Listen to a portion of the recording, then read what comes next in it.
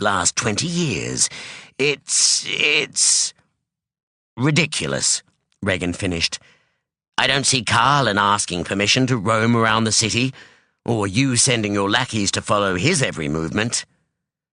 Well, that's because I don't have lackeys, Sonea retorted, or the time to do it myself.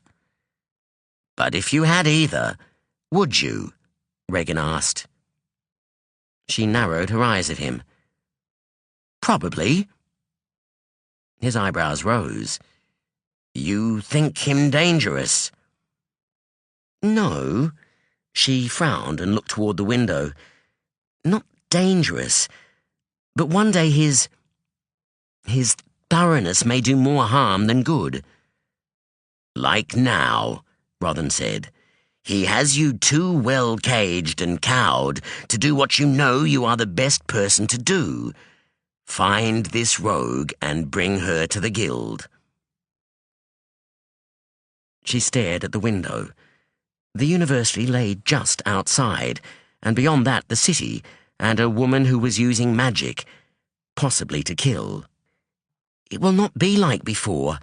Cerise said she was older, so she may have many years of using magic behind her.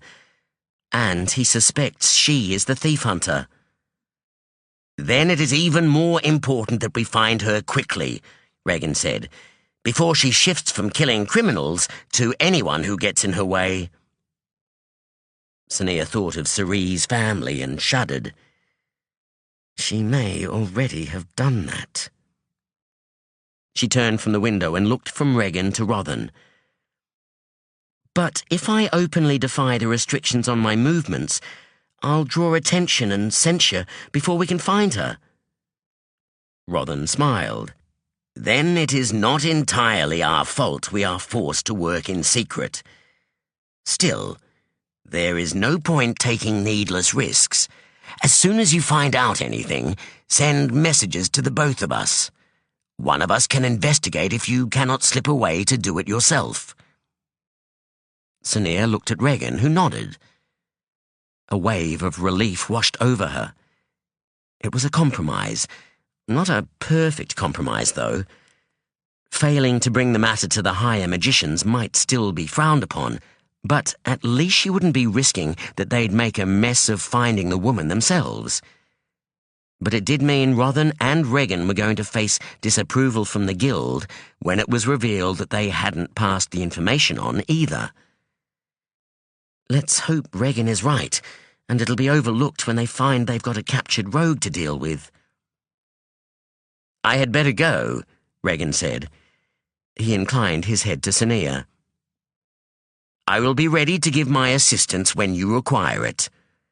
He nodded to Rothan, who returned the gesture, then walked to the door and left the room. Once he had gone, Sonea sat down and let out a sigh. At least I know the hunt is in the right hands, she thought wryly. I have enough to worry about already, with Lorkin and Sachaka and the hospices full of Roet users. You look tired, Rothan told her, moving to the side table to prepare Sumi and Raka for them both. I work the night shift. You've been spending a lot of time at the hospices lately. She shrugged. It gives me something to do. Then she gave a short laugh.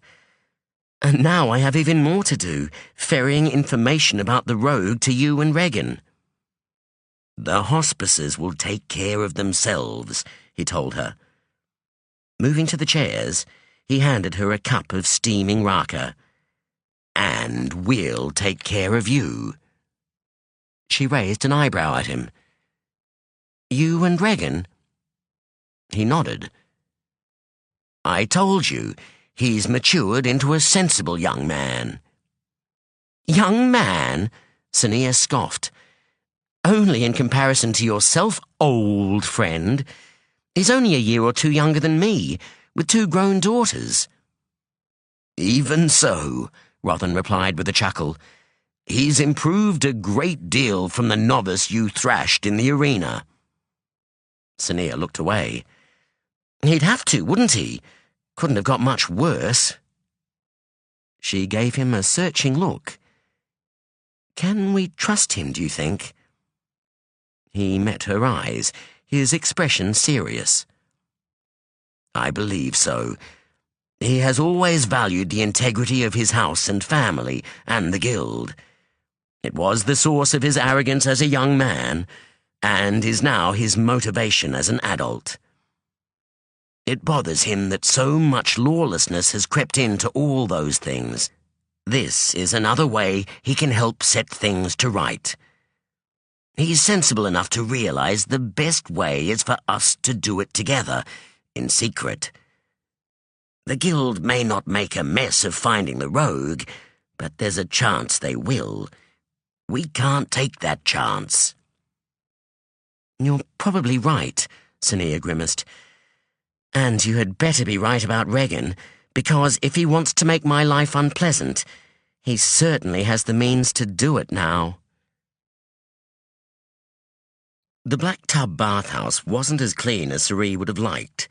It stank of mould and the cheap perfume meant to mask the odour, and the gowns he and Goll had been given bore some interesting repairs and stains.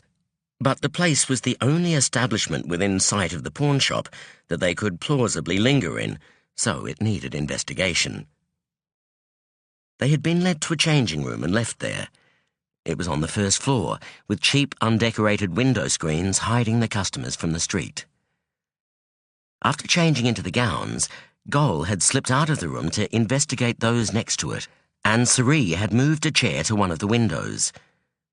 Cerie slid the screen open and smiled in satisfaction as he saw that the pawnshop was within view. The door opened again, but it was only Goll returning. "What do you think?" "There's nobody in the rooms around us, but I can't vouch for upstairs. We can talk, but quietly." Then he grimaced. "It's a bit run down."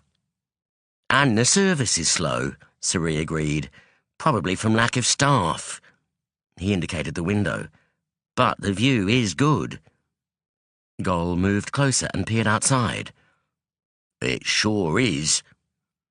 "We should take it in turns, one watching while the other scrubs up." The big man grimaced. "The water better not be as bad as this place smells." He moved another chair and sat down. "Did our friend say anything about how she intended to do her business?" Cerie shook his head. The big man grimaced. "The water better not be as bad as this place smells." He moved another chair and sat down. "Did our friend say anything about how she intended to do her business?" Cerie shook his head. Sonea's message had been cryptic, saying only that she would be dealing with the matter he had drawn her attention to, thanking him for the information, and telling him to send any further news to the hospice.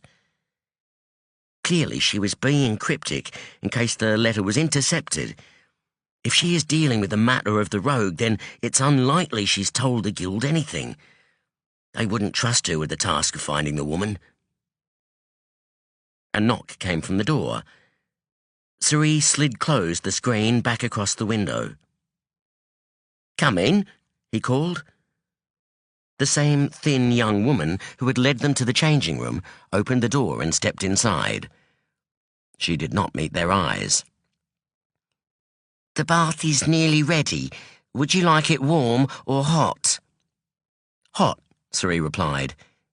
"Would you like it scented? We have—" "No," Goll interrupted firmly. "Do you have a little salt?" Cerie asked. He'd heard a salt bath was good for sore muscles, and he was still aching from the practice knife fight bout he'd had that morning. It was also good for cleaning bad water, too. "We do." She named a price that raised Goll's eyebrows. "We'll have it," Cerie told her. The girl nodded politely and left the room. Turning to the window, Cerie opened the screen again and glanced outside. The street was busier now. "Should we convince Macon the buyer to help us?" Goll asked. "He's already scared of her, so it won't make her suspicious if he acts a bit nervous." "He's the sort that'll cooperate with whoever he's most scared of," Cerie replied. "If he knows she has magic, He'll be more scared of her than us." "She sent him out of the room before she opened the safe. That suggests to me he doesn't know she has magic." "Yes, but—" Gol hissed. Sari looked at the man and found him staring out of the window. "What?" "Is that her, in front of Macon's shop?" Sari spun back to the window. A stooped woman had stopped in front of the shop. Her hair was streaked with grey. For a moment, Sari was sure Gol was mistaken, so much so that he was about to tease him. Then the woman turned her head to survey the street. He felt a shiver of recognition. He looked at Gol. Gol stared at him. Then they both looked down at the wraps they were wearing. "I'll go," Gol said. "You watch." He leapt over to the pile of clothes he'd removed and hastily began to dress.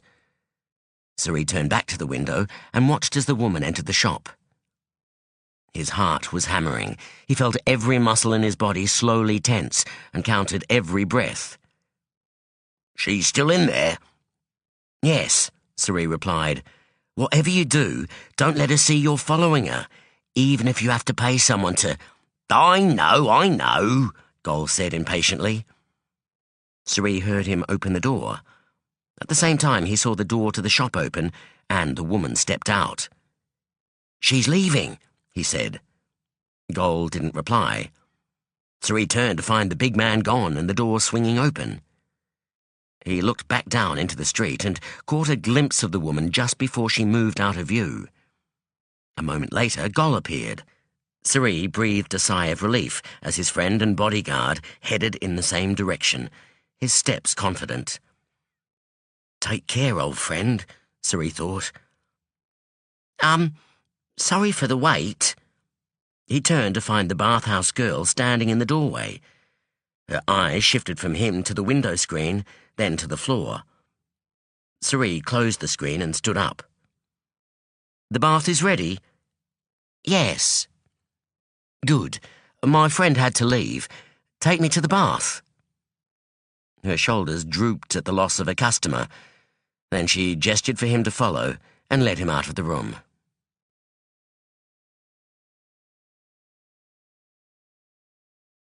Chapter 18. The Traitor. As the slave whimpered, his head squeezed between the large hands of Ishaki Takako, Danil couldn't help wincing. Though Danil had never had his mind read by a black magician, if the reaction of this man's slaves was anything to go by, he gathered it wasn't a pleasant experience. Takako gave a gasp of anger and frustration and thrust the slave away. The man fell back onto a shoulder, then scrambled away on all fours as his master shouted at him to leave. The slaves kneeling nearby, waiting their turn to be questioned, hunched as the Ishaki's attention turned to them. There weren't many slaves left. Danil had counted over 80 so far. None of them had produced any useful information about Lorkin and Tavara. They couldn't even confirm if Tavara had ever spoken to anyone within the estate. The master's finger jabbed, and a young woman reluctantly came forward, shuffling on knees reddened from long contact with the rough stone pavement. Takako grabbed her head before she had even settled before him. Her brows knit together, and Danil could not help holding his breath and hoping she would prove to be holding the secret to Lorkin's whereabouts, even if that did mean she would probably be killed for not coming forward with the information when her master first demanded it. After a long pause, Takako stared at her. Then, with a wordless roar of fury, he half-lifted, half-tossed her away from him. Her eyes flew open as he sent her flying across the room. She crashed into one of the large pottery jugs spaced along the walls, from which pretty flowering plants spilled. Rising to a sitting position, she blinked slowly, her eyes glazed. Danil bit back yet another curse. The brutality of these people.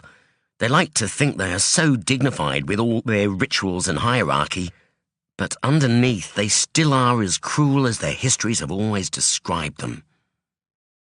After today, Danil knew he would not easily forget why the Sachakans were so feared, even when his hosts were being perfectly respectful and well-mannered. It was not the power they held that made them cruel, but their willingness to use it to dominate those weaker than themselves. The girl had not risen to her feet, nor had any of the other slaves moved to help her.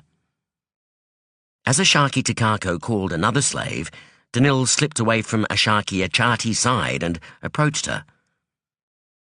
She blinked at him in surprise, then looked down quickly as he crouched at her side.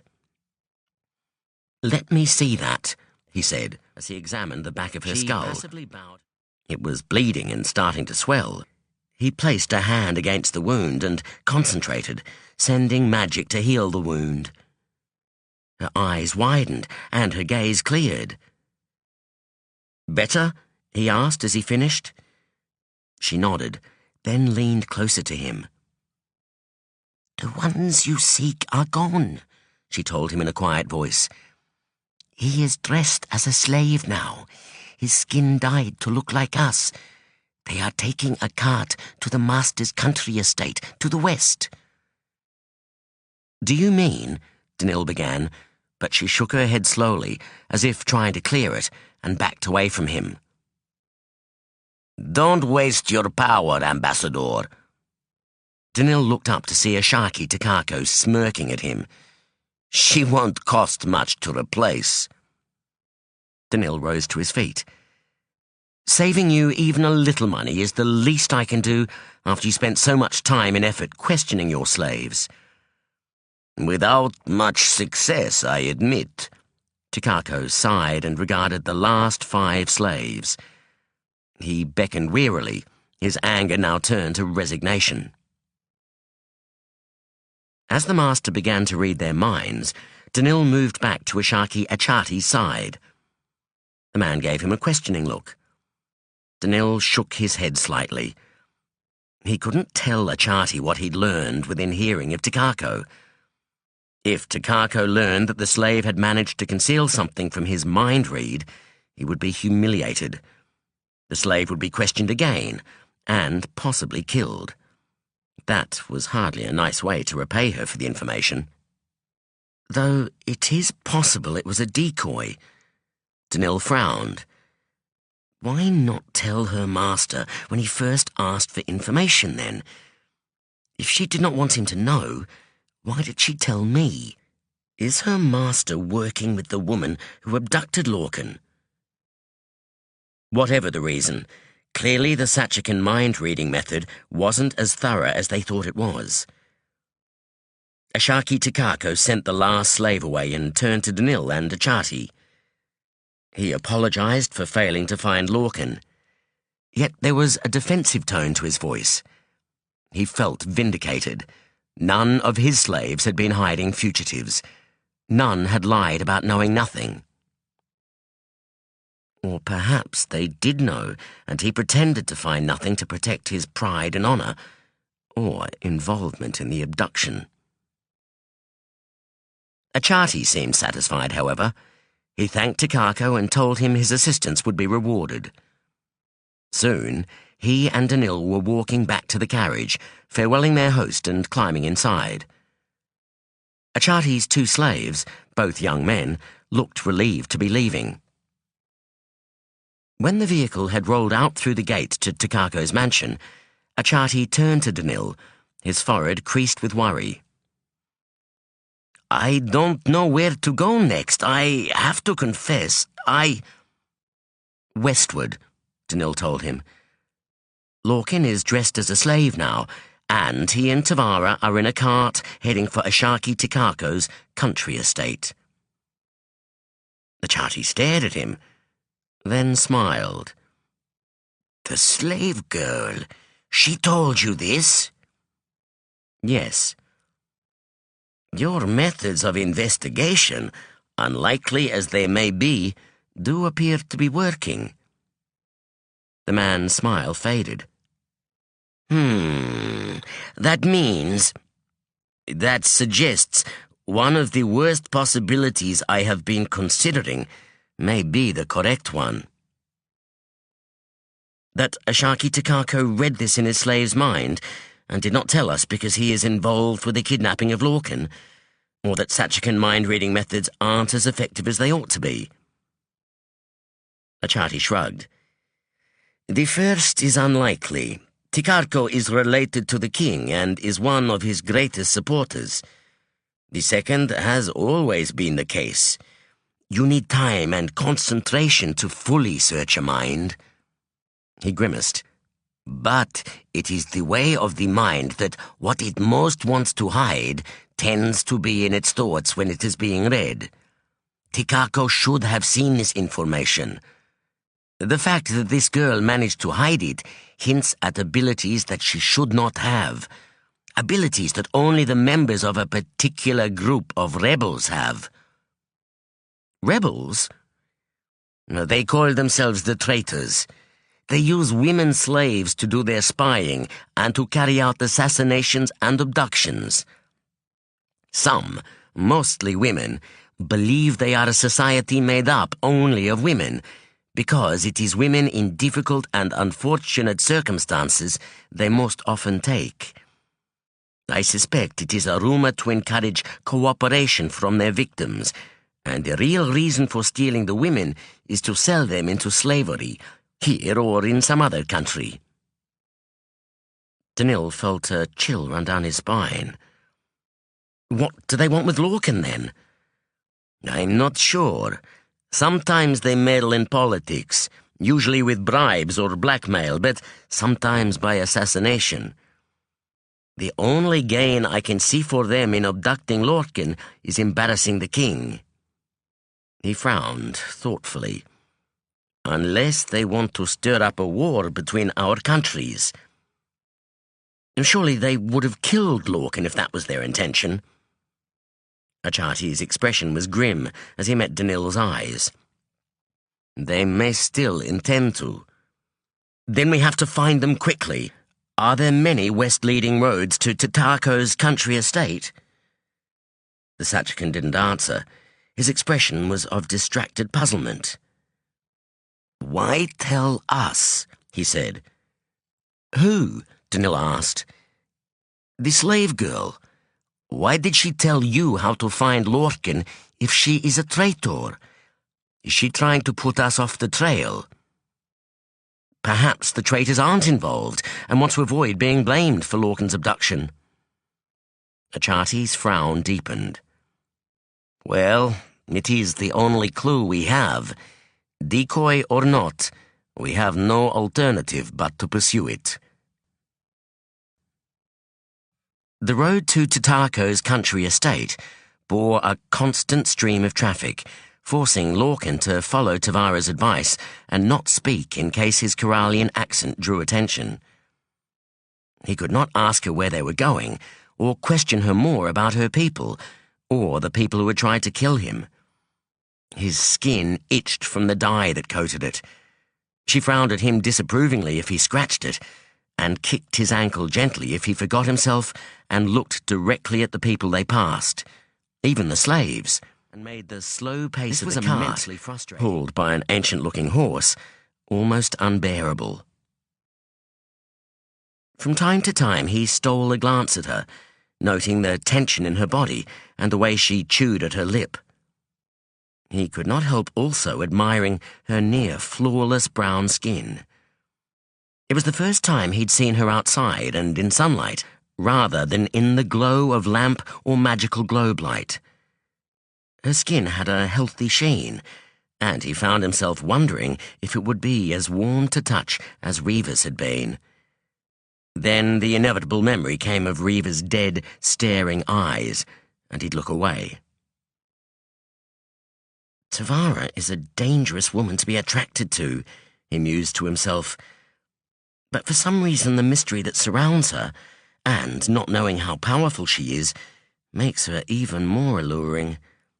Still, this is not the time to be losing one's wits over a woman. There's a real danger I could end up losing more than my wits.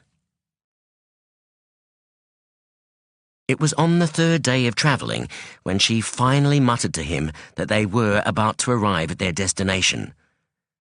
The sun was hovering just above the horizon. He felt a relief that they wouldn't be sleeping in the wagon again, but it quickly evaporated as she told him what he must do next. They would enter another estate, where he would have to pretend to be a slave. They would eat and sleep there, but she didn't know what they would do after that until she'd made contact with her people. This would be a more risky test of his disguise. She'd instructed him to say no more than necessary, to keep his eyes to the ground, to obey without hesitation or protest, and to stay in the shadows if he could. Nodding at a gap in the wall ahead, she told him to steer the cart horse toward it. It was a little odd for a female house slave to be accompanying a delivery slave, so the excuse they'd come up with was that she was showing him the route and teaching him to drive the cart because no other slave could be spared. He'd enjoyed the driving lessons, despite not being able to ask many questions for fear of being overheard. They made it through the gap without mishap, though a corner of the cart brushed one side of the wall. Lorkin looked ahead at the buildings. Figures moved among them, all slaves, judging by their clothes and mannerisms. As the cart neared, the slaves stopped to watch for a moment, before continuing with whatever duties they were performing. "Through here," Tavara said, pointing to an archway. He directed the cart into a small courtyard. A large slave wearing the headband of a slave master emerged from a doorway and waved at Lorkin to stop. They pulled up. Conscious of the slave master's stare, Lorkin kept his gaze lowered. 2 more slaves stepped out and moved to the horse's head. "Haven't seen you two before," the man observed. Tavara nodded. "I'm Vara. This is Orc. He's new." "Bit skinny for a delivery slave." "He'll put on muscle with a bit of work." The man nodded. "And why are you here?" "Got to show him the way." She sounded smug. "Nobody else free." The slave master beckoned and turned away. "The master wants the cart filled now, so you can leave at first light. We don't get fed until it's done." Tavara glanced at Lorkin, then shrugged. "Come on then, Orc." They both climbed off the cart. One of the estate's slaves picked up the reins while another began to undo the harness. Lorkin followed Tavara into a large wooden room. The smell of reba wool filled the air, heavy and sweet. "This is the load." The slave master waved at a pile of fleece bundles wrapped in oilcloth that looked twice the size of what the cart should hold. He looked from Lorkin to Tavara. "You know how to load up a cart?" "I've watched it plenty of times," Tavara said. She began describing the order and arrangement. The man nodded and grunted approval. "You've got the gist. I'll check when I get back. If it's wrong," he frowned at Lorkin meaningfully, "you'll have to unpack and repack it right, and that means you'll have to wait until tomorrow for a feed." "Right," Tavara said. She looked at Lorkin. "Time to learn something new." Lorkin was glad that the slave master didn't hang around to watch, but there were plenty of other slaves coming and going, some pausing to look at him and Tavara. Thankfully, she did seem to know about packing carts and had him wedge them together in a self-supporting arrangement. But there were a lot of bundles, and he'd had little sleep during the last few nights.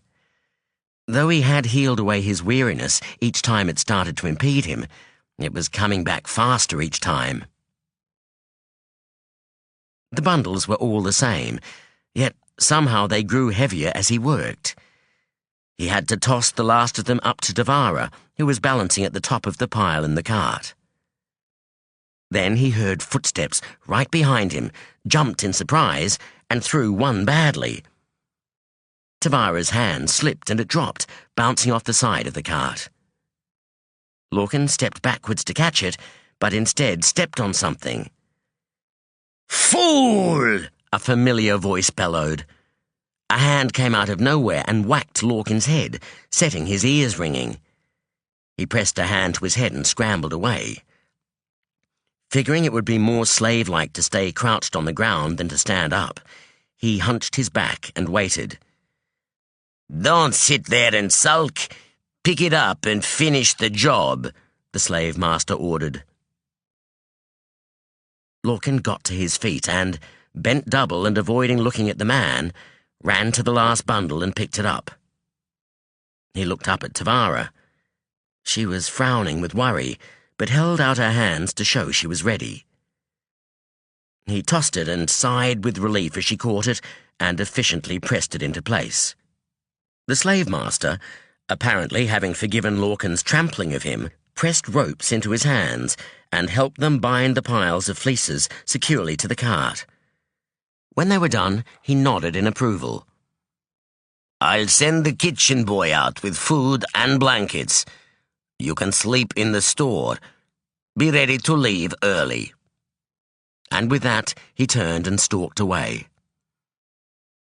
As Lorkin watched the man leave, he caught a movement in the corner of his eye. He resisted the temptation to look for the source. The courtyard was no longer lit under the verandas were almost impenetrable. Pretending to examine his hands in the fading light, Lorkin looked beyond them and made out a female figure standing within a doorway. She was watching him and Tavara with narrowed eyes. "Orc!" Tavara called. He turned to look at her. She was standing beside the cart. "Come help me straighten this up." He moved to her side.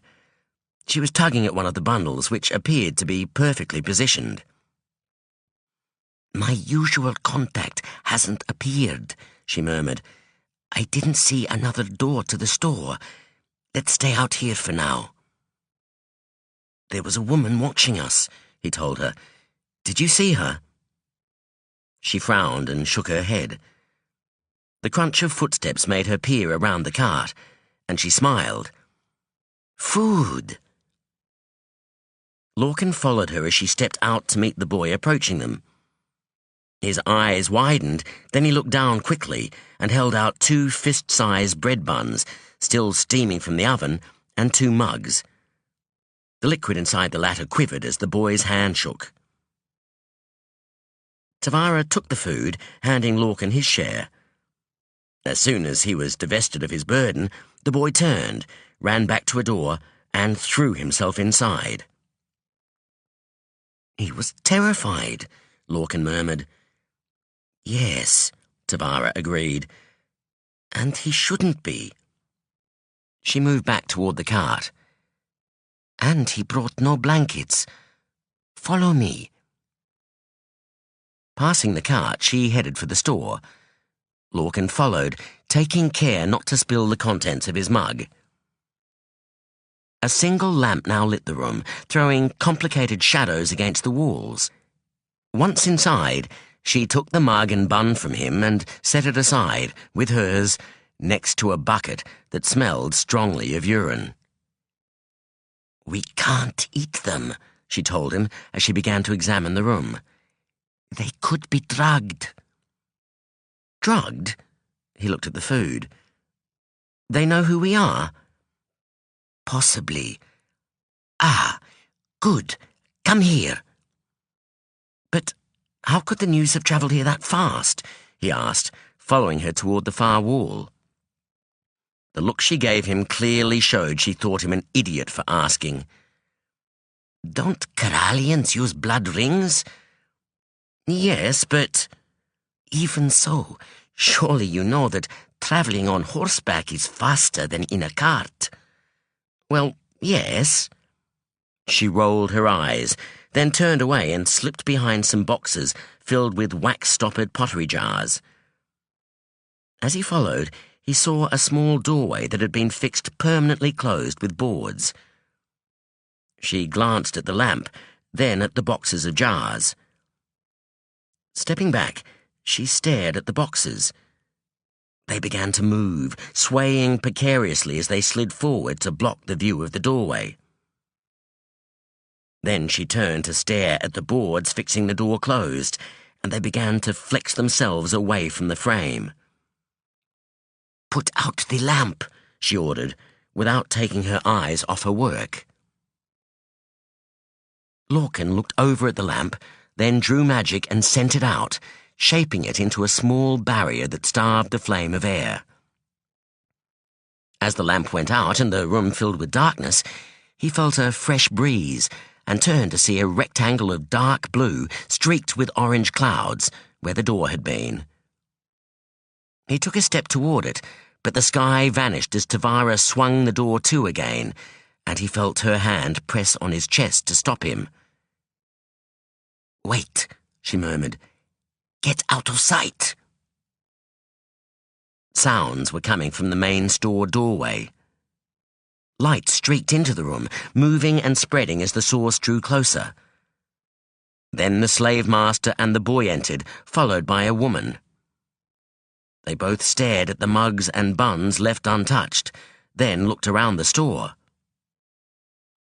"They're gone," the boy said. "They can't have gone far," the woman said. "Should we start searching?" "No," the slave master said. "Too dangerous. If they are what you say they are, only the master can deal with them, and he's in the city." The woman looked as if she wanted to argue, but instead nodded stiffly and left the store. The slave master looked around the room again. For a moment, he looked as if he might search it, but then he shook his head and headed for the door. As soon as he was gone, Lorkin felt the breeze again. Tavara grabbed his arm and pulled him through the doorway. She took hold of both of his arms in a strong grip. He felt his stomach sink as they suddenly began to rise into the air. Levitation, he thought, looking down at where the invisible force beneath their feet must be. I haven't had reason to do that in years. They stepped off onto the roof of the store. Tavara crouched and began to creep across it slowly and quietly, keeping below the peak of the roof so that people in the courtyard wouldn't see them. Lorkin followed, wincing at every creak of the wooden tiles. The slave shoes were much quieter than magician's boots and had surprisingly good grip on the roof tiles. At the end of the store roof, they levitated down to the next building, then the next, and finally to one which provided a good hiding place in the shadow of a large chimney. A loud grinding noise came from below, which would mask any sounds they made. Perhaps now I can ask her some questions. "When it's fully dark, we'll go back to the road," Tavara told him. "And if we encounter anyone?" "Nobody will look at us closely. Slaves on the road aren't unusual, even at night. Whereas, if we cut across the fields, we become trespassers. Field slaves won't approach us, but they'll report us to their master. Even if we get away before he investigates, anyone paying attention to such reports will know the direction we're traveling in." She sighed.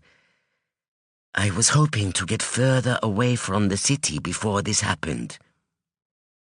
"You were expecting this?" "Yes." "Are your contacts here safe?" "Yes." "So, they're here, but so are the people who tried to kill me?" "Yes." She shook her head. "But it's more complicated than that." He stared at her expectantly, staring out over the fields. She obviously doesn't want to talk about it, but she can't go hinting that there's more to this than what she's told me without expecting me to pursue it. "Why is it more complicated?" he asked. then frowned in surprise at the hard tone in his voice. She looked at him, her eyes barely visible in the growing darkness. "I shouldn't, but I guess there's no point keeping it secret any longer." She drew in a deep breath, then let it out. "We can't trust any slaves now, not even those that are traitors. We traitors, we don't always agree with each other. Some of us are divided into groups based on our opinions and philosophy." "Factions," he suggested. "Yes, I suppose they could be called that. The faction that I belong to believes that you are a potential ally and should not be killed. The other doesn't." Lorkin caught his breath. "Her people want me dead."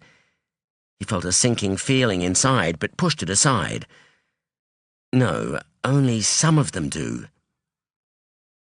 "My faction has more influence on our people," she told him. "We say that killing you could lead to war between Sachaka and Kyralia. That we should only kill when it is unavoidable. That blaming the child for the actions of the parent is how Sachakans think, not us. But—" She paused, and when she continued, her voice had lowered.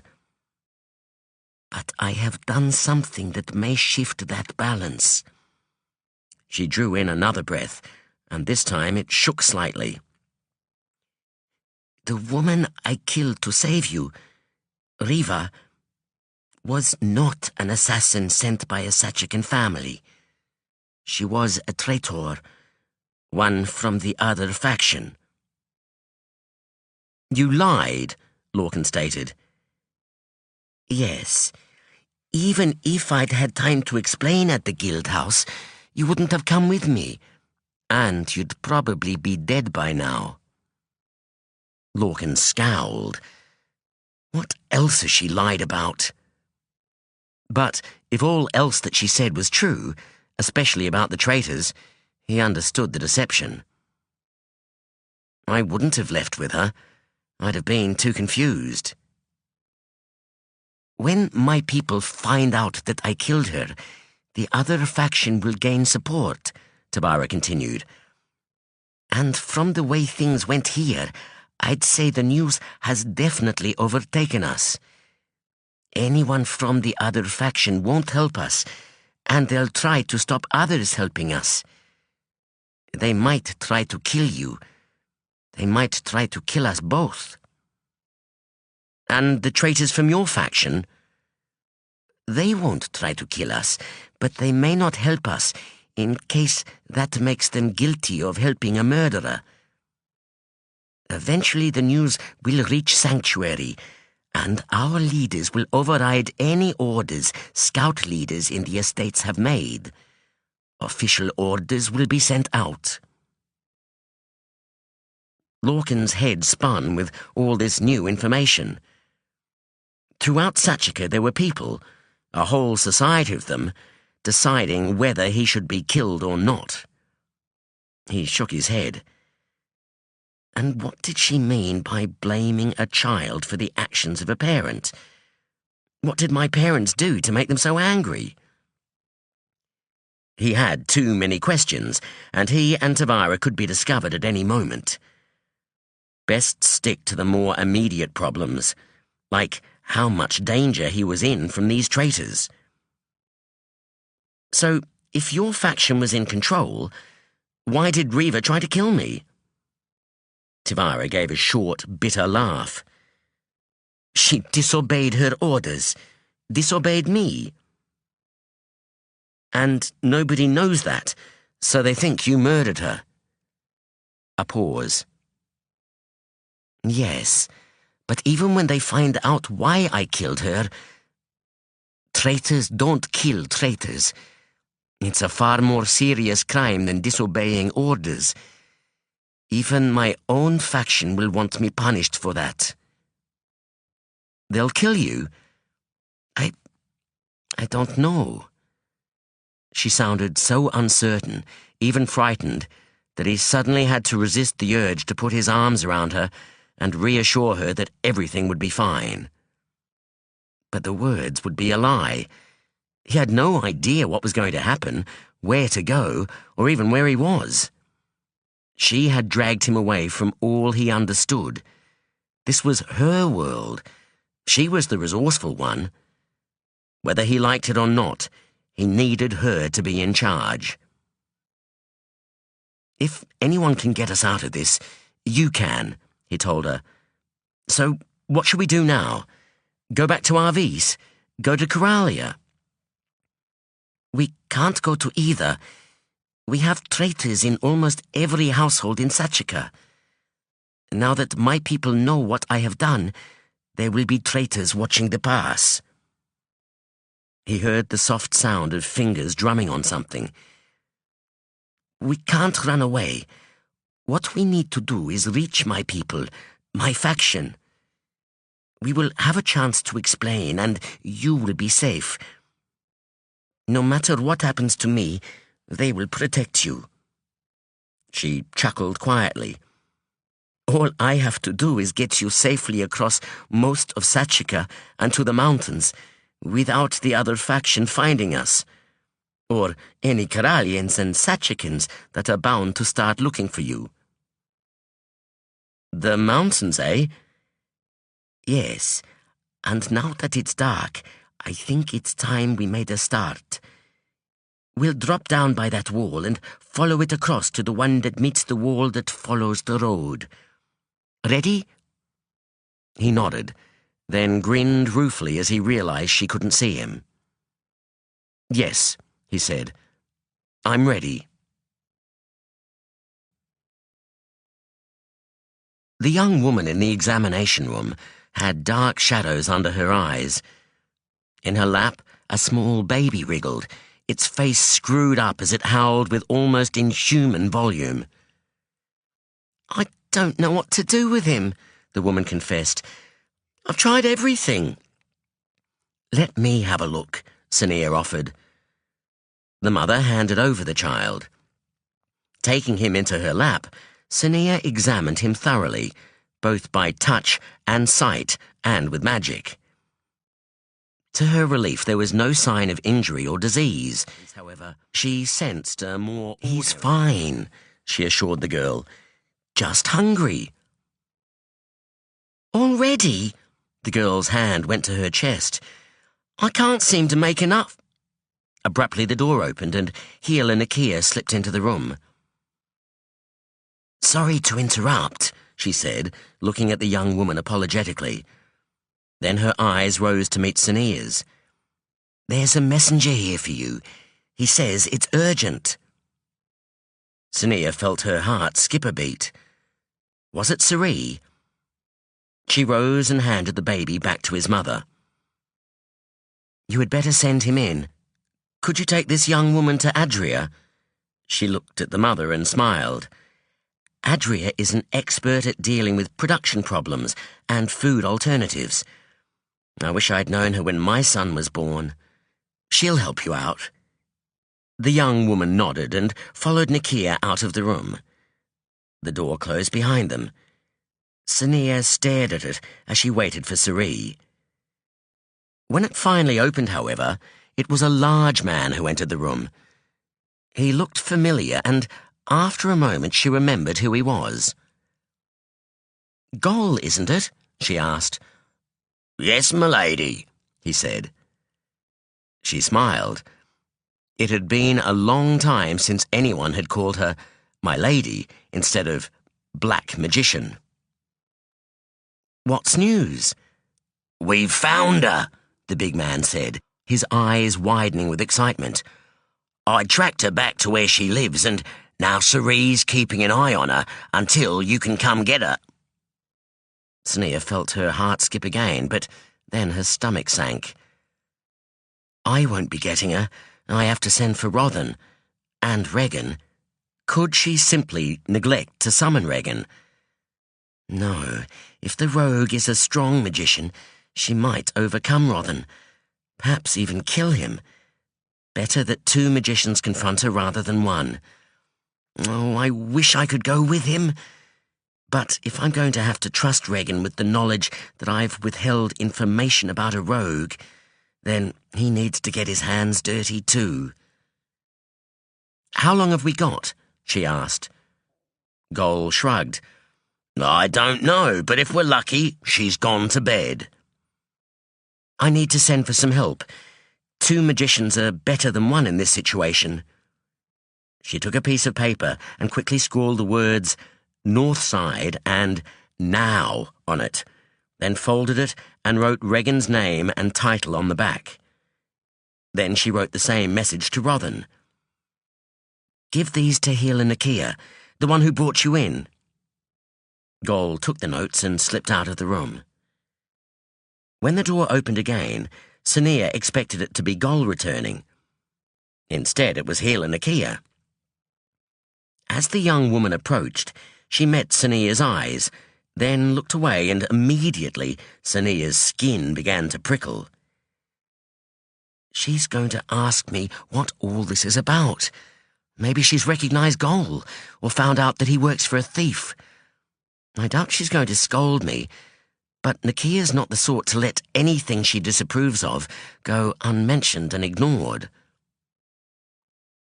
I wanted to say, the young woman began, rubbing her hands together with uncharacteristic nervousness. Yes? Sonea prompted. Whatever it is you're doing, I know it's got to be for a good purpose. Nakia straightened. If you need someone here to cover your tracks, as they say, you can rely on me. And some of the other healers, too. We'll tell people you were here if you need to go out. Sonea realized her mouth had dropped open in surprise, and she quickly closed it. How many of you think this? She managed to ask. 4 of us. Celia, Gajan, Kolia, and myself. Amused, Sonea suppressed the urge to smile. You've discussed this already? Nakia's gaze was steady. Yes. We weren't sure what was going on, if anything, but we all thought it had to be important, and that we were willing to help. Sonea felt her face begin to heat. Thank you, Nakia. The girl shrugged, then backed away to the door. Of course, we'd love to know what is going on, if you can tell us. She touched the handle, then looked back hopefully. Sonea chuckled. When I can, I will. Nakia grinned. I'll send the next patient in. Thank you again. As the door closed behind the healer, Sonea couldn't help grinning. Seems not all the guild thinks I'll turn into a crazed, black magic-wielding murderer the moment I'm out of their sight. The healer's trust was touching. Perhaps she could risk leaving the hospice after all.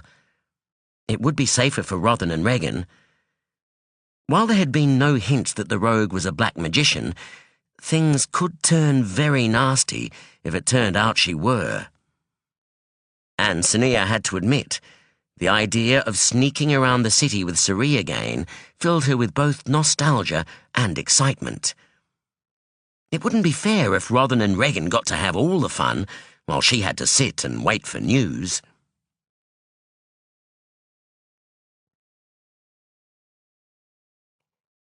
Chapter 19. In Hiding. As Gol had warned, the area of the city the rogue lived in was surprisingly respectable, and not the sort where anyone could loiter and remain inconspicuous. She rented the basement of a shoemaker's shop and home. All of the street's buildings had a shop at ground level and accommodation for the shopkeeper upstairs. Suri had sent some of his people out to visit local shops to see if he could watch for the woman from within one of them. One reported overhearing a shopkeeper say his neighbour was away visiting his wife's family in Aline, and a few picked locks later, Cerie was sitting in the absent shopkeeper's first-floor guest room, relaxing in a comfortable chair next to the street-side window, watching nightfall and lamplighters setting the street aglow with light. He'd also sent people to watch the rear entrance to the shoemaker's home. The basement was accessible not just via the shop above it, but through a sunken back door. Regular reports assured him that she hadn't left. Gol was taking longer than he ought to, though. Did I misunderstand Sonea's message? She said she would be dealing with the matter, and that I should send information to the hospice. A door opened downstairs, and he tensed. The footsteps of 2 or 3 people thumped up the staircase. Were they his people, or the shopkeeper and his family returning? He moved quickly, concealing himself behind the open door, where he could hopefully slip out of the room unnoticed if he needed to. In case they should notice him, he slipped a hand into his coat to where he kept his most visually impressive knife. "Cerie!" a familiar voice called. Gol. Letting out a sigh of relief, Cerie stepped out from behind the door to find his bodyguard and 2 people wearing long concealing cloaks nearing the top of the stairs. He recognized Sonea. Cerie narrowed his eyes at the other man. There was something familiar about him. As the trio came into the light, Cerie felt an old memory spring to life. "Regan," he said. "Or is that Lord Regan now?" "It is," the man replied. "It always was, Cerie," Sonea reminded him. "But calling novices Lord or Lady always feels a bit premature. Lord Regan and Lord Rothen have volunteered to assist me in catching the rogue, which could prove vital if I am unable to sneak away unnoticed from the hospice at some point." "If luck is with us, you won't have to slip away again," Cerie told her. "So is Lord Rothen coming?" She shook her head. "He didn't see the point if I was going." Cerie watched Regan follow Sonea into the room. From what I remember, Sonea didn't like this man much when she was a novice. He made things bad for her. But when Cerie had met Regan during the Yachani invasion, the young man had volunteered to be the bait that drew a Sachakan magician into Sonea and Akaran's trap. It had been a brave move. Had the timing been wrong, and it nearly had been from what Cerie recalled, Regan would have had all magic and life drained from him. If he hadn't known better, Cerie would never have believed the man he was examining had been the prank-playing, mischief-making novice Sonea had complained about. Lord Regan's face appeared set into a permanent expression of seriousness. Though his build had the healthy weight of someone who'd lived a privileged life, the lines between his brows and around his mouth spoke of worry and resignation. "But there's intelligence in those eyes," he noted. "He's no less dangerous than he was as a novice, I'd wager. Still, Sonea trusts him enough to recruit him for this." Then he looked at her and saw the wariness in her posture as she glanced at her magician helper. Or maybe she has no choice. I'd better ask her about him as soon as I have a chance to chat to her alone. "So, where is our rogue?" Sonea asked. Cerie moved to the window. "In the basement of the shoemaker across the street." She peered outside. "How many entrances?" "2, both watched." "We should split into 2 groups then, 1 magician in each." Cerie nodded in agreement. "I'll go with you in through the front door. Gol can take Regan around to the back. We'll meet in the basement, where you'll do whatever it is you do." He looked at the others. They nodded. "Any questions?" Glances were exchanged, then heads shook. Let's go then. They filed back down the stairs. Suri explained and demonstrated a few signals that he and Gol would use as warnings or to signal a retreat. Then they stepped outside. It was full night now. The lamps cast circles of light on the ground. Gol led Regan away toward the back entrance. Suri and Sonea waited to give them time to get into place, then walked across the road to the shoemaker's shop. Climbing the stairs, they approached the front door. Suri produced an oil dripper and quickly smeared the door hinges. Then he drew picks from within his coat. Sonea said nothing, her face in shadow, as he worked the lock open.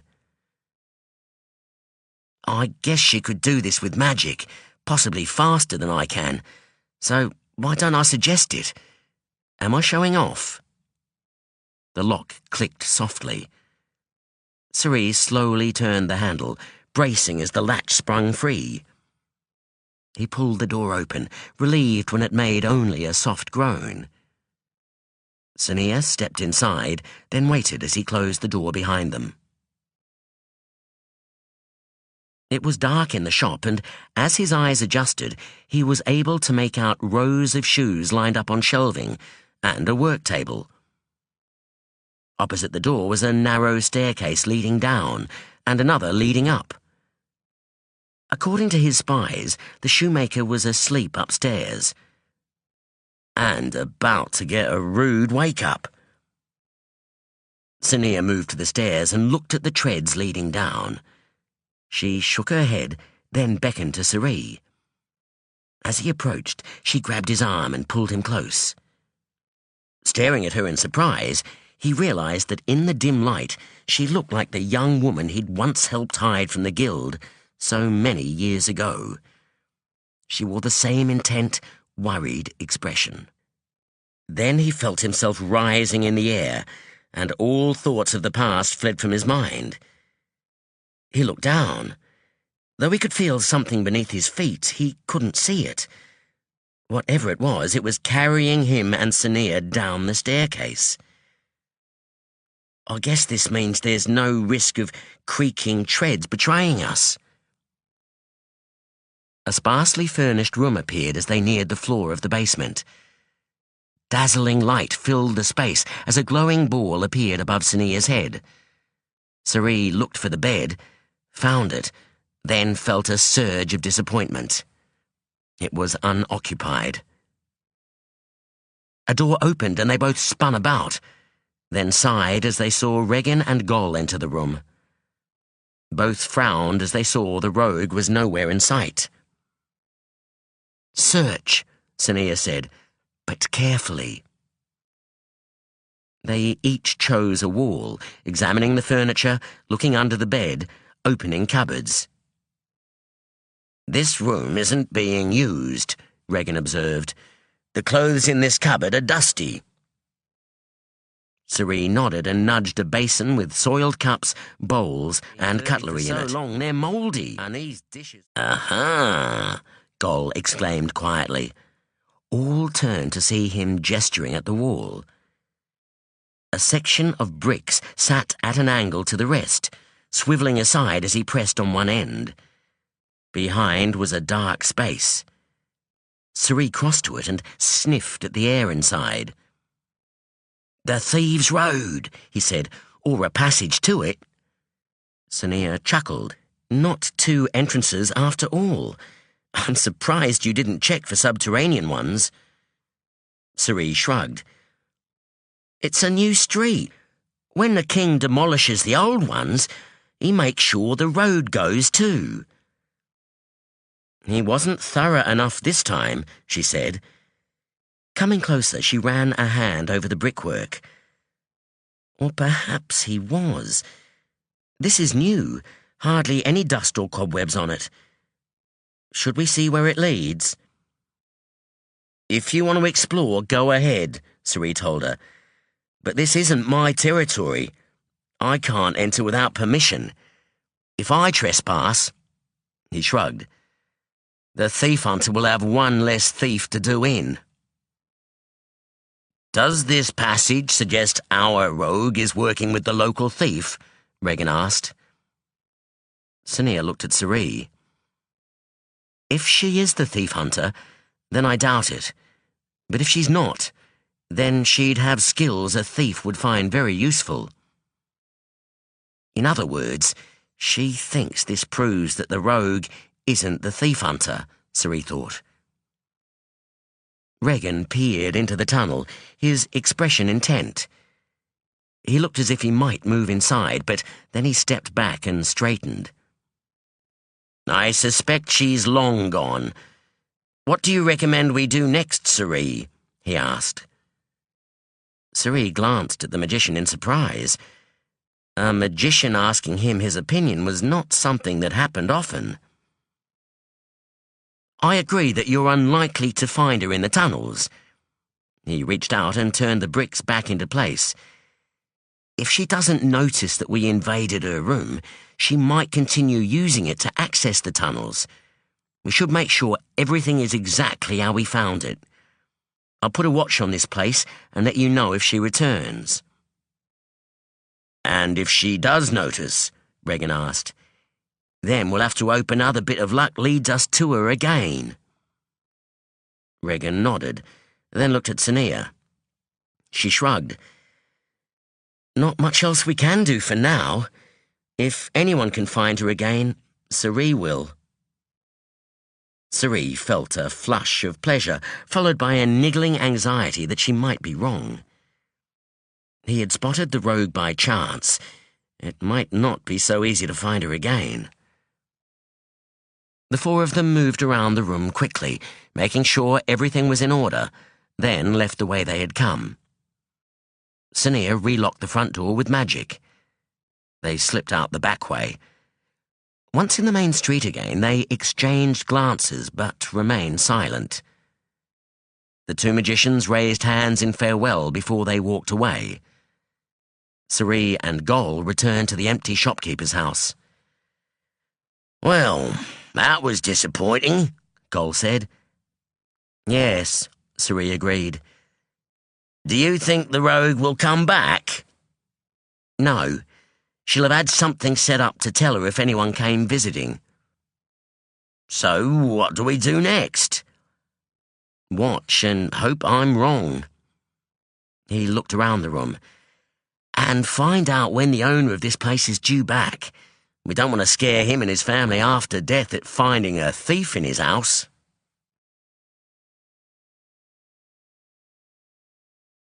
The slave master looked surprised to see Danil and Ashaki Achati before he threw himself to the ground at their feet.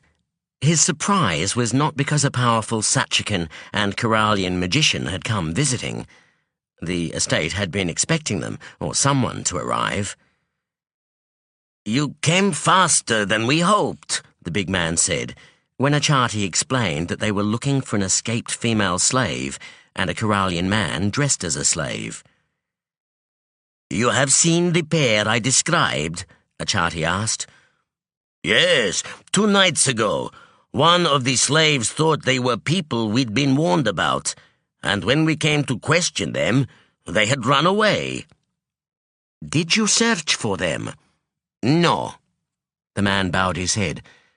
"We were warned they were magicians, and that only magicians could catch them." "Who gave you this warning?" "The master, in a message." "When did the message arrive?" "A day before the pair arrived here." Achati glanced at Danil, his eyebrows raised in disbelief. So, if Ashaki Tikako didn't send the message, who did? Danil felt his heart skip a beat. The traitors, they must be very organized to get messages like this out to the country estates so quickly. "How long ago did you send your message warning your master of their appearance here?" 2 nights ago, straight after they disappeared." Achati turned to Danil. "If he is on his way, he won't arrive for another day, even if he rides rather than taking a carriage. I'm afraid we'll have to wait. I don't have the authority to read the minds of another man's slaves." "Do you have the authority to question them?" Danil asked. The magician frowned. "There is no custom or law preventing me, or you." "Then let's question them." Achati smiled. "We'll do it your way. Why not?" He chuckled. "If you do not mind, I would like to watch and learn from you. I would not know what questions to ask that might trick a slave into revealing more than he or she wanted to." "There really isn't any trickery involved," Danil assured him. "Which do you want to question first?" "This man, and anyone who saw Lorkin and Tavara, and, most of all, the slave who saw them and thought they might be the people they'd been warned about." Danil drew out his notebook and looked at the slave master. "And I need a room, nothing fancy, where I can question them alone without others overhearing." The man looked from Danil to Achati uncertainly. "Arrange it," Achati ordered. As the man hurried away, the Sachakan magician turned to smile crookedly at Danil. "You really must learn to phrase your requests as orders, Ambassador Danil." Danil replied. "You have the greater... And I am a foreigner. It would be rude of me to assume I could take control." Achati looked at him thoughtfully, then shrugged. "I suppose you are right." The slave master returned, and then led them into the building to a small room that smelled of grain. The floor was covered in a fine dust, patterned with the sweeping grooves of a broom. Particles hung in the beams of sunlight streaming in from a high window. 2 chairs had been placed under the window. "Well, it's definitely not fancy," Achati said, not hiding his amusement. "Where would you suggest we question them?" Danil asked. Achati sighed. "I guess it would be presumptuous if we'd questioned them in the master's room, and guest rooms would have made it obvious we aren't in charge here. No, I suppose this is an appropriate setting." He moved to one of the chairs and sat down. Danil took the other seat, then ordered the slave master to enter. The man related how 2 slaves had arrived with an empty cart. The male apparently new, but lacking in muscle for a delivery slave, and the woman there to show him the route. While they'd loaded the cart, one of the kitchen slaves had suggested to him that the pair might be the people they'd been warned to watch out for. She suggested drugging their food, as they would be less dangerous asleep. At the mention of drugged food, Danil had to hide his dismay. Fortunately, Lorkin and Tavara hadn't fallen for the trap. They'd slipped away. He then questioned the woman who had suspected the pair weren't who they said they were. As she entered the room, Danil noted that her gaze was sharp, though she gave him only one quick look before bowing her head and prostrating herself. He told her to get up, and she kept her gaze lowered. Her explanation matched the slave master's, including the contents of the message warning of 2 dangerous magicians posing as slaves. "What made you think they were the people you'd been warned about?" Danil asked her. "They were as described. A tall man with pale skin and a shorter Sachakan female." "Pale skin?" Danil frowned. The slave master didn't mention Lorkin's skin, and surely it would have been unusual enough for the man to notice. Wait, didn't the woman I healed at Takako's home say Lorkin's skin had been dyed? Had the dye worn off, or was this woman feeding him the information she thought he expected? Tall, short, male, female. None of these things would make them stand out from other slaves, surely. What made you notice they were different? The woman's gaze, fixed on the floor, flickered The way they moved and talked, like they weren't used to following orders. So, not the pale skin. Danil paused, writing down her answer as he considered what to ask next. Perhaps it was time to be more direct. A slave I spoke to a few days ago thought the woman was a traitor and that they mean to kill the man she has abducted. Do you think it likely they will kill him? The woman was very still as she answered, No. Do you know of the traitors? Yes, every slave does. Why do you believe it is unlikely the traitors intend to kill the man? Because if they wanted him dead, they would have killed him, not abducted him. What do you think they intend to do with him then? She shook her head. I am only a slave. I do not know. What do other slaves think the traitors will do with him? She paused, and her head lifted slightly before bowing again, as if she resisted the urge to look at him. I've heard some say, she said slowly, that the woman is a murderer, that the traitors want you to find them. Danil felt a chill. Tavara had killed a slave. What if the slave had been the traitor, not Tavara? Who said this? He asked. I can't remember. Are there any slaves who are more likely to say this sort of thing than others? She paused, then shook her head. All slaves gossip. After a few more questions, he knew he would not get anything more out of her. She'd said all she wanted to say, and if she was withholding information, he would not get it out of her voluntarily. He sent her away. I'd wager she does know more. And then there's the description of Lorkin's pale skin. She wanted me to be sure Lorkin was here, which makes sense if this rumor that the traitors want me to find Tavara and Lorkin is true. But it could be a decoy. Still, the slave he'd helped at Takako's home had spoken the truth. Tavara and Lorkin had come to his country estate. What if the traitors did want him to find the pair? Then they'll make sure we find them, though I can't imagine Tavara will let us capture her without a fight. And we'll have to be prepared for any reaction from Lorkin. It's possible she's convinced him to accompany her, perhaps even seduced him, and he'll resist being rescued. He wanted to believe Lorkin was more sensible than that, but he had heard the gossip in the guild that the young man had a weakness for pretty, smart women.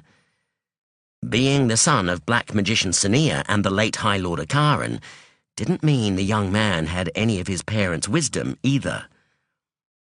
Those characteristics could only come with experience, with making mistakes and choices and learning from the consequences. I just hope this isn't a serious mistake, and that the consequences are the kind he can learn from, not ones that will lead to me spending the rest of my life in Sachaka for fear of what Sonea might do to me if I ever return to the guild. Lorkin would have thought that a male and female slave walking along a country road in the middle of the night would raise suspicion, but the few slaves they had passed had barely glanced at them. A carriage had overtaken them once, and Tavara had hissed something about it probably containing a magician or a sharky, but all she'd had him do was scamper off the road and keep his gaze lowered.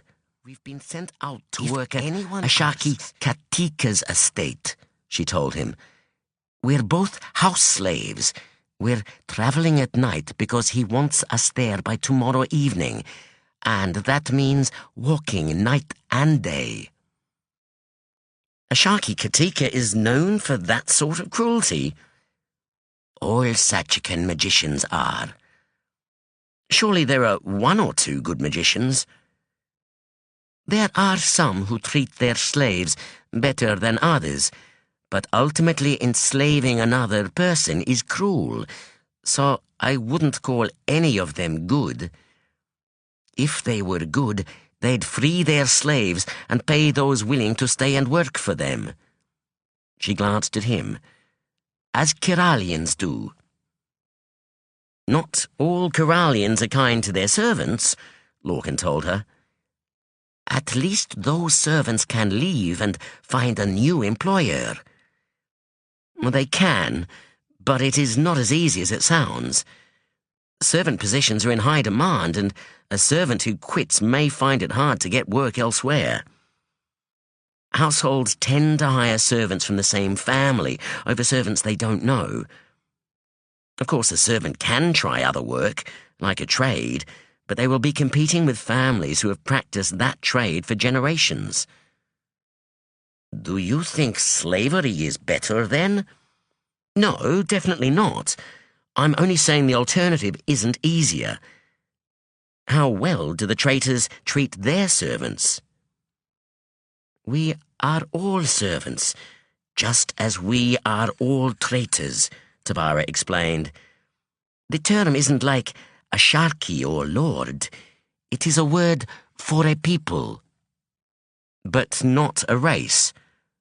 No, we are Sachakans, though we don't often call ourselves that. So even magicians do the tasks of servants?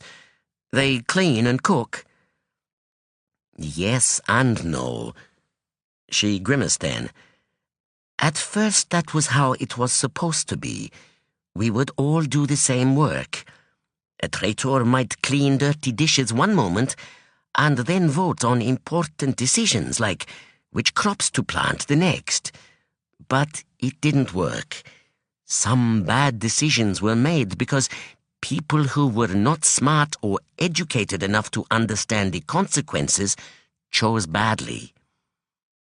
We started a range of tests designed to find out what a person's talent was and to develop it, so the best person would end up taking on the tasks that required their skills. Though that meant we weren't all doing the same things anymore, it was still better than slavery, so long as the tasks required for maintaining our home and feeding our people were met. Nobody was forced to do a certain job, or prevented from doing something they were talented at, because of their family status or class. Sounds wonderful, Lorkin remarked. She shrugged. It works most of the time, but like all systems, is not perfect. There are some magicians who would rather spend their time complaining and manipulating others than wasting their magic on tilling the fields or heating kilns. Most guild magicians would agree, but we do work for the people in other ways. Maintaining the port, building bridges and other structures, defending the country, healing the sick, and in... The look she cast him had stopped the words in his throat. It began as a savage glare, then turned into a troubled frown, and then she turned away. "What is it?" he asked. "Someone's coming," she said, looking into the shadowed road ahead. "Anyone we pass could be a traitor. We shouldn't be talking.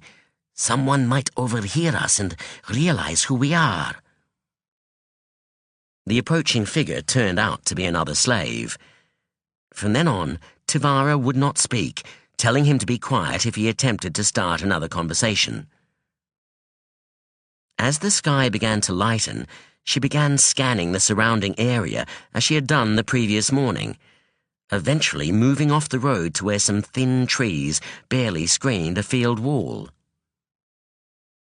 They'd hidden among some dense, prickly bushes the previous day. These trees weren't going to provide the same cover, however. Tavara was staring at the ground. Lorkin felt a vibration, then heard a strange tearing sound, followed by something between a thump and a popping noise. A cloud of dust rose up beyond the wall, and the air filled with the smell of grit and dirt. Before their feet, a hole appeared. "In you go," Tavara said, gesturing toward the hole. "In there?" Lorkin crouched and peered into the darkness. "Are you hoping to bury me alive?" "No, foolish Kyralian," she snapped. "I'm trying to hide us both. Get inside before someone sees us." He put his hands on either side of the hole and let his legs dangle inside. There was no floor that he could reach. The prospect of falling into darkness didn't appeal, so he created a spark of light within the space. It illuminated a hollow space under the ground, the curved floor not far below his feet. He let himself drop, then crouched to avoid scraping his head on the ceiling as he moved further inside. The hollow was globe-shaped, mainly situated below the wall. 2 holes showed circles of brightening sky above the field, one that he had entered, and another that he guessed had been the exit for the dirt. The inside of the hollow was no doubt restrained from falling in and burying him by Tavara's magic. She dropped and slid in beside him, immediately folding herself down into a sitting position facing him. The space was small for 2 people, and her legs brushed up against his. He hoped the flash of interest this stirred in him didn't show somehow. Her eyes flickered up to meet his, then she sighed and looked away. "Sorry for snapping at you. It can't be easy for you to trust me." He smiled ruefully. "The trouble is, I want to trust her. I should be questioning every move she makes, especially after what she told me the other night." "Well, I would, but when I get her talking, something happens and she goes all silent on me again." She was watching him, her expression apologetic. "Maybe I should try again, especially after what she told me the other night." "That's fine." "Well, I would, but when I get her talking, something happens and she goes all silent on me again." She was watching him, her expression apologetic. "Maybe I should try again." "That's fine, but it's not the first time I've annoyed you tonight. What did I say when we were discussing servants and the traitors at the beginning of the night that bothered you?" he asked. Her eyes widened, then her mouth thinned into a line of reluctance. He thought she wasn't going to answer, but she shook her head. "I'll have to explain eventually." She grimaced and looked down at her knees. "Many years ago, my people noticed that one of the Ichani that roam about the wasteland had a strange slave, a pale man, possibly a Kyralian." Her gaze flickered up to meet his, then away. "Your father." Lorkin felt a chill run across his skin. Though he had heard the story before, his mother had always been reluctant to talk about this part of his father's life. "They watched for a long time and eventually realized that the slave was a guild magician," Tavara continued. "This was unusual, as you may know already, as Sachakans don't tolerate slaves knowing magic. If a slave develops powers naturally, they will kill him or her. Enslaving a foreign magician, especially a guild magician, was extraordinary and dangerous. But this was no ordinary Ichani. He was cunning and ambitious. As my people watched, they guessed that your father did not know higher magic. Then one day, the daughter of the leader of my people fell terribly ill, and soon it was clear she was dying. Our leader had heard of the guild's skills in healing with magic. We've tried for many years to discover the secret for ourselves, without success. So our leader sent one of us out to meet your father and make an offer." Tavara's face darkened. She would teach him higher magic in exchange for healing magic. She looked up at him. Lorkin stared back at her. His mother had never mentioned that his father had agreed to exchange anything for black magic, nor had anybody else in the guild. "And?" he prompted. He agreed. "He couldn't do that," Lorkin blurted. Tavara frowned. "Why not? It's a decision only the higher magicians can make, and then probably only with the approval of the king. To give such valuable knowledge to another race, a people not of the Allied lands, it's too risky, and there would have to be something given in exchange." "Higher magic," she reminded him. "Which they would never have accepted in exchange. It is—" He caught himself. Revealing that black magic was forbidden would reveal the guild's greatest weakness. It was not his decision to make. Tavara's mouth set in a disapproving line. "Yet he agreed to the offer," she said. "He agreed to come to our home and teach us healing, something he said that could not be taught in a moment, as higher magic can be. So he was taught higher magic, and he used it to kill his master. Then he disappeared, returning to Enmardin and breaking his promise. Our leader's daughter died." Lorkin found he could not meet her accusing gaze. He looked at the ground and picked up a handful of dirt, letting it fall between his fingers. "I can see why your people are angry with him," he said lamely. She drew in a deep breath and looked away. "Not all of them. One of my people traveled to Imarden later, when it was clear the brother of your father's former master was preparing to invade Kyralia. She discovered that this Echani had been sending spies into Imarden for some time, and that your father was killing them off in secret. It could be that your father returned home because he discovered the threat from his master's brother. Or he assumed you understood he had to persuade the guild to allow him to teach you healing before he could return." She looked at him. "Do you think that is true?" Lorkin shook his head. "No. He could not have told them about you without revealing that he had learned black magic. He had been enslaved here." "He broke his promise out of pride?" Her tone was disapproving, though not as much as he would have expected. Perhaps she understood why his father had been reluctant to tell his tale. "I doubt that was the only reason," he said. "He did reveal the truth when it was needed. Or most of the truth, as it turns out," he added. "Well," she said, shrugging, "whatever the reason, he didn't keep his promise. Some of my people, the faction I mentioned the other night, want you punished for it." She smiled crookedly as he looked at her in horror. "Which is why Riva was sent to kill you, against our leader's orders. But the majority of us hold to the principle that we are better than our barbaric Sachakan cousins. We do not punish the child for the crimes of the parent." Lorkin sighed with relief. "I'm glad to hear it." She smiled.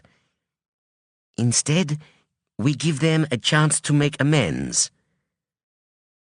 "But what can I do? I'm a mere ambassador's assistant. I don't even know higher magic." Her expression became serious. "You could teach us healing." They stared at each other in silence. Then she looked down.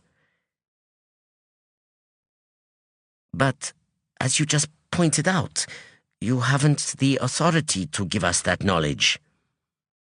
He shook his head. "Is there anything else I can do?" he asked apologetically. She frowned, her eyes fixed on the dirt wall as she considered. No. Her mouth twisted into a grimace. This isn't good. We have kept the other faction from gaining popularity by promoting the idea that you could give us what your father promised. When my people realize that you can't give them healing and angry, she bowed her head. Perhaps it would be better if I didn't take you there. Perhaps I should send you back home. Don't you need me there to help prove that Reva tried to kill me against orders? He asked. It would help my case. Would going to Sanctuary to speak on your behalf improve my standing among your people? She frowned and looked at him. Yes, but... As Lorkin considered that, he felt conflicting emotions. I was hoping to see her home and learn about her people, and find out what they know about stones with magical qualities. What will happen to her if I don't go there? She killed one of her own people to save me. Though Reva was disobeying orders, they may still punish Tavara. Perhaps even execute her. It doesn't seem right to run away home when she might die for saving my life. And I don't much like my chances of getting home, on my own or with Danil's help, with black magic-wielding traitors all over Sachaka trying to kill me. Then I will travel with you to Sanctuary. Her eyes widened as she gazed at him. Are you sure?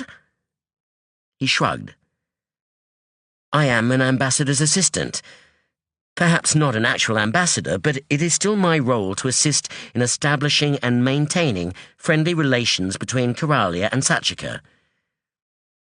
If it turns out that there's a part of Sachaka we've been failing to establish friendly relations with, it is my duty to ensure that part is not ignored or neglected. She was staring at him now, mouth open, though whether from surprise or disbelief, or because he'd sounded like a complete idiot, he wasn't sure. And since my predecessor made such a bad impression on your people, it is even more important that I do what I can to improve their view of the Guild and Kyralians, he continued. Then he felt a giddying rush of inspiration.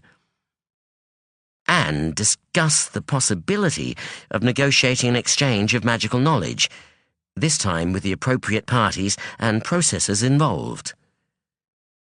Tavara's mouth snapped shut, and for a moment she regarded him with an intensity that he could only meet with a hopeful and foolish smile. Then she threw back her head and laughed. The sound echoed in the hole, and she smacked a hand over her mouth. You are mad, she said, when her shoulders had stopped shaking. Fortunately for you, it's a madness I like. If you truly wish to risk your life coming to Sanctuary, whether to defend me or try to persuade my people to give you something in exchange for what they already feel they are owed, then I selfishly feel I shouldn't try to dissuade you. He shrugged. It's the least I can do, for you saving my life, and for your people saving my father's. Will you take me? Yes, she smiled grimly. And if you help me, then I will do all I can to help you survive when you get there. That would be appreciated too. She looked as if she would say something else, but then looked away. Well, we have to get there first. It's a long walk. Better get some sleep. He watched her curl up, tucking one arm under her head. Then he lay down. It was impossible to find a comfortable position on the curved floor, and eventually he copied her, curling up on his side with his back to her. He could feel the heat from her body. No, don't think about that, or you'll never get to sleep. Could you turn the light out? She murmured. Can I dim it instead? The prospect of being underground in complete darkness did not appeal at all. "If you must." He reduced the spark of light until it barely illuminated the two of them. Then he listened to the sound of her breathing, waiting for the slow, deep rhythm of sleep. He knew he was far too conscious of her body so close to his to fall asleep himself, but he was very tired. Before long, he had drifted into strange dreams in which he walked along a road of dirt so soft he had to wade through it, while Tavara, being lighter and more nimble, barely stirred the soil and was getting further and further ahead.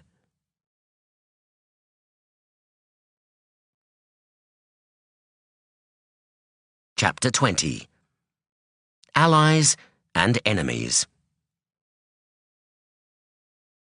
In the street below, on the other side, a man stopped and looked up at the window. Suri resisted the urge to shrink back out of sight. It was too late to avoid being seen, and the motion would confirm he should not be there. "Uh-oh," Gol said. "That's the shopkeeper from next door. Looks like he's worked out his neighbour has some uninvited guests." The man looked away, down at the ground. After a moment his shoulders straightened and he strode across the street toward the shop. A loud rapping followed. Gol rose. "I'll get rid of him for you." "No." Suri stood up and stretched. "I'll take care of it. Stay here and keep watch. What's his name again?" "Tavan." As Gol sat down again, he muttered something about it all being a waste of time. He's probably right, Suri thought. The rogue won't be coming back. But we may as well watch because we'll look right fools if we're wrong and she does come back. And we have no other clues to follow.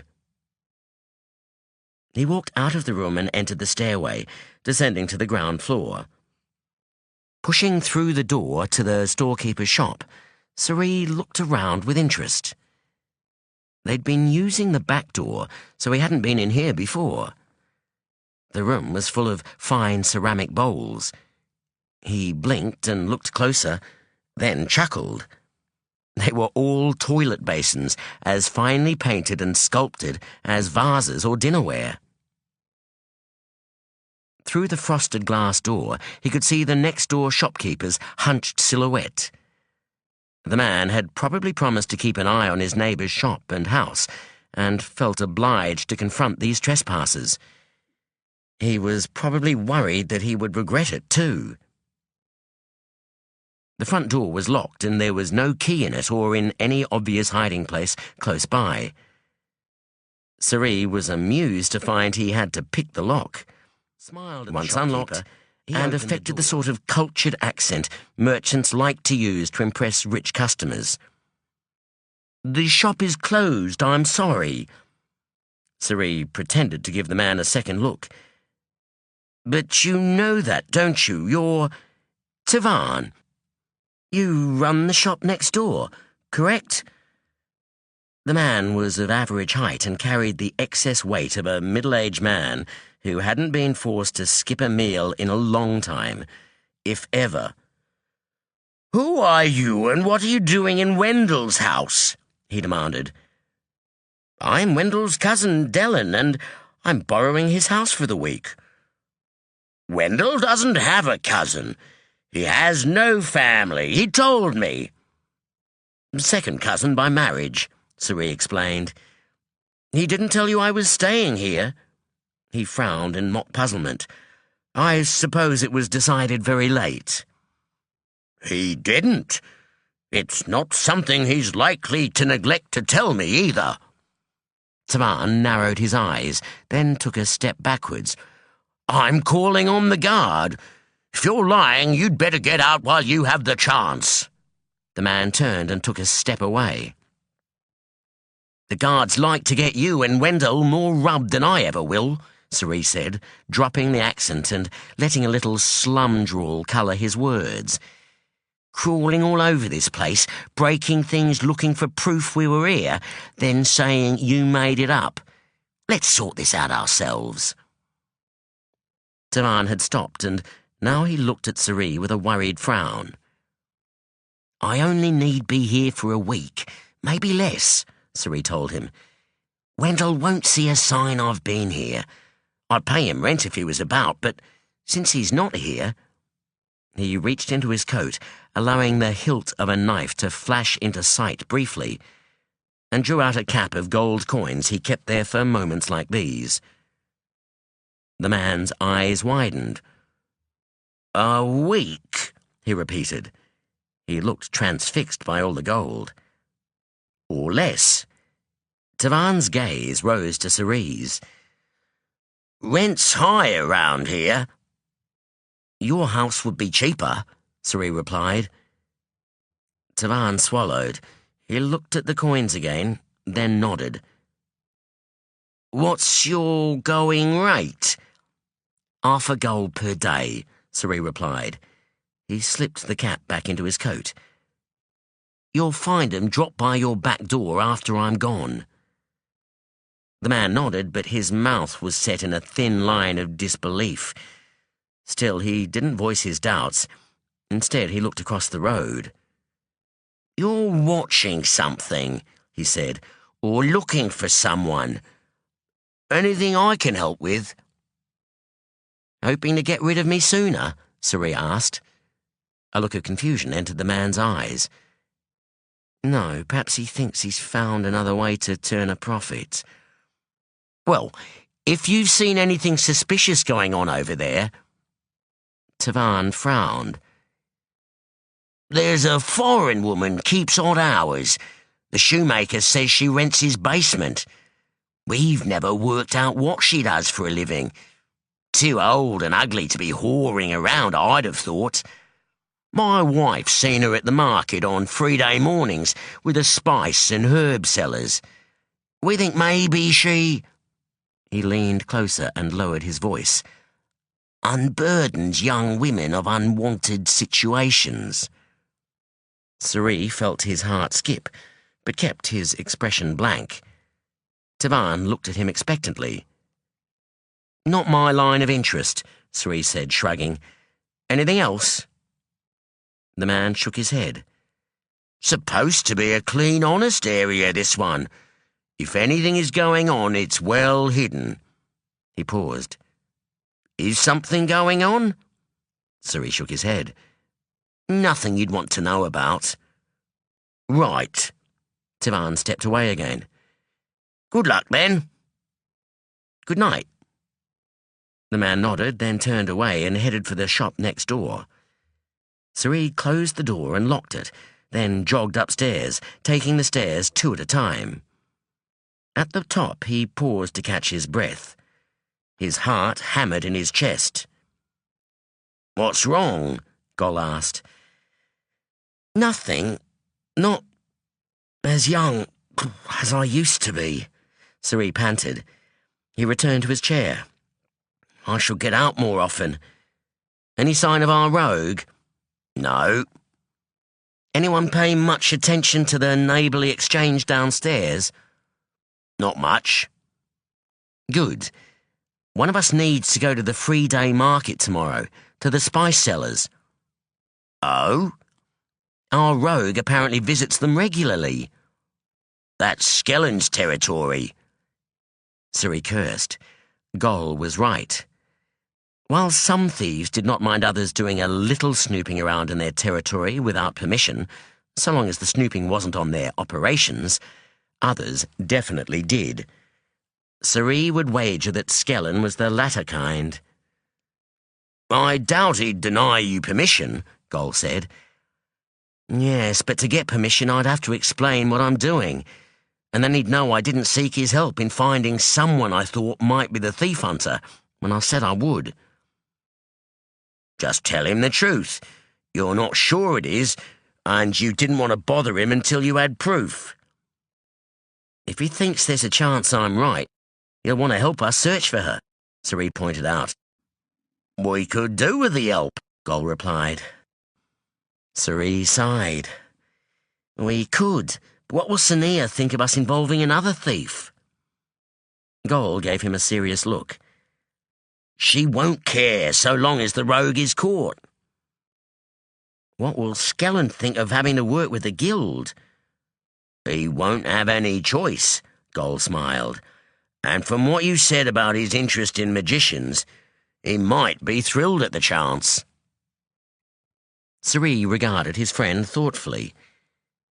You want me to ask for Skellen's help, don't you?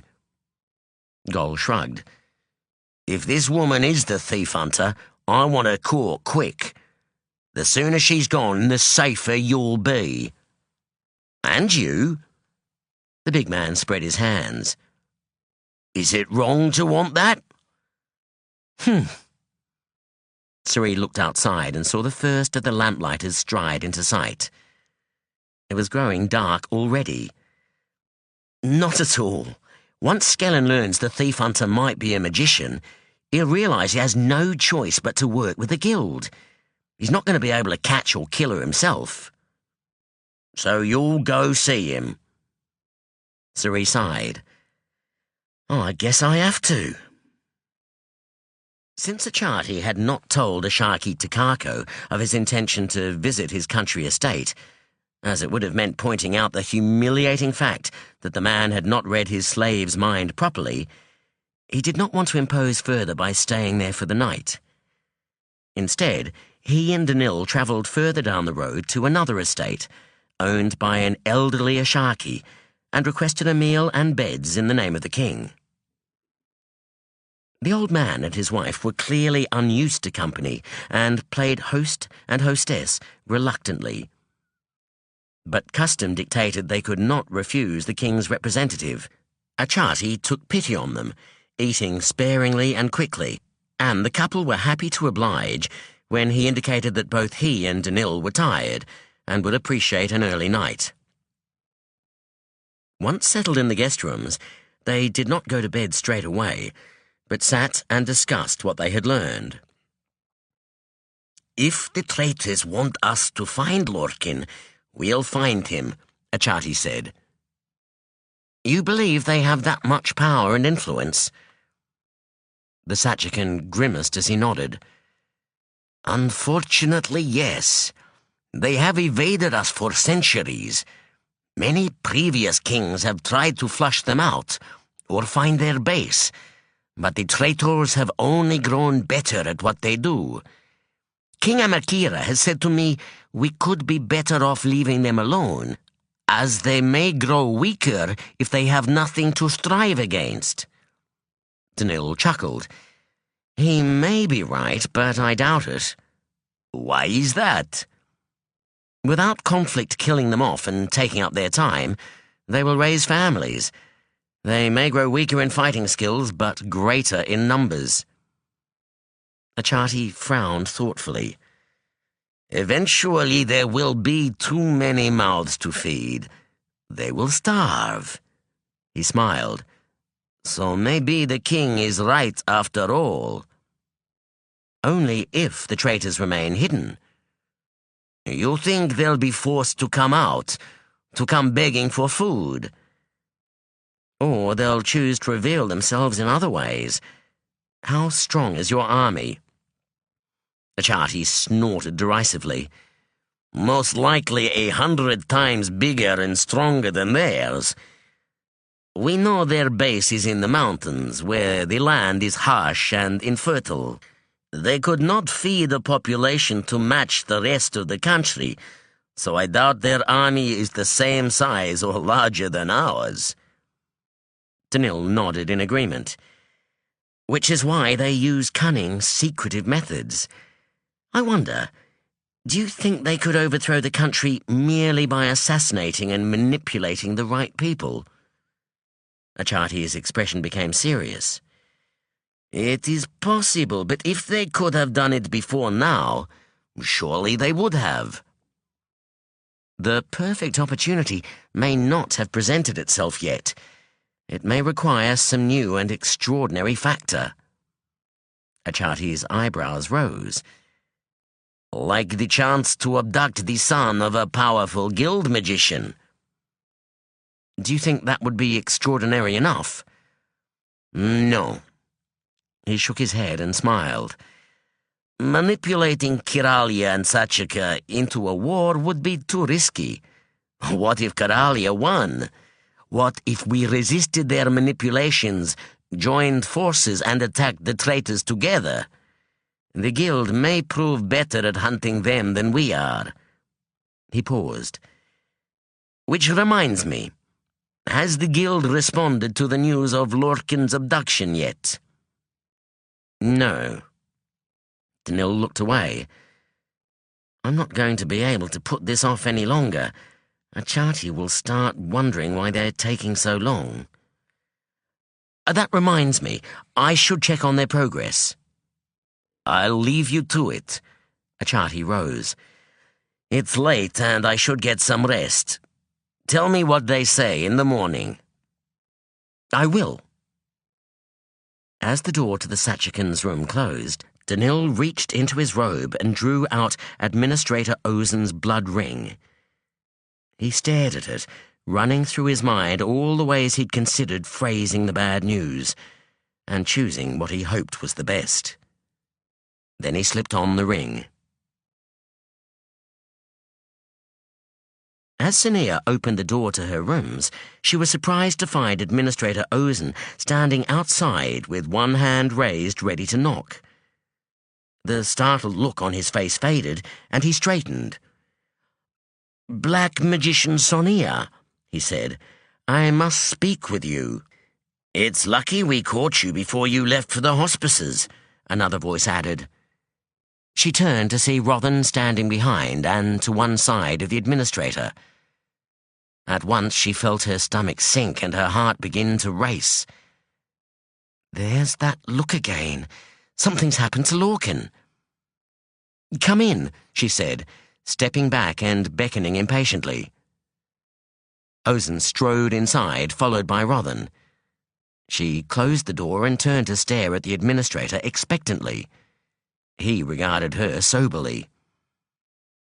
"I must inform you that your son has—" Ozen paused and frowned. "I'm not sure what to call it. It appears Lorkin has been abducted." Sonea's legs lost all strength, and she felt herself sway a little. Rothan took a step toward her, but she gestured for him to stop.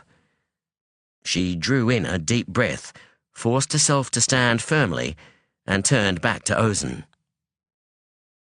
"Abducted?" she repeated. "Yes, by a young female magician posing as a slave. Ambassador Danil believes there is a possibility your son went willingly, but he's not certain of it." "Ah." A traitorous and seductive relief trickled through Sonea. Women. Why is it always women with Lorkin? She felt her heart slow to a calmer rhythm. So this is more of a matter of social impropriety than impending and certain death. "We certainly hope so, but it is more complicated than that. It seems we are not the only people with an underground, secret, and not entirely lawful society, and they may be involved." "Criminals?" Ozen shook his head. "Ambassador Danil described them as rebels. They call themselves the traitors. It is rumored that they are all women." Ozen's eyebrows rose, hinting that he thought this unlikely. "They are also magicians, black magicians. The woman who abducted Lorkin is one. She killed another slave the same night. Danil is not sure whether the abductor is the traitor and the slave just got in her way, or the dead slave was a traitor and the abductor is not. Either way, the traitors have indicated that they want her and Lorkin found, and apparently they have such influence that this makes the likeliness of that happening very good." Sonea took a moment to absorb that. "So, when was Lorkin taken away?" 3 nights ago. Sonea's heart stopped. 3 nights? Why wasn't I told immediately?" "You are being told immediately." Osen smiled wryly. "When I impressed upon the new ambassador that he only contact me in the gravest of emergencies, he took me far too seriously. He expected to find Lorkin quickly and only told me of the situation tonight." "I'll kill him," she muttered, moving away to pace the room. "If this woman is a black magician, do they have any other kind over there? How is Danil going to force her to give Lorkin back?" "He has the assistance of the Sachakan king's representative." "What if she doesn't want to be found? Who knows what she'll do to survive? Threaten to kill Lorkin?" Sonea stopped, suddenly out of breath. She felt as if her lungs weren't expelling as much air as she was drawing in. Her head was starting to spin. Grabbing the back of a chair, she forced herself to breathe slowly. When her head had cleared, she turned to Osen. "I have to go there. I have to be there when they find him." Osen's expression had been open and sympathetic. Now it closed in and became hard. "You know you can't do that," he said. She narrowed her eyes at him, feeling a deep fury rising. "Who would dare stop me?" "The guild must have 2 black magicians present at all times," he reminded her. "The king will never allow you to leave Imarden, let alone Kyralia." "This is my son," she snapped. "And the Sachakan king might not appreciate us sending or allowing you into his country," Osen continued, "making a politically dangerous situation worse and implying his people can't sort something like this out for themselves." "And what if they can't—" "Lorkin isn't stupid, Sonea," Rothan interrupted quietly. "And neither is Danil." She stared at him, struggling to hold back a surge of hurt and anger that he was arguing against her. "But if Rothan doesn't think I should go—" "I don't believe Lorkin would have gone with this woman if there hadn't been a good reason." "What if that reason was he had no choice?" she argued. "Then we must trust Danil. You know he would have told us straight away if the situation was truly grim. If Lorkin is a hostage, then you will not be able to do more for him than Danil. Danil has experience at negotiation. He has the help of the Sachakans." His voice hardened. "If you barge in there, you could make the situation much worse, not just for Lorkin, but for Kyralia and Sachaka." Suddenly she felt weak and drained, helpless. What is the use of all this power if I can't use it to save my own son? "But perhaps he doesn't need saving," a faint voice said somewhere in the back of her mind. Osen sighed. "I am afraid I must forbid you to leave, Black Magician Sonea, or to speak of this to anyone but myself, the king, High Lord Balkan, and Lord Rothan." "Not even a Karen's family?" He shook his head. "Not even them. As Lorkin's mother, you have a right to know what is happening, and I will keep you informed of the situation. I will be discussing ways that we may assist Lord Danil with High Lord Balkan tonight, including sending someone to help him. If we do that, I will let you know as many details as it is safe to reveal." "You had better," she thought. "I will look forward to regular reports," she said stiffly. He gave her a long, thoughtful look. "Good night, Black Magician Sonea." She followed him to the door, opening it with magic. Before he stepped out, he nodded politely to her.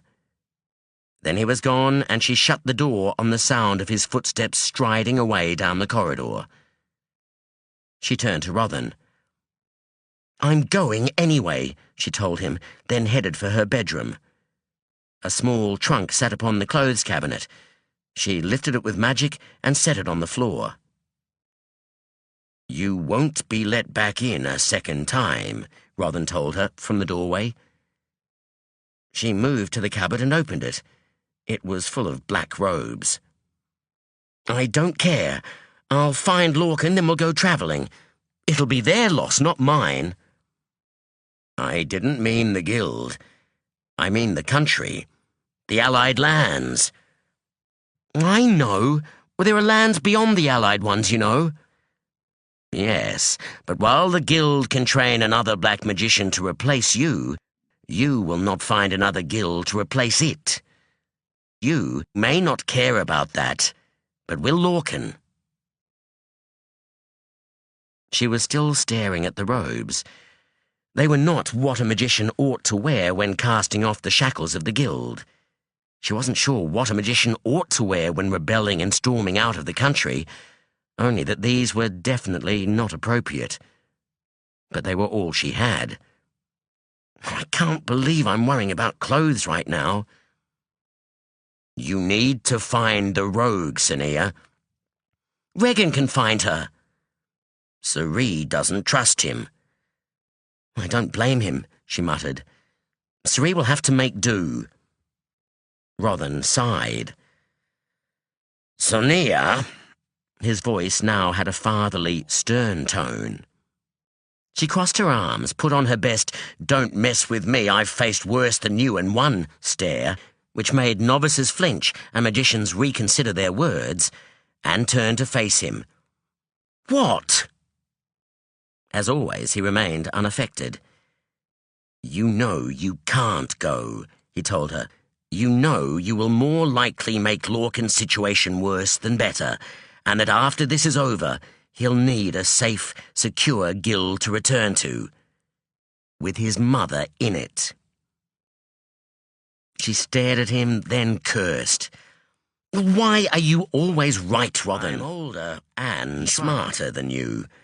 Now, you and I need to discuss and make less obvious and destructive plans. For a start, I think we should send someone to Sachaka to act on our behalf." "Who?" He smiled. "I have a few people in mind. Come sit down and I'll tell you."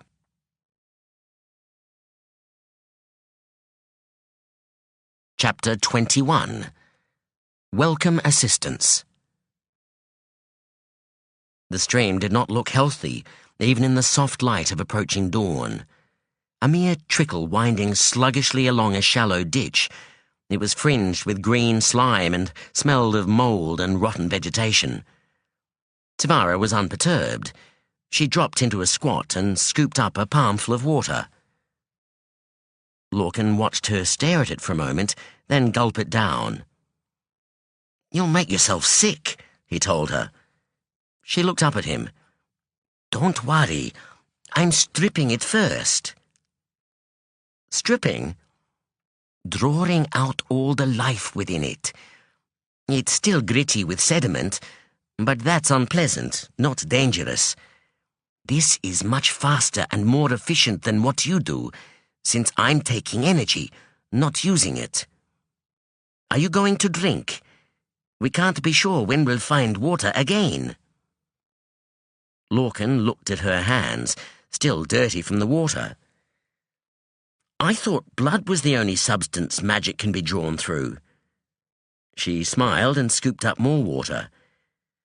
"You know that humans and most animals have a layer of magical protection that naturally sits about the skin." "Yes." "To reach past it, you must break it, and the simplest way is by cutting the skin. Naturally, that results in bleeding, so people think the blood is essential. It isn't." Her voice grew husky as she spoke. It had been too long since they'd found water. She paused to stare at the liquid cupped in her hands, then drank, before looking up at him again. "There are tiny forms of life in water. You can sense it even when you can't see it, and they're what make you sick. but they don't seem to have a layer of protection, so it's easy to draw their energy. You wouldn't want to rely on such a feeble source, though. She looked down. Plants seem to have a weaker protection than animals. It's possible to draw their power without cutting them, though it is slow and there's so little to gain you wouldn't bother. She reached for another palmful of water. Lorkin sighed and sat down. He drew magic and gathered up a cup's worth of water from the stream, holding it within an invisible globe of force. The liquid was cloudy and unappealing. Sending out more magic, he heated the water until it boiled. In healing classes, where purifying water was taught, he'd been told it was best to boil the water for several minutes. But soon Tavara had finished drinking and was watching him expectantly, obviously anxious to move on. He stopped heating the water and let it cool to a temperature he could bear to touch and drink. Thankfully, by then, the grit in the water had settled to the bottom, and he was able to scoop the cleaner water from the top. A few gulps later, he was done, and they rose to their feet. Rays of sunlight were streaking through the tops of the trees that surrounded them. He hadn't realized dawn had been so close. "Where next?" Lorkin asked. "Into the forest. I thought you'd appreciate sleeping above ground." He grimaced. Though they'd slept in a hole underground each day for several days, he had grown no more comfortable with the knowledge that he was one magical barrier away from being buried alive. "I certainly would." "Come on, then." Stepping off the road, she led the way into the trees, and Lorkin followed. At first, he stumbled over obstacles, dodging branches that Tavara pushed out of her way, which then sprang back at him, his thin shoes catching on rocks and the uneven ground, threatening to unbalance him. It took all his concentration to avoid tripping over. Tavara drew further and further ahead, until she noticed he was falling behind and stopped to wait for him to catch up. "Have you ever been in a forest before?" she asked. "Yes, there's one in the guild grounds, but it has pathways." "Ever left Imaden before this?" "No." "Why not?" "Because my mother isn't allowed to leave the city." But he couldn't tell her without explaining why, and he wasn't supposed to reveal how few Kyralians knew black magic, or how it was regarded. "Never had reason to." She shook her head in disbelief, then turned and continued through the forest. This time she appeared to choose her steps more carefully, and their path became much easier. Then he realized that it was a path. A very narrow path, but clearly someone or something had come this way often enough to wear a track in the undergrowth. "Have you been here before?" he asked. "No." "So you don't know where this path goes?" "It's an animal track." "Ah." He looked down and his heart skipped a beat. "So why are there shoe prints?" Tavara stopped and looked back to where he was pointing. "The forest belongs to the Ashaki who owns this land. There will be slaves harvesting the wood or hunting the animals that live here." She frowned and looked around them. "I suppose this is as far as we can risk going. We should split up, but stay close enough that you can see and hear me. Look for thick vegetation, or a hollow in the ground we could cover. If you find anything, whistle to me." He headed off to the right of the track. After roaming about for a while, he found a place where a huge tree had fallen long ago. All that was left of the tree was a massive stump. Roots splayed out like protective arms, and thick, low bushes had grown around the disturbed soil. Guessing there would be a hollow where the roots had once been, he pushed through the bushes. A hole half as deep as he was tall remained. Thick vegetation and a hollow, he thought with satisfaction. It's perfect. Turning to look for Tavara, he saw her walking 20 or so strides away. He whistled, and when she looked up, he pushed her way through the bushes. Stopping at the edge of the hole, she examined it with interest. She sniffed the air. "Smells damp. You first." Lorkin drew magic, created a barrier in the shape of a disc, and stepped onto it. He lowered himself into the hole. The soil beneath the barrier was soft and flattened as he reached the bottom. Removing the barrier, he felt himself start to sink further. The soil wasn't just soft, but waterlogged. Muddy water welled up and into his shoes. One foot touched firm ground, but the other kept going, and he threw out his arms and tried to step sideways to catch his balance. But the mud held him firmly. He fell backwards and landed with a splash in a sticky, smelly mire. The forest echoed with Tavara's laughter. Looking up at her, Lorkin smiled ruefully. She has a great laugh, he thought, as if she doesn't often laugh, but when she does, she relishes it. He waited until she had stopped, then patted the mud beside him. "Come on down. It's damp, but much softer than those holes in the ground," he told her. She chuckled a little more, shook her head, then opened her mouth to speak.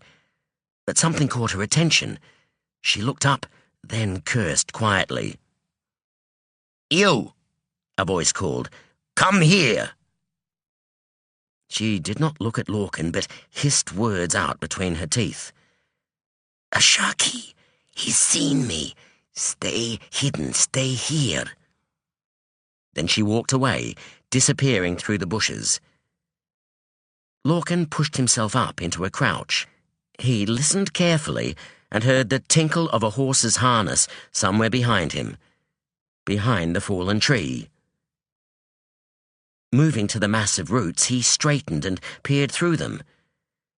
A Sachakan man was standing beside a horse, staring at something below him. His clothing was not the decorated garb of an Ashaki, but it was well made and more practical for riding. Then Lorkin saw the knife on the man's belt. His mouth went dry. "Get up," the Ashaki said. From the ground before him, Tavara rose. Lorkin fought the urge to rush after her. "She's a magician, a black magician. She can look after herself, and probably more easily if she doesn't have me to protect at the same time." "What are you doing here?" the man demanded. Her reply was meek and quiet.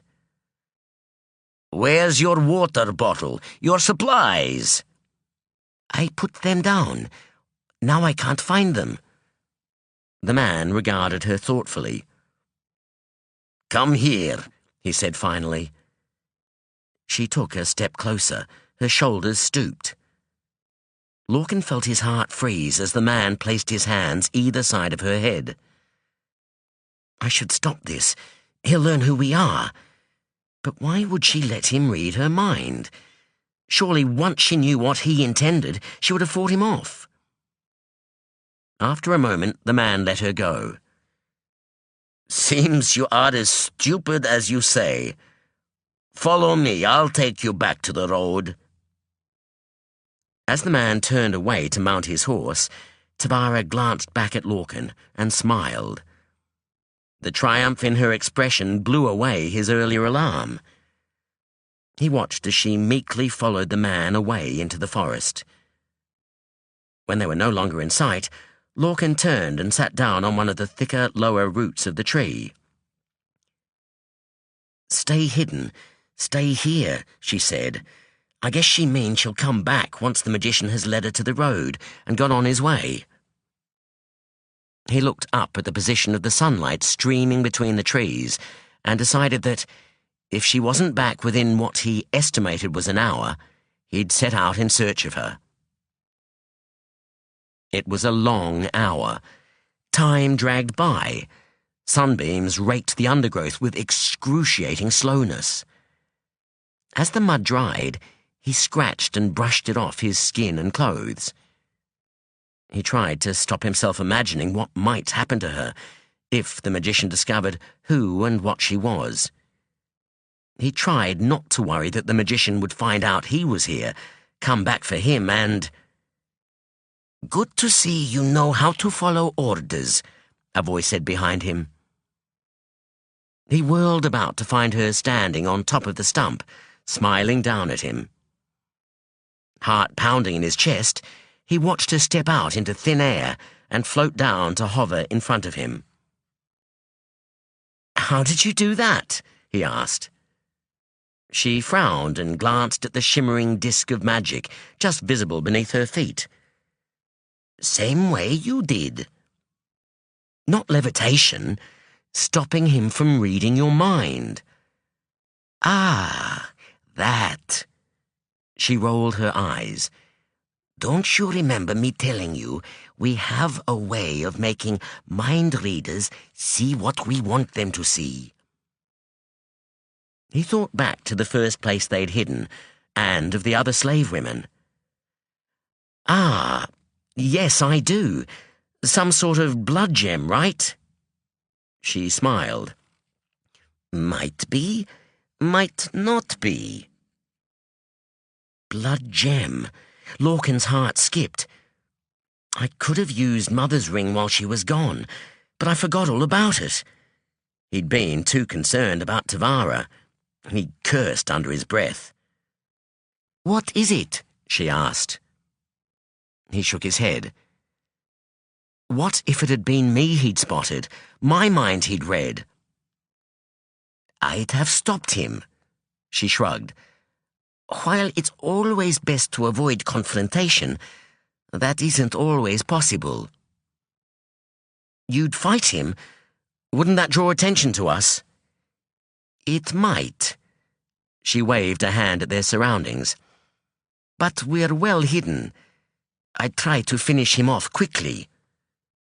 "You'd kill him?" "Of course. He'd come after us if I didn't." "And when his body was discovered, someone else would come after us. Wouldn't it be better overall if I could hide my thoughts?" She chuckled. "Even if I was prepared to give the traitors another reason to be angry with me, even if I thought we couldn't reach sanctuary without me revealing this secret to you, I couldn't do it. I simply don't have the materials or the time." He felt his heart skip. "It's like a blood gem, isn't it?" "Lie down and go to sleep, Lorkin." He looked down at the mud, then up at her in disbelief. "I was only joking when I said it made a soft bed." She sighed and waved a hand at him. "Stand back." He obeyed, sitting back on his former perch and guessing what she planned to do, lifting his feet and soggy shoes out of the mud. Soon the air above the sludge began to mist. For a while they were bathed in hot steam. Then the air cleared and he saw that only cracked, dried earth remained. Tavara stepped off the disk of magic under her feet onto the hardened ground. She tapped her foot. "Get some sleep while you can," she said. "I'll wake you in a few hours. Then you can watch. I don't think our host will return any time soon, but he clearly likes taking rides around his estate. We had better keep an eye out for him." Sighing, Lorkin lay down on the hard ground and tried to do as she suggested.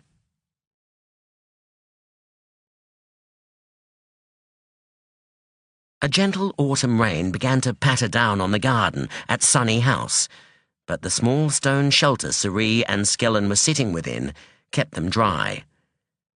Gol stood nearby, blinking rain out of his eyes as he watched Skellen's bodyguard standing on the opposite side of the shelter. They were alone, the locals keeping indoors in the drab weather, and the owner of the land mumbling to himself in another corner of the garden. As Suri finished his brief description of what he and Gol had seen from the roof of the pawnshop, Skellen looked thoughtful. "A woman, eh? Did you get a good look at her?" Suri shrugged. "It was dark and we were watching from above, but I reckon I could pick her again. She's got dark skin and hair. About this tall." Suri held out a hand to indicate. "Now that you know she has magic, how do you plan to catch her?" "Oh, I only have to find her." Suri shrugged. "It's up to the guild to capture rogue magicians, which is just as well, because if she is the thief hunter, neither you nor I have a hope of stopping her." Skellen's eyes flashed with interest. "You're working for the guild?" "Helping the guild. If I was working for them, I'd expect to be paid." "You're not being paid?" Skellen shook his head, and his expression became serious. "I suppose there are other benefits. When I heard about your family, I figured you'd be looking for revenge. Your search for the murderer turned into a search for the thief hunter, and now your search for the thief hunter has turned into a search for a rogue magician." "It's been a wild few weeks," Suri replied. "I hope you'll forgive me pointing out you've got a little off track." Suri nodded. "It may still turn out that the three are the same person. I guess we'll find out once we've caught her. If you can get the truth out of her." Suri opened his mouth to remind Skellen that black magicians were able to read the minds of unwilling subjects, and then thought better of it. No point giving away that nugget of information until he had to. "Are you interested in helping us find her?" The other thief pursed his lips as he considered. Then he nodded. "Of course I am. If she turns out to be a rogue magician, at least I'll have had the chance to make a few friends in the guild. If she turns out to be the thief hunter, it will be a boon to us all." He rubbed his hands together. "So tell me, where did you last see her?" "We saw a woman coming out of the pawn dealer's shop that looked like her, so I sent Gol after her." As Suri described the basement the woman had used, and the underground tunnel leading away from it, Skellen frowned. "I didn't know there were passages there," he said.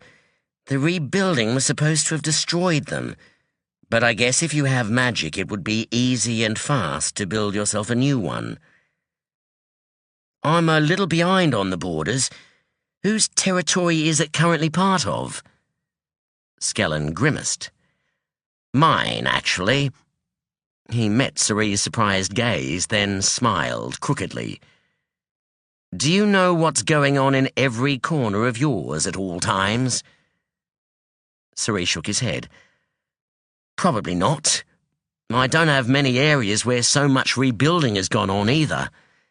One of the other shopkeepers said she'd been seen in the nearby market, buying herbs." "I'll check it out," Skellen told him, "and see if any of my contacts have heard of a woman like you describe lurking around. Sounds like she'd be the sort to stick to herself, which of course always makes a person stand out. If I hear anything, I'll let you know. We can set a trap for her and send for your guild friends." Suri nodded. "And I'll let you know if I track her down." "I'll hold you to that," Skellen said, smiling. "I don't want to miss out on my chance to meet a few guild magicians." His eyebrows rose. "One of them wouldn't happen to be your famous childhood friend, would it?" "It might be, but if you want to meet Sonea, you only have to visit one of the auspices." "Then I'd have to pretend to be sick," Skellen shrugged, "and I don't think she'd like me taking the place of someone who needed her help." "No, probably not. So you never get sick?" "Never." "Lucky you." Skellen grinned. It's been pleasant talking to you again, Serene of Northside. I hope we will meet again soon, and that I have good news for you."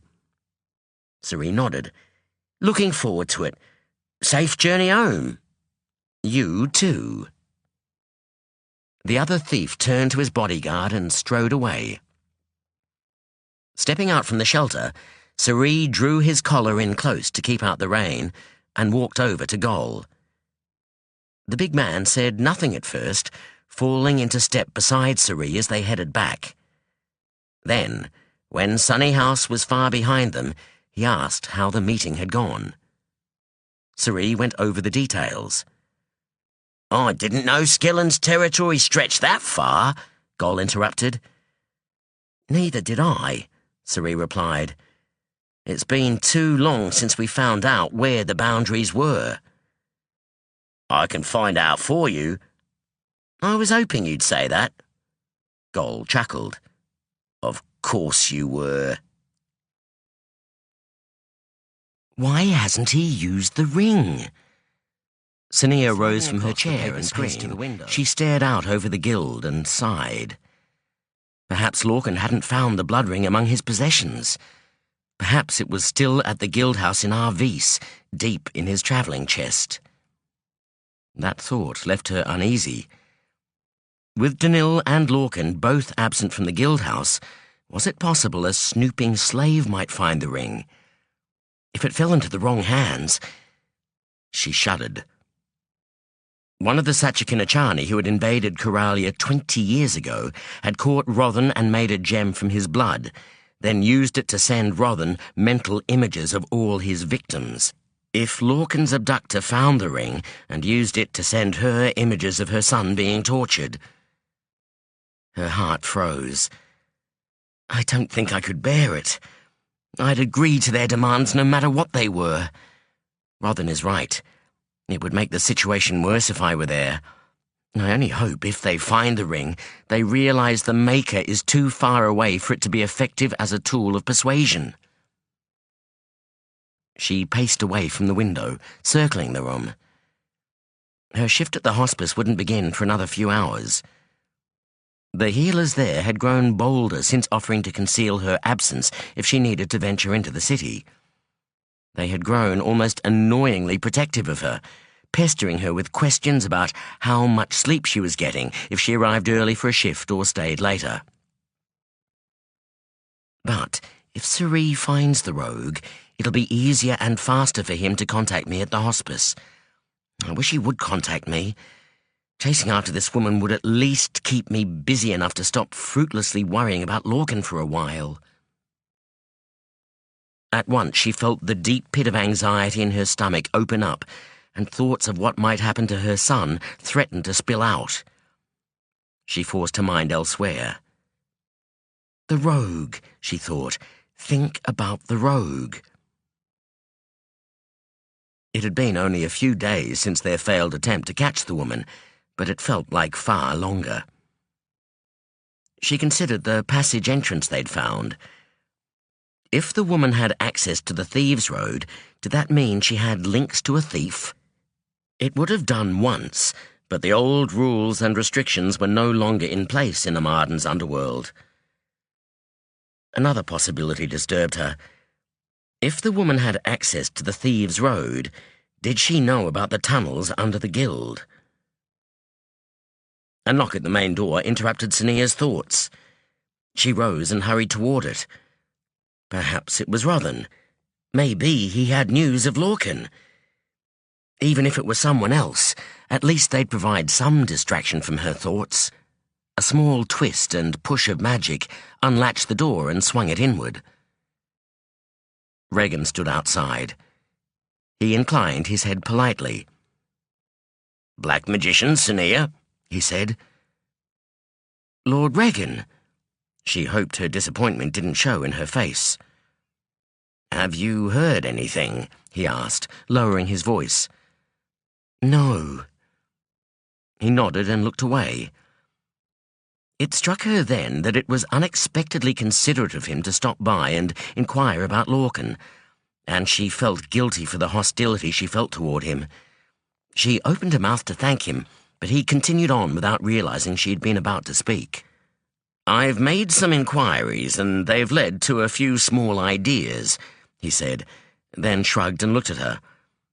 "Probably not worth the trouble, and they may clash with your friend's plans, but I thought I should share them with you." "My friend's plans?" Suddenly Sonea understood.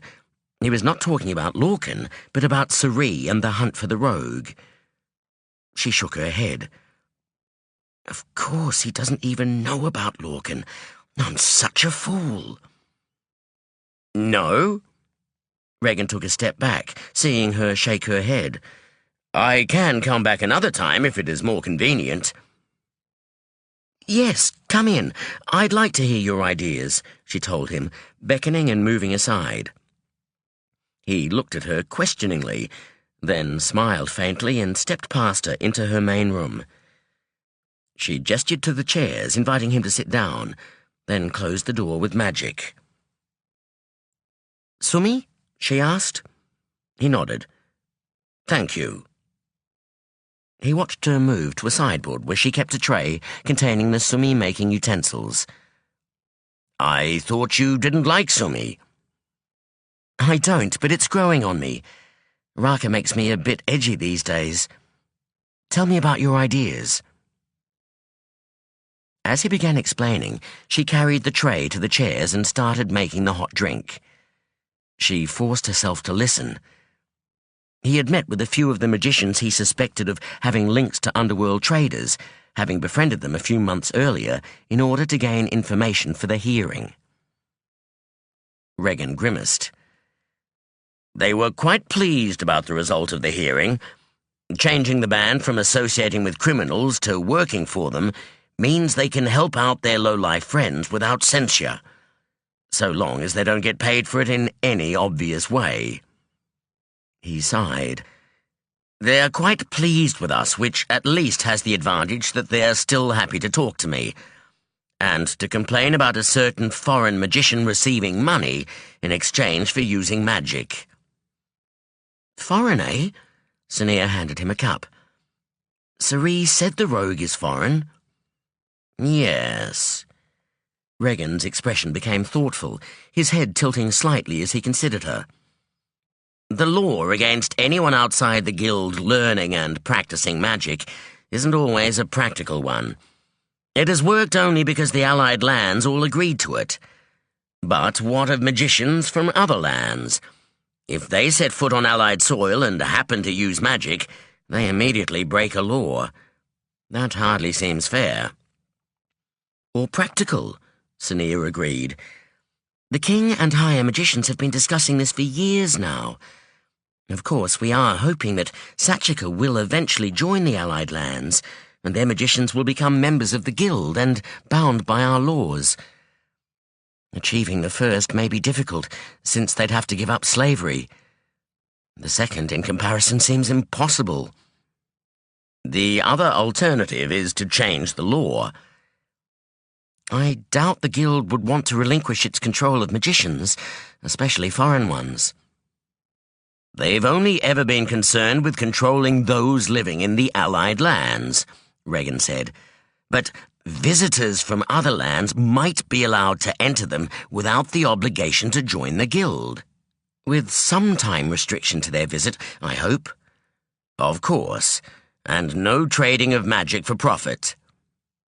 Sonea smiled. "Can't have the guild getting any poorer." Regan chuckled. "If the reactions of my magician friends with no foreign magician would gain permission to trade for long." "Do they know where this foreign magician is?" He shook his head. "I could set them digging for information, if you think it won't clash with Suri's plans."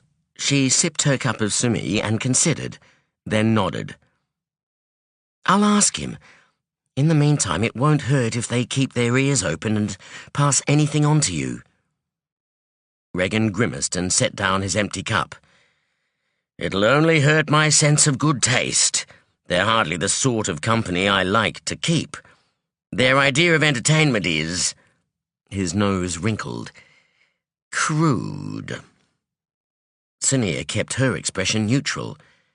Regan had always been a snob, but then there were plenty of magicians from the houses, and not just the lower classes, whose liking for intoxication, whores, and gambling were well known and disapproved of.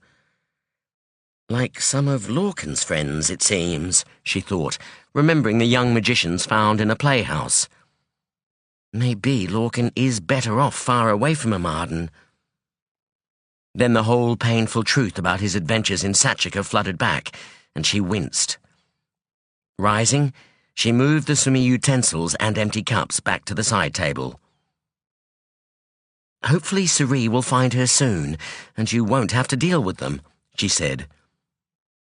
Turning back to Regan, she was relieved to see he'd taken the hint and risen to his feet. "Thank you for coming by." He inclined his head. "Thank you for hearing me out. I'll let you know as soon as I have any further information." He turned to the door and, as she opened it with magic, walked out. She closed the door, leaned on the back of a chair, and sighed. A few minutes' distraction at least. Is it too soon to go to the hospice? She looked at the mechanical timepiece that Rothan had given her last year. Yes. Sighing again, she went back to pacing the room and worrying about her son.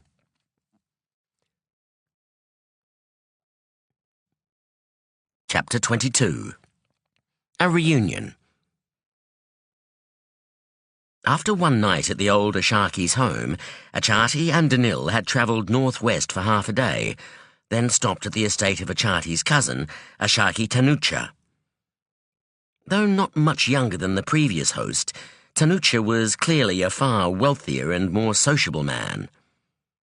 His much younger wife, in her middle years, only appeared at dinner, and was otherwise busy looking after their 7 children, including 5 boys. 7?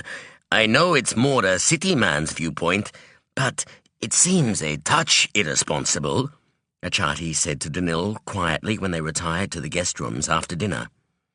Only one can inherit. He must find occupation for the rest. The daughters will be married as best can be arranged, of course.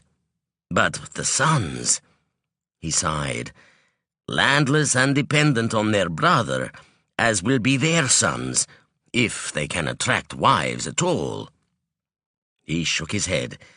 This is how Achani come to be. They rebel against their brothers? Against the whole country.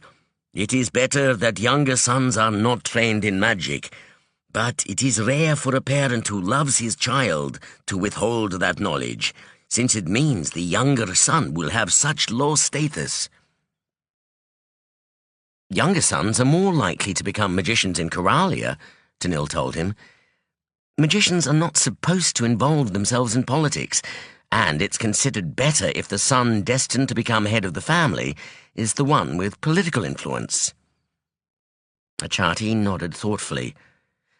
I think I like your way better. It gives power to both older and younger sons. They spent the next day riding around Tanucha's estate, and the evening in eating and talking. Afterwards, Achati and Danil chatted late into the night. The next day they slept late, then explored Tanucha's library, which was disappointingly small and neglected. Though the rest was welcome, Danil could not relax. When they retired to the guest rooms for the second night, he asked Achati when they would be moving on. That depends on the traitors, doesn't it? Achati replied, as he reclined on the pillows in the central room. Surely we're not going to wait around for them to deliver Lorkin and Tavara to us, Danil said, sitting down on one of the stools. He could not get used to lying about on the floor as the Sachakans did. Why not? If we keep moving, they may not know where to find us, or we may end up traveling in the wrong direction, away from those who are bringing them to us. Danil frowned. I'm not sure why, but I can't picture these traitors turning up at the front gate of Tanucha's estate with Lorkin and Tavara in chains. They wouldn't reveal themselves like that. Then how do you think they'll do it? Danil considered. If I were them, I'd lead us to Lorkin and Tavara. I'd leave us clues or directions, as they have already, so that we will eventually cross paths with the pair. Have they left us any clues or directions lately? No, Danil admitted, but they haven't told us to stay put either. Achati laughed. I am growing very fond of you, Ambassador Danil. You have a unique mind. He turned to one of his slaves, a handsome young man who attended to most of his needs, while the other slave's role appeared to be to do heavy work and drive the carriage. Get us some more water, Van. The slave picked up a pitcher and hurried away. Of course, telling us they want us to find Lorkin could still be a decoy, Danil said. So, if it was, then where would we go next? Danil shook his head and sighed. I don't know. If the traitors did want the girl and Lorkin to evade us, where would they take them? To their mountain home. And which direction has the pair been heading? The mountains. Presumably they are ahead of us. Danil looked up at Achati. That is the direction I would go. Achati nodded, then raised an eyebrow in warning. We don't know where their home is, he reminded Danil. Only that it is in the mountains. I haven't forgotten that. Have you ever used trackers? Occasionally, when we had a confirmed traitor to follow. And it failed because... The tracks Only always stop. It is in the mountains. I haven't forgotten that. Have you ever used trackers? Occasionally, when we had a confirmed traitor to follow. And it failed because... The tracks always stop, Achati shrugged. The traitors are not fools. They know how to erase signs of their passing, which is not hard when your land is mostly bare rock and you can levitate. Danil frowned, then shook his head. If the traitors wanted us to stop and stay put, or change direction, they'd have let us know. This whole journey and all the clues we followed could have been a ruse, Achati pointed out, designed to keep us busy and heading in the wrong direction. Then it doesn't matter if we keep going. They've already made fools of us. But if there's a chance they haven't, and we're on the right track, then I'm willing to risk being made a slightly bigger fool by continuing toward the mountains. It's worth it, for the chance we'll find Lorkin. Achati regarded Danil thoughtfully, then nodded. The slave returned and handed him the pitcher. Then we'll leave. Will the morning be soon enough? He refilled his goblet, but paused to wait for Danil's answer. Danil looked at the man, noting signs of reluctance. I shouldn't push him too far, he thought. He nodded. Of course, but early in the morning would be best. Achati sighed, nodded, then drained his goblet. I'll send the slave to inform Tanucha we'll be moving on, and request some supplies for the journey. There are fewer estates out by the mountains, and they don't tend to be that prosperous. We'll also need some magical support. I'll contact the king and ask him to send some locals to help us. With a grunt, he rose to his feet. Don't wait for me. Go to bed. This could take some time. Magical support? Contacting the king? Danil felt a twinge of apprehension. He really does think these traitors are dangerous. Ashaki Achati, Danil said. The man turned to look back at him. Yes? Danil smiled. Thank you. Achati's frown disappeared, and his eyes warmed with good humour. I think I could get to like Kyralian ideas of manners. Then he turned and disappeared through the door to his room. Lorkin opened his eyes. The sky was streaked with orange clouds. He frowned. He'd been dreaming, but he couldn't remember anything of the dream. Something had woken him. He had that unpleasant, disorienting feeling of being disturbed, of being wrenched awake before he was ready. He felt something move against him, and his heart was suddenly pounding. Lifting his head, he saw that Tavara had fallen asleep. Sitting up against the wall of the old ruin, she had sagged sideways against a protruding stone and bent her right leg instinctively to avoid toppling sideways. Her knee had come to rest on his arm. Her skin was wonderfully warm, a stark contrast to the cold ground beneath him and the growing chill of approaching night. Though Sachaka was warm during the day, the evenings could be surprisingly cold. What should I do? If I move, she'll wake up.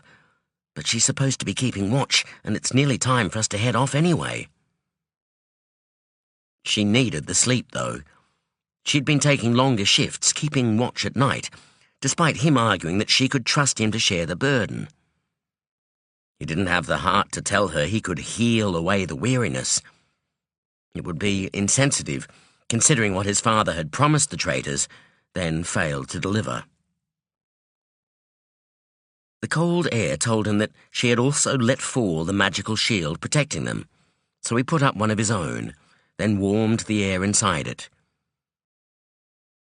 Keeping still so he didn't disturb her, he watched her sleeping. The dark circles under her eyes and the little frown creasing her forehead bothered him. But being able to look at her closely without disturbing or embarrassing her, he could appreciate the feminine curve of her jaw and the exotic tilt of her eyes, the curve of her lips, which twitched, and he quickly looked away. He felt her hastily throw up a shield as she woke up and realized she'd dropped hers, so he drew his own in to surround himself. Listening to her draw in a deep breath, then yawn, he considered the ruins they were hiding within. Though Tavara had been here before, she didn't know anything about their history. High on a rocky hill, they overlooked the intersection of the road they had been following, where it met another. As the sun had risen, just after they'd arrived, he'd been able to pick out details of the mountains, which before had been only a hazy, uneven line of blue-grey at the horizon. Below them was mostly level farmland, broken here and there by plantations of trees or game forests, and crisscrossed by low walls. "How far away are we?" he had asked. 3 or 4 more nights walking to the foothills, then several more to climb into the mountains. Now he looked at the area surrounding the hill, checking for signs of life. "Mind if I have a look around?" he asked as Tavara rose to her feet and stretched. She looked up at the sky, which was now a deep scarlet, but the night was not quite dark enough for continuing their trek. "Go ahead. Just keep out of sight of the road." "I will." They'd sheltered within an open square of walls. He rose and headed for one of the gaps, intending to have a closer look at the outside of the building. A woman stepped into the gap. He skidded to a halt. The woman was dressed as a slave, but her demeanor was all wrong. She was smiling at him, but the smile was not friendly. She took a step toward him, her eyes narrowing. Instinctively, he strengthened his shield. His instinct proved correct. The woman's nose wrinkled with concentration, and his shield vibrated violently as magic battered it. The air between them shimmered. He backed away. The woman's stare was cold and intent. He had no doubt she meant to kill him. Fear set his heart pounding. He felt a growing urge to run. Which would be sensible, he thought. She's got to be a traitor, which means she's a Black Magician, which means she's a lot stronger than me. But before he had even finished that thought, Tavara stepped past him. He felt a giddy rush of relief. Tavara stopped a step in front of him, and he felt her shield envelop his own. Though the battering stopped, he kept his shield strong within hers, in case her own faltered. "Stop this, Rasha," Tavara said. "Only if you do," the woman replied. "Do you swear you will not strike at me or Lorkin?" "I swear I will not strike you, but he," the woman's gaze shifted back to him, "must die." Lorkin shivered, but he also noted that the woman had stopped striking at Tavara. "The Queen ordered that he was not to be killed."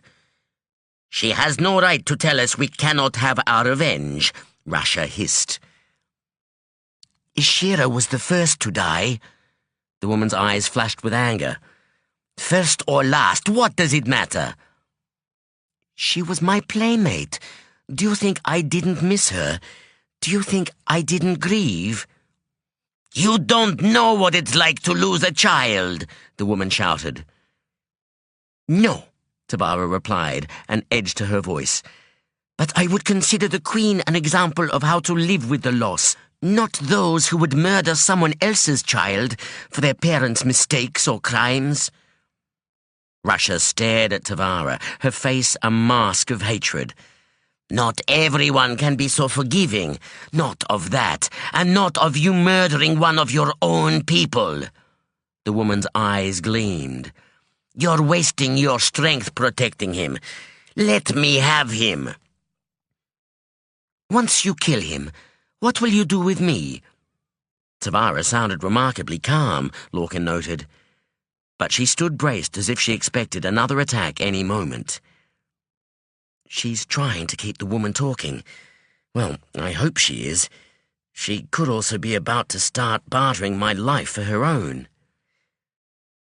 "You're coming back to Sanctuary with me.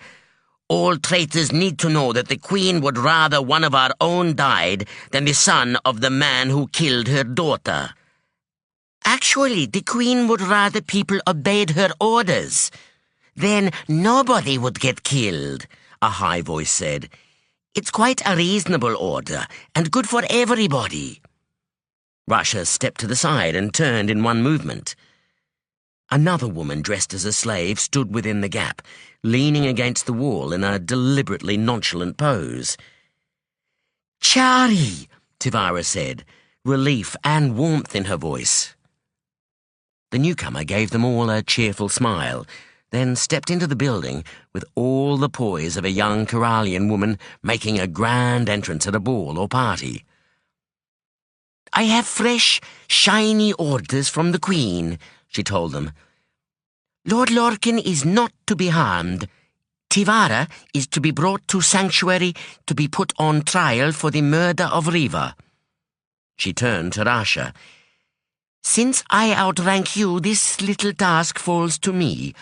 You had better run along before your master realizes you're gone and sends a whipping party after you." Rasha stared at Chari for a moment, then she hissed and stalked through the gap in the wall. The snap and crack of the woman pushing through the spiny bushes covering the hill could be clearly heard. Chari turned to regard Tavara. "You're in so much trouble." Tavara smiled. "Thanks for stepping in. How'd you know where we were?" The young woman shrugged. "I didn't. I was keeping an eye out for you, of course, but I didn't think you'd come here. It's the most obvious hiding place in this area. What were you thinking?" Tavara shrugged. "I don't know." She rubbed her face, her weariness suddenly plain to see. "We'd done so well, I thought maybe people were assuming we wouldn't head for Sanctuary." Chari shook her head. "It's just as well I was keeping an eye on Rasha. She's head watcher at the estate next to mine, and she's been sweating on catching you. When I heard she'd gathered together a group and was heading out to get you, I slipped away and followed." "A group?" Tavara frowned. "Where are the others?"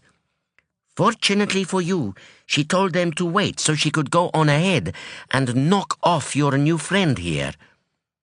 Chari glanced at Lorkin and smiled. "I got to them first and told them to go home." "I outrank you," Lorkin recalled her saying to Rasha. "She's obviously a fairly powerful traitor. And if they have ranks, then they aren't as equal as Tavara says." "Well, thank you for that." Tavara paused. "So what are you going to do with us?" Chari did not answer. She looked down, pursed her lips, and walked a few steps closer. She stopped a few steps away, then looked at Tavara searchingly. "Is it true?" "Yes." Chari nodded and sighed. "Riva was a troublemaker. If anyone was going to give you reason, she would." Tavara shook her head. "If there had been any other way." "Well, good for you for not denying it. What are your plans?" "To go home and sort this out." Chari's gaze shifted to Lorkin and moved from his head to his feet and back again. "What about him?" Lorkin decided to ignore that he was being discussed as if he wasn't there. He inclined his head politely. "Honored to meet you, Chari of the Traitors." The woman grinned and walked over to face him. "I like him. Honored to meet you too, Lorkin of the Guild. He has offered to return with me to speak in my defense at the trial." Tavara's words were quiet. Chari's eyebrows rose. "And are you wanting to go with her?" she asked of him. "Yes." Her expression became both approving and appraising. "You're a brave man. Are you going to give us what your father didn't?" "We'll discuss that when we get there," Tavara replied before he could respond. The young woman chuckled. "I'm sure you will. Of course, that's not what's supposed to happen," she told him. "You're supposed to be returned to Arvis. We're certainly not meant to bring you back to our secret home. I'll have to get permission for that." "How long will that take?" he asked. Chari considered. 6 or 7 days. We can shorten that by meeting Speaker Savara at the Tanner's huts. Savara was Tivara's mentor and mine, and is one of our leaders. If you still want to come to Sanctuary, you'll have to talk her into taking you." "How would I best do that?" Chari shrugged. "With your usual charm and enthusiasm," Tivara told him. "Don't make any promises, though. My people will regard them with suspicion if they believe them at all. You only need to mention you are willing to consider making amends for your father's betrayal, not specify how." He nodded. "I can do that." Tavara smiled. "I'm looking forward to watching you try." "As am I," Chari said. She looked down at his shoes. "How are your feet?" "Well used." "Fancy a cart ride? We have a load of feed headed for one of the outer estates tomorrow. I'm sure there's room for 2 more slaves." Lorkin looked at Tavara. "We can trust her?" She nodded. "Chari is an old friend of mine. We train together." He smiled at Chari and inclined his head. "Then I accept. In fact, it sounds like an offer too good to refuse." "Then don't."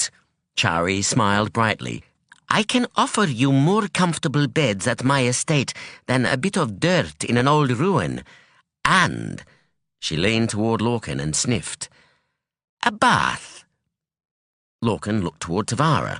She was frowning. "What's wrong?" he asked. She shook her head. "Nothing." Sighing, she looked at Chari. Are you sure Lorkin is safe at your estate? The young woman grinned. The master's a sweet old drunk. I make all the decisions there, including which slaves he buys. There is not one slave there I didn't approve of, and the few times Speaker Sneaky has tried to get one of her girls in, I've found them somewhere else to be. Tvara shook her head slowly. You're going to be a very scary woman if you ever decide to take a place at the table. You can bet on it, Chari grinned, so you'd better stay on my good side, and you'll have a better chance of that if you have that bath. Come on, let's get home before the master misses me. She wouldn't ask to meet you if there wasn't good reason, Gol said as he hurried after Sari. Is that supposed to make me feel better? Sari retorted. Well, all I'm saying is she's a sensible girl. I'd much rather she was not sensible with no good reason to see me. Sari scowled. If she's sensible and has a good reason, then there's a better chance something bad has happened. Gol sighed and said nothing more. Sari wove past boxes and tubs of rotting food in the alley. At least I know that Annie is still alive, he thought. Gol had occasionally tried to find her, and Sari had been pleased that he'd failed, and tried to tell himself it was because she'd succeeded in hiding rather than because her corpse had never been found or recognized. Near the end of the alleyway, he stopped and hammered on a door. After a short pause, the door swung inward, and a man with a scarred face ushered them inside. A familiar woman stepped out of a side door to meet them. "Sonea," Sari said, managing a half-smile. "How's business?" "The usual," she said, the corner of her mouth lifting into a wry smile.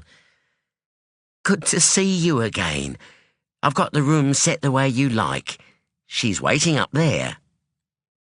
"Thanks." He and Gol climbed the stairs. Worry made him edgy, and he couldn't help glancing through doorways and around corners for signs of ambush.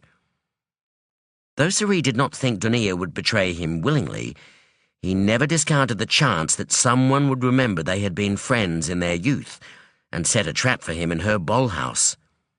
Or spy on him.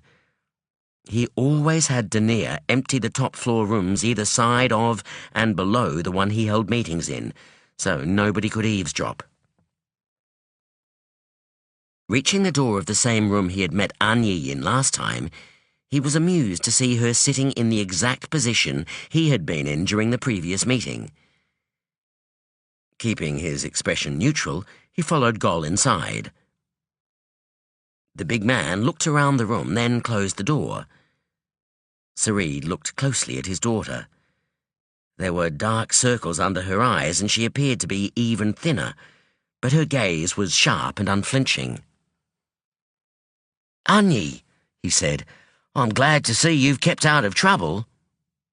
The corner of her mouth twitched. "It's good to see you're still alive too.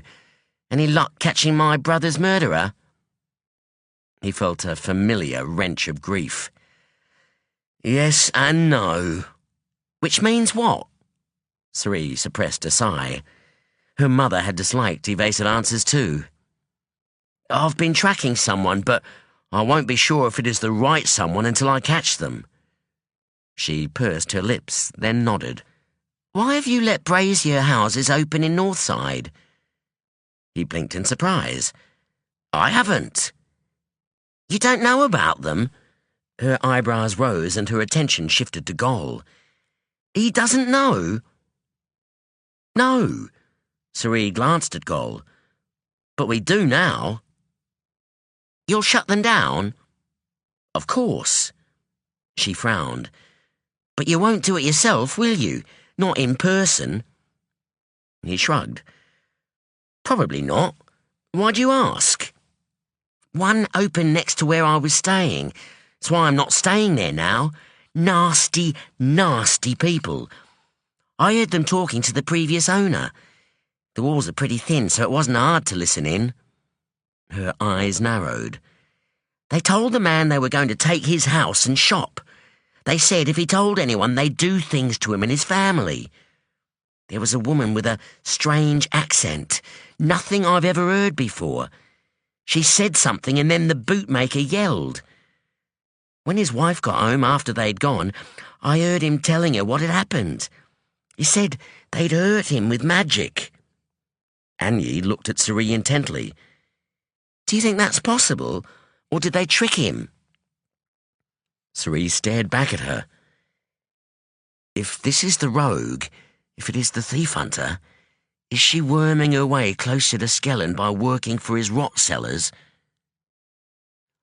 "A strange accent," he repeated. "Did you get a look at her?" "Yeah." "No, but there have been rumours of rogue magicians in the city for years. It kind of makes sense if they're foreigners. Magicians from countries outside the Allied lands aren't going to be part of the guild." She paused, then shrugged. "Of course, she could have been faking it." Serene nodded approvingly. "You were right to leave. Better to assume she has magic and get out of there. Have you got another hiding place?" She scowled. "No, I had a few, but they've all been spoiled in one way or another." She looked up at him. "You're doing okay from the look of it." "I'm not sure how much of that is because of what I've done, or sheer luck," he admitted.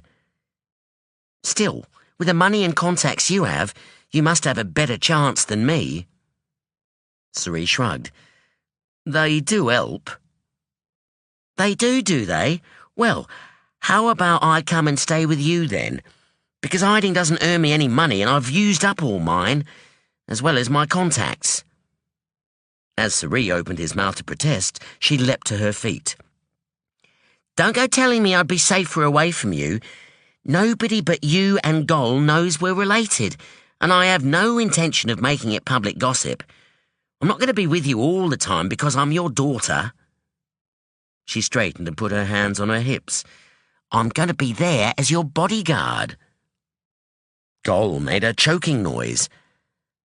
"Anyi," Suri began, "face it, you need one. Gol's getting old and slow. You need someone young, someone you can trust as much as him." Gol's choking became a spluttering. "Youth and trustworthiness aren't all that a bodyguard's got to be," Suri pointed out. She smiled and crossed her arms. "You don't think I can fight? I can fight. I've even had some training. I'll prove it." Suri bit back the sceptical remark he would normally have made. "She is my daughter. We haven't exchanged this many words in years. I'll gain nothing by dismissing her. And, well, perhaps she does have a little of her father's talent." "Well then," he said, "how about you do that? Show me how old and slow Gol is." He nearly laughed loud at the expression on his bodyguard's face. Gol's look of hurt and dismay changed to wariness as Anyi turned to face him and dropped into a crouch. There was a glint of metal in one hand. Suri hadn't seen her reach for the knife. He noted the way she held it and nodded in approval. "This could be interesting." "Don't actually kill him," he told her. Gol had recovered from his surprise now and was drawing closer to Anyi with the careful, well-balanced steps that Serene knew so well. He slowly drew out a knife. The big man might not be fast on his feet, but he was as solid as a wall and knew how to use an adversary's momentum and weight against him. Or her. Annie was edging closer as well, but Suri was pleased to see she wasn't rushing in. She was circling Gol, though, and that wasn't good. A bodyguard ought to keep him, or herself, between an attacker and the person they were supposed to be protecting. I'll have to teach her that.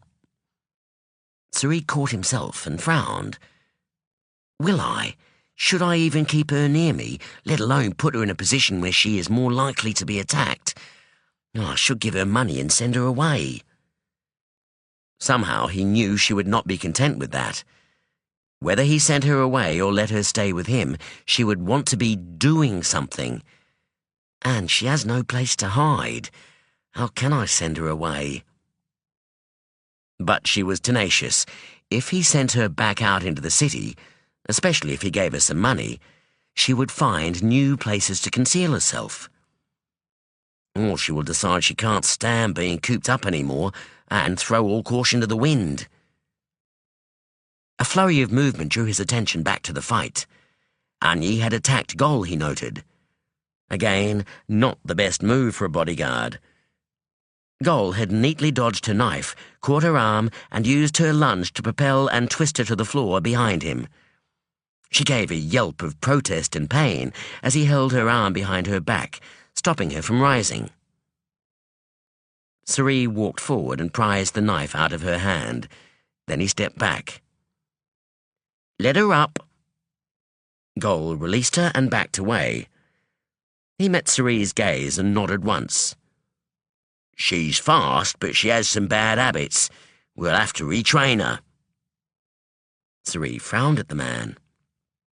"He's already decided I'm going to keep her." Rising to her feet, Anyi narrowed her eyes at Gol, but said nothing. She glanced at Suri, then looked at the floor. "I'll learn," she said. "You have a lot to learn," Suri told her. "So you'll take me on as a bodyguard?" He paused before answering. "I'll consider it once you've been trained right, and if I think you're good enough. Either way, you're working for me now, and that means you must do what I tell you. No arguments. You obey orders, even if you don't know why." She nodded. "That's fair." He walked over to her and handed back the knife. "And Gol's not old. He's close to the same age as me." Anyi's eyebrows rose. "If you think that means he's not old, then you really do need a new bodyguard."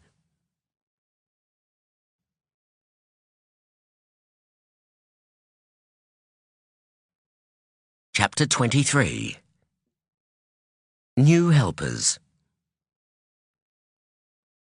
Hill and Nakia stepped into the examination room as the last patient Sonea had seen left, a woman who was trying, unsuccessfully, to give up Roet. Sonea had healed the woman, but it had made no difference to the cravings. "There's something I need to show you," Nakia said. "Oh?" Sonea looked up from the note she had been taking. "What is that?" "Something," Nakia said. She smiled, and her eyes widened meaningfully. Somehow Sonea's heart managed to skip a beat and then, straight after, sink to her stomach. If Suri had merely sent a message, Nakia would have delivered it. This meaningful look suggested that more than a note had arrived, and Sonea suspected that something was Suri. He knew she didn't like him coming here. Still, there had to be a good reason for him doing so. Rising, she stepped out of the room and followed Nakia down the corridor. They entered the non-public part of the hospice. A pair of healers stood in the hallway, heads close as they talked in whispers, door, but shifted to Sonea as she appeared. They immediately straightened and inclined their heads politely. "Black Magician Sonea," they murmured, then hurried away. Nakia led Sonea to the door they'd found so interesting, and opened it. Inside, a familiar figure sat on a short ladder, between rows of shelving filled with bandages and other hospice supplies. He stood up. Sighing, Sonea stepped inside and pulled the door closed behind her. "Suri," she said, "is it good news or bad?" His mouth twisted into a wry smile. "I'm good, thanks for asking. How are you?" She crossed her arms. "Fine." "You seem a bit cranky." "It's the middle of the night, yet for some reason we have as many patients as we get during the day. Nothing I try cures Roet addiction. There's a rogue magician loose in the city, and instead of telling the guild about it, I'm risking the little freedom I have by working with a thief who insists on visiting me in a public place. And my son is still missing in Sachaka. I'm supposed to be in a good mood." Suri grimaced. "I guess not. So, no news on Lorkin?" "No," she sighed again. "I know you wouldn't have come here if there wasn't a good reason, Suri. Just don't expect me to be all calm and relaxed about it. What's the news?" He sat down again. "How do you feel about another thief helping us find the rogue?" Sonea stared at him in surprise. "Is it anyone I know?" "I doubt it. He's one of the new lot, Farron's successor. Name is Skellen." "He'd have to have a lot to offer for you to consider it."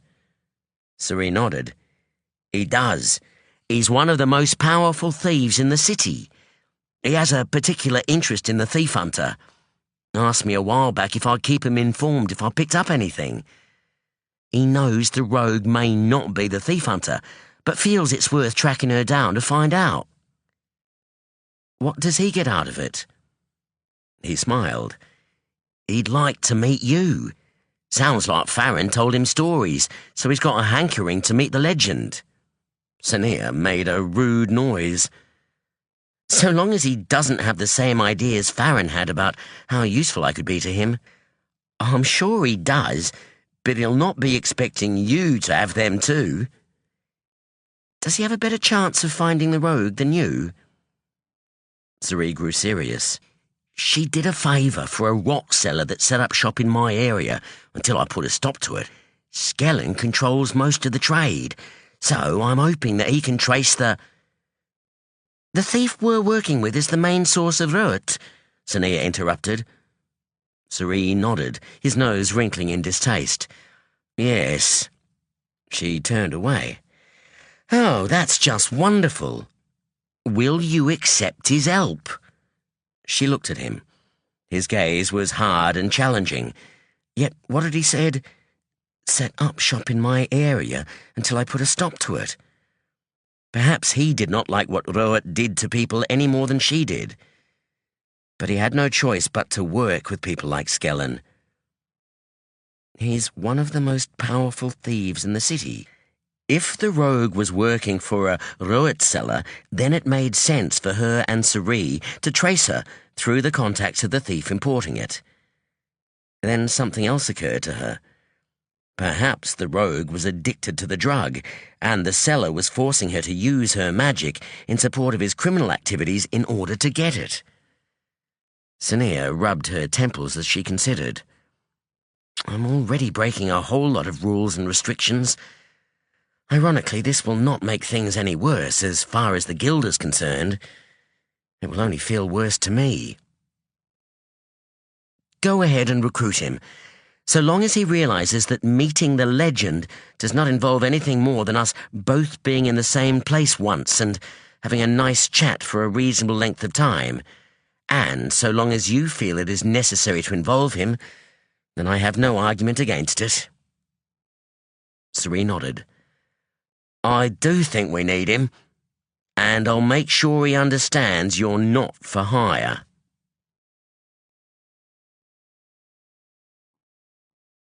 Climbing out of the carriage, Danil and Achati turned to take in their surroundings. The road they had been travelling northwards along ended where it met an east-to-west running thoroughfare. A stream ran alongside the new road. Hills surrounded them, rocks jutting out from wild vegetation. "We'll wait here," Achati said. "How long do you think?" Danil asked. "An hour, maybe 2. Achati had arranged for the group of local magicians who would provide magical support to meet them at the junction. They were bringing a tracker. He'd explained that if they got as far as the mountains and had to leave the road, the risk of being attacked by the traitors would increase dramatically. The Sachakan turned and spoke to his slaves, instructing them to bring out food for him, Danil, and themselves.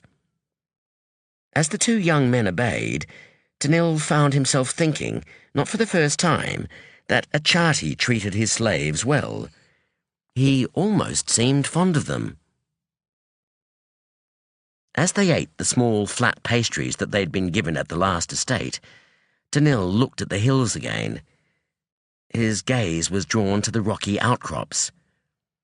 He frowned as he noticed how some were more like piles of boulders. In places, these boulders fitted together much too well to be natural. "Is that a ruin up there?" he asked, turning to Achati. The man looked where Danil was pointing and nodded. "Probably. There are a few in this area." "How old are they?" Achati shrugged. "Old." "Do you mind if I have a look?" "Of course not," Achati smiled. "I'll signal to you if the others arrive." Finishing the pastry, Danil crossed the road and set off up the slope. The hill was steeper than it had looked from the carriage, and by the time Danil reached the first pile of boulders, he was breathing hard. Examining the pile, he decided it was part of a wall. For a while he moved across the slope, finding more sections of wall and resting to catch his breath. When he'd recovered, he decided to see what this fortification surrounded, and headed uphill. The vegetation grew thicker and taller the closer he got to the summit. He caught his sleeve on a prickly shrub, managing to tear the material, after which he gave such plants a wide berth. It was easy enough to dry cloth with magic and even remove some stains, but mending tears was beyond him. Join the fine thread somehow, but it would take time and concentration. He realized with dismay that while he could see remnants of more walls ahead, they peeked out of a mass of tangled, prickly bushes. He created a magical shield so he could push past them. There was a flat section at the top, within the low walls that were all that was left of a building, but other than that, there was nothing to see but weathered stones. "I'm not going to learn anything here," he decided, "not without digging all this up." He looked out over the fields below, noting the mountains in the distance. To the west, dark clouds lurked, suggesting a break in the dry, sunny weather they'd enjoyed since leaving Arvis. He could not guess how long it would take for the rain to reach them. Leaving the building, he headed back to the road. A little way down the slope, the vegetation parted, and he had a clear view of the carriage and road below. Achati was sitting in the narrow doorway of the vehicle. As Danil watched, the handsome slave called Varn knelt before the magician and held out his hands, palm upward. Something in Achati's hand caught the light. A knife. Danil's heart lurched and he stopped. Achati lifted the highly decorated blade that usually sat in its sheath at his side and lightly touched the slave's wrists. He sheathed the knife and grasped the man's wrists with both hands. Danil watched, his heart racing. After only a short pause, Achati let the slave go. "I guess this means Varn is Achati's source slave," Danil thought. He realized his heart was not racing with fear. More like excitement. I just witnessed an ancient ritual of black magic. Magic had passed from slave to master, and it hadn't involved anyone being slaughtered. It had been remarkably serene and dignified. The young man did not stand up, but drew closer to his master. Instead of keeping his gaze lowered as he usually did, he looked up at Achati. Danil stared, fascinated by the man's expression. If I'm not imagining things at this distance, I'd say it was adoring. He smiled to himself. I guess it would be easy to love a master that treated you well. Then the slave smiled and stepped very close to Achati. The magician placed a hand on the young man's cheek and shook his head. He leaned forward and kissed Varn on the lips. The slave moved away again, still smiling. Danil realized several things at once. Firstly, that the next thing both of the men were likely to do was glance around themselves to see if anyone had seen them. He looked away so that they didn't catch him watching them and continued down the slope. Secondly, that the slave didn't just love his master, he loved his master. And thirdly, that the way Achati had caressed the young man's face suggested there was more to his ownership of Van than having a slave for pleasure. Is this the only way it works here? He wondered. What of men of similar rank? But he did not have time to consider it. As he broke free from the dense vegetation, he stopped to look down the road toward the west and saw 5 men and a cart not far along it. They would reach the junction soon. Danil hurried down the hill and stopped on the road, beckoning as Achati saw him. The Sachakan rose to his feet and walked over to join him. "Excellent timing, Ambassador Danil," he said, squinting at the figures in the distance. "Did you find anything up there?" "Lots of thorny plants," Danil replied ruefully. "I'm afraid your friends are about to meet a shabby Kyralian." Achati looked down at Danil's torn robe. "Ah, yes, Sachakan vegetation can be as prickly as its people. I'll get Van to mend it for you." Danil nodded in gratitude. "Thank you. Now, is there anything in particular I should say or do in greeting our new companions?" Achati shook his head. "When in doubt, let me do the talking."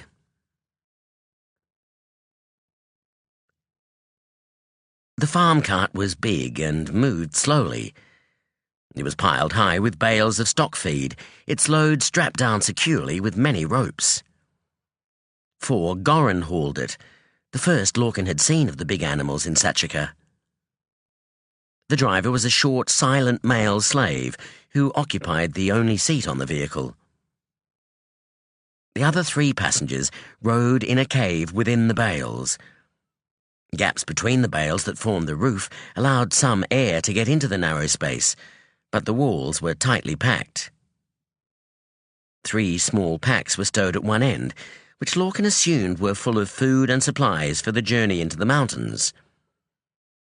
Chari and Tavara were sitting either side of him on a seat of bales running along the gap, which meant he had to turn his back on Chari to look at Tavara, and vice versa. Chari nudged his arm with her elbow. "More comfortable than walking, right?" "Definitely. Was this your idea?" She waved a hand dismissively. "No, we've been doing this for centuries. Got to move slaves about somehow." He frowned. "Won't any traitors seeing a cart like this suspect there's someone travelling inside, then?" Chari shrugged. "Yes, but unless they've got a good reason, they won't approach us, especially not during the day. Slaves don't stop other estates' carts. None of their business. If an Asharki saw them doing it, they'd think it odd and investigate." She frowned. "Keeping you hidden has the added benefit of preventing confrontations like the one you had with Russia. I have the authority to stop traitors like her. Don't worry, not all of us want you dead.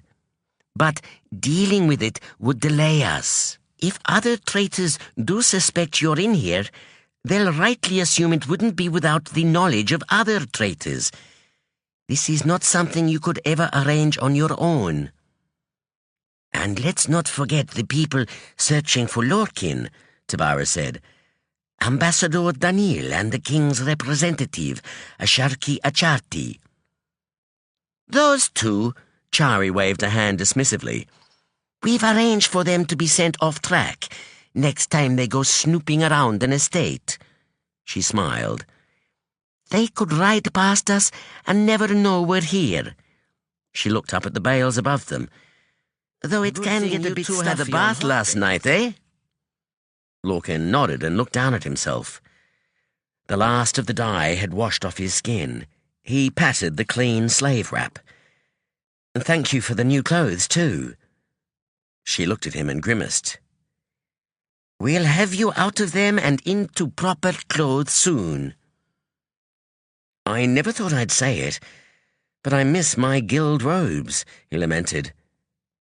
"Why didn't you like them before?" "Because every magician wears them. It gets a bit boring. The only change you get is when you graduate from a novice to a magician, unless you become one of the higher magicians, and most of them only wear a different colour sash." "A novice is a student, right? How long do they stay novices for?" "All new entrants to the guild are novices. They spend about 5 years in the university before they graduate." "So, what sorts of magic do you learn at the university?" "At first, a range of things," he told her. "Magic, of course, but also non-magical studies like history and strategy.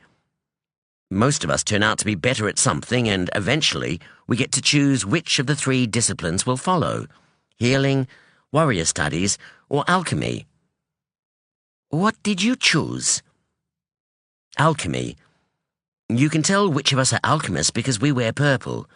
Healers wear green and warriors wear red." Chari frowned.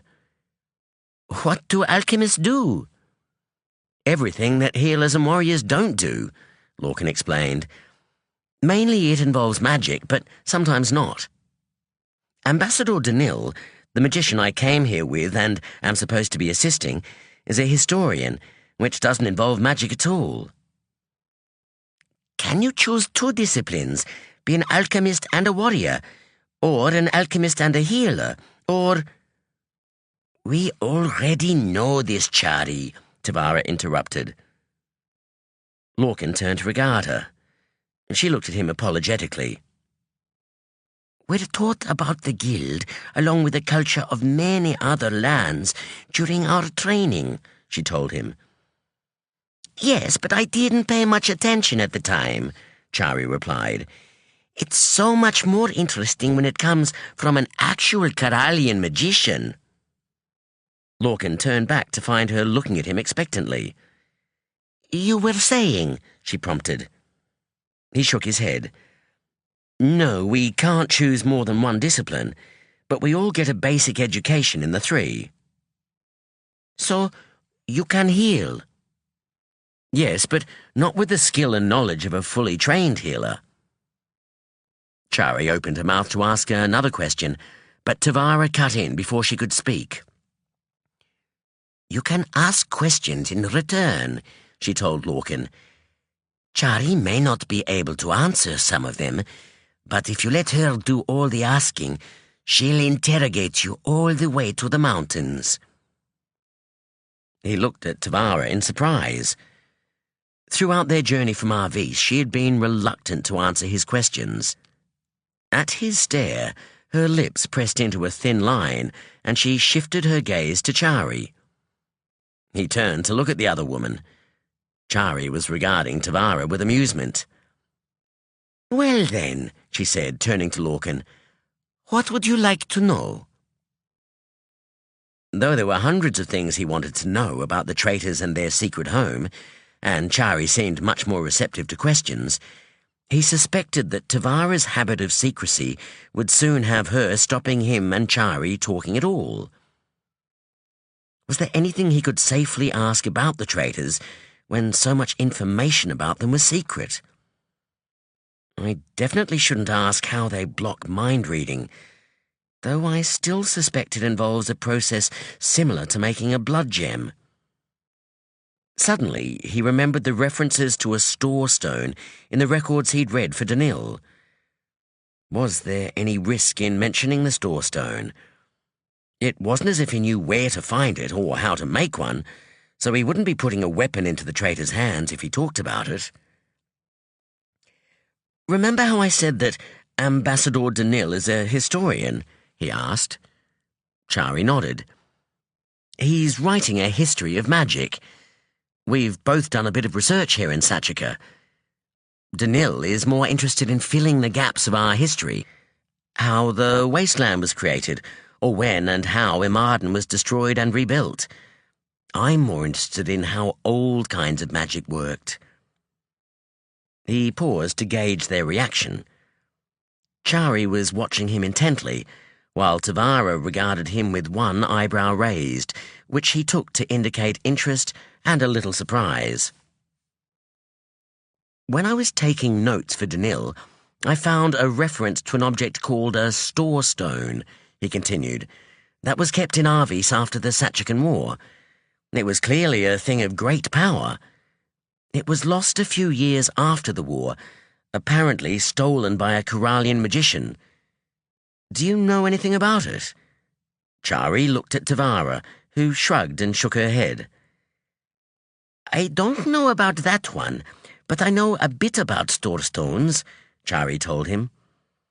"Anyone would guess from the name that they are stones that store power, which would be very useful.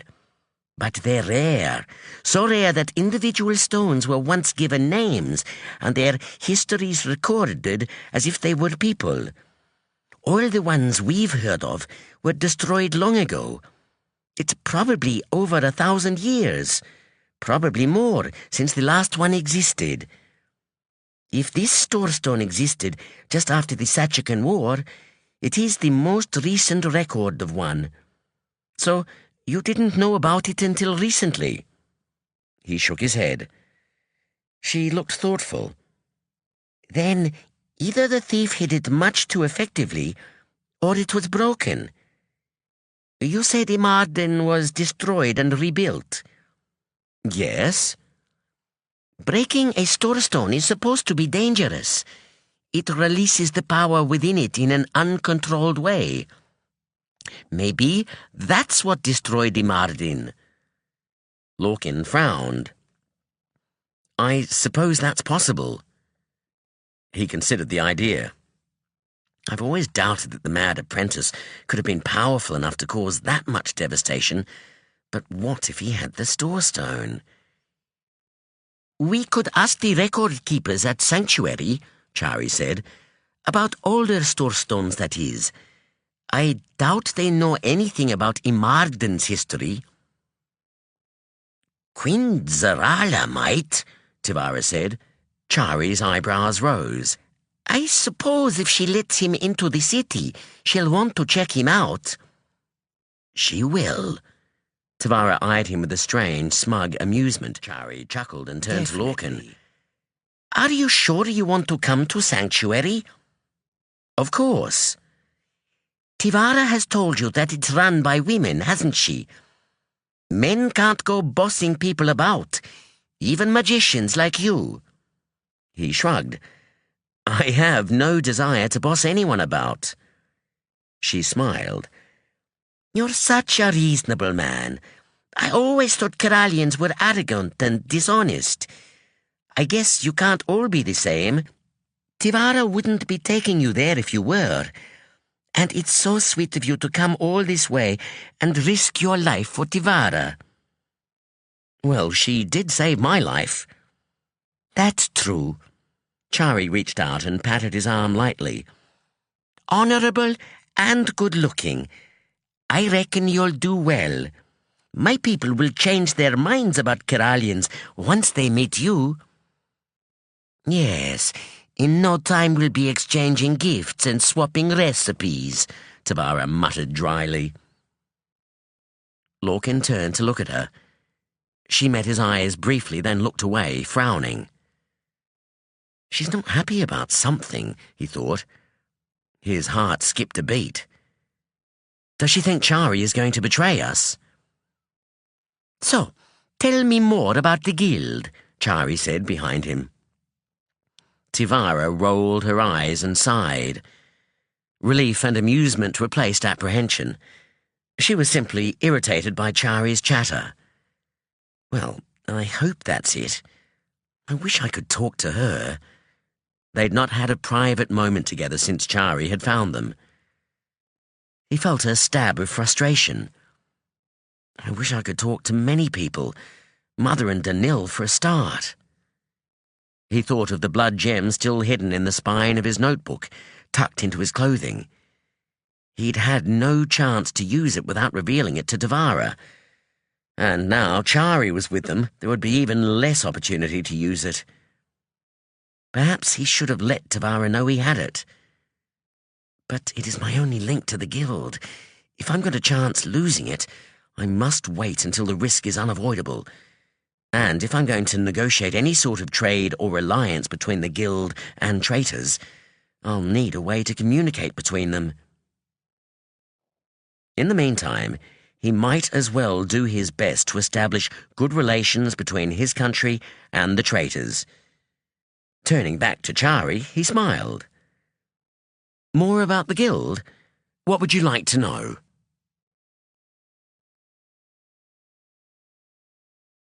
Chapter 24. The Allies You Need. Sunny House was living up to its name. Warm sunlight bathed the garden and ruins, setting the more colourful flowers glowing in a sea of green vegetation. Skellen was waiting for Suri in the same shelter they had met in last time, his guard standing nearby. Gol stopped, as far from the shelter as the other guard was. Suri walked on, resisting the urge to turn and look behind, but not because of his friend and bodyguard. As always, he'd arranged for some of his people to follow and watch, ready to help if he needed them, or warn of approaching danger. He called them his shadow guard. Only this time there was a new face among the familiar ones. Anyi. She was learning fast. She was quick and agile, and a bit too reckless at times. It had turned out, though, that the risks she took were often more out of ignorance than foolishness, and she was taking in his and Gol's instruction with reassuring enthusiasm and intelligence. Ordering her to follow and watch was the safest way to let her feel she was doing the job she wanted, without risking revealing her identity to anyone or putting her in real danger. Yet the streets they'd passed through were never completely safe, and he couldn't help worrying that some stupid thug would try something with her, and it would lead to a fight. As Suri reached the shelter, Skellen rose to greet him. "What do you have to tell me, friend?" the other thief asked.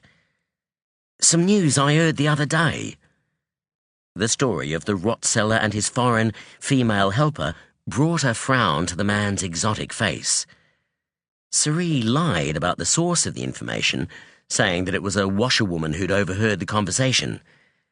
Better to keep Anyi's name out of this. Was all Skellen said. He looked displeased, perhaps even angry. "I also informed my friend that you would like to meet her," Suri added. "She agreed to it." Skellen's gaze lightened and he straightened his shoulders. "Did she?" He rubbed his hands together and smiled. "Well, that's something to look forward to.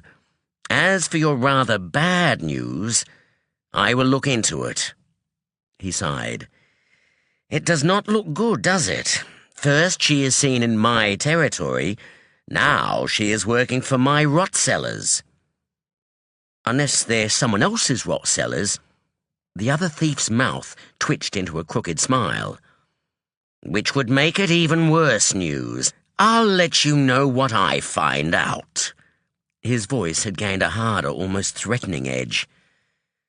"That's more like what I'd expect from a man with his power in trade," Suri thought.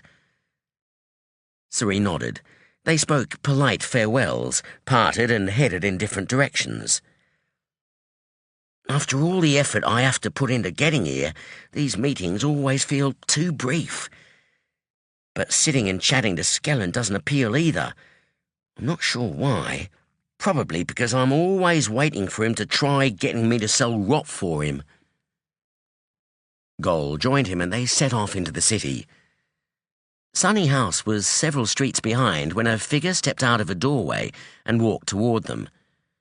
Suri tensed, then relaxed as he recognized Anyi, then tensed again as he realized she was disobeying his orders. She wasn't supposed to approach him until they were back at the hideout. Maybe she needs to warn me of something. Annie nodded to him politely, her expression serious, then fell into step beside him. "So," she said, her voice low, "you got a good reason to be working with the King of Rot?" Cerie glanced at her, amused. "Who calls him that?" "Half the city," she replied. "Which half?" "The lower half." "I'm from the lower half, so why haven't I heard of it?" She shrugged. "You're old and out of touch. So, have you got a good reason?" "Yes." They walked in silence for several paces. "Because I hate that man," she added suddenly. "We had no rot here until he came along." Cerie grimaced wryly. "If he hadn't brought it, someone else would have." She scowled. "Why don't you sell it?" "I have standards. Pretty low standards, but that's to be expected. I'm a thief." "There's a big difference between what he does and what you do." "You have no idea what I do." "That's true," she frowned, "and I'm not in a hurry to find out. But why don't you deal in rot?" He shrugged. "Rot makes people unreliable. If they lose interest in making a living, they don't want loans. If they can't work, they can't pay back the loans. If they're broke, they can't buy things. If they die, they're no good to anyone. Rot isn't good for business, unless it is the business. And if it was no worse than Bol, I'd be lining up to trade in it." Annie nodded, then let out a long sigh. "It sure does make people unreliable. I had a friend. We worked together. We're going to do things together. My friend helped me out when you told me I had to hide. But we started to run out of money a lot faster than we should have. I knew my friend took rot, only enough to relax and sleep. When it ran out, my friend disappeared off to get more. I went next door to talk to the neighbour's wife, so I was out when my friend returned. With 2 thugs. I heard them talking. My so-called friend was going to sell me out." Cerie cursed. "Did he know why you were hiding?" "Yes." "So the thugs know too?" "I guess so." Cerie glanced at Gol. "They probably wanted to sell Annie on to someone better positioned to use her against you," the big man said. "Her boyfriend will have only wanted fast money." "So there are 2 thugs out there who know too much," Cerie said. He turned to Annie. "Would you like this former friend killed?" She looked at him sharply. "No." He smiled. "Would you mind if I had the thugs killed?" Her eyes widened, then narrowed. "No." "Good, because I would have them killed whether you minded or not, but I'd rather be certain we got the right ones, and that'll be easier if you can pick them for us." She nodded. Then she looked at him sidelong. "You know, nobody uses that old slum slang anymore. Pick is so old-fashioned." "I'm an old-fashioned kind of man." They turned into a wider street which was full of vehicles and people and noise. He lowered his voice. "Just so you know, the reason for today's meeting is to find the person who you were hiding from." Annie paused in scanning the street to glance at him. "Guess that's a good reason to be talking to the King of Rot. Can I watch when you kill the murderer?" "No." "Why not?" "Because I won't be killing her. I doubt I could if I tried." "It's a woman. Why can't you kill her?" She sent him another quick look, this time full of confusion. He chuckled. "Don't worry, I'll explain when the time is right." "I bet Regan wishes he was here," Sonea thought, as the young female healer was led to the front of the Guildhall. The woman wasn't one of the healers who worked at the hospices, so Sonea did not know her well. Lady Venara had explained that she was from one of the city's less powerful houses, a younger daughter sent to the guild in order to gain prestige and healing for the family without charge. The healer had been overheard relating how she had used magic for a smuggler, and, when the information had been reported, she'd been summoned to a hearing by the higher magicians. Rumours claimed that the smuggler was her cousin. It was the first time anyone had been accused of breaking the new rule against magicians working for criminals. It's going to be interesting to see how the higher magicians deal with this. Regan will be itching to know what is decided. I expect he'll pay me a visit tonight to find out the details. She realised the prospect didn't bother her that much. Though she could never completely relax in Regan's company, he seemed genuinely concerned about the new rule and how it affected the welfare of magicians. And, of course, he was keen to find the rogue. But he didn't drone on about it like some magicians might, and never outstayed his welcome. Because he's a man who'd prefer to take action than whinge about something. She stilled in surprise. Had she just found something admirable in Regan's character? Surely not. Of the rogue, there had been no news. Most nights, Sonea worked at the same hospice in Northside, knowing this would make it easier for a messenger from Suri to find her. But no messages had come since he'd visited personally to tell her he was enlisting the help of another thief. Below her, Administrator Ozen turned to the higher magicians. Lady Tarley is charged with breaking the new rule forbidding a magician to be involved in or benefit from criminal activity, he told them. We are to decide if this is true and, if so, how she is to be punished. He turned to look at a pair of magicians standing to one side. I call on Lord Jarwin to speak as witness. One of the pair, a middle-aged healer, stepped forward. He was frowning, and the way he was trying not to look at Lady Tarley made it obvious that he was uncomfortable about speaking against her. Please tell us what you heard, Ozen said. The man nodded. A few nights ago I was gathering cures from a storeroom when I heard voices at the rear of the room. One of the voices belonged to Lady Tarley. I heard her say quite clearly that what was inside some boxes wasn't legal. Well, that attracted my attention, and I stopped to listen. She went on to say that she didn't want to know what was in them. Then she moved them, healed a man, then went home. His frown deepened. And that someone was stupid for thinking something so big and heavy could be moved by one man. What did you do then? Ozen asked. Jarwin grimaced. I left the room and went on working. I needed time to think about what to do. A few hours later I decided I had to tell Lady Venara what I'd heard. That is all you overheard? Yes. Then that is all for now. And the man retreated to his former position. Ozen turned to the young healer. Please come forward.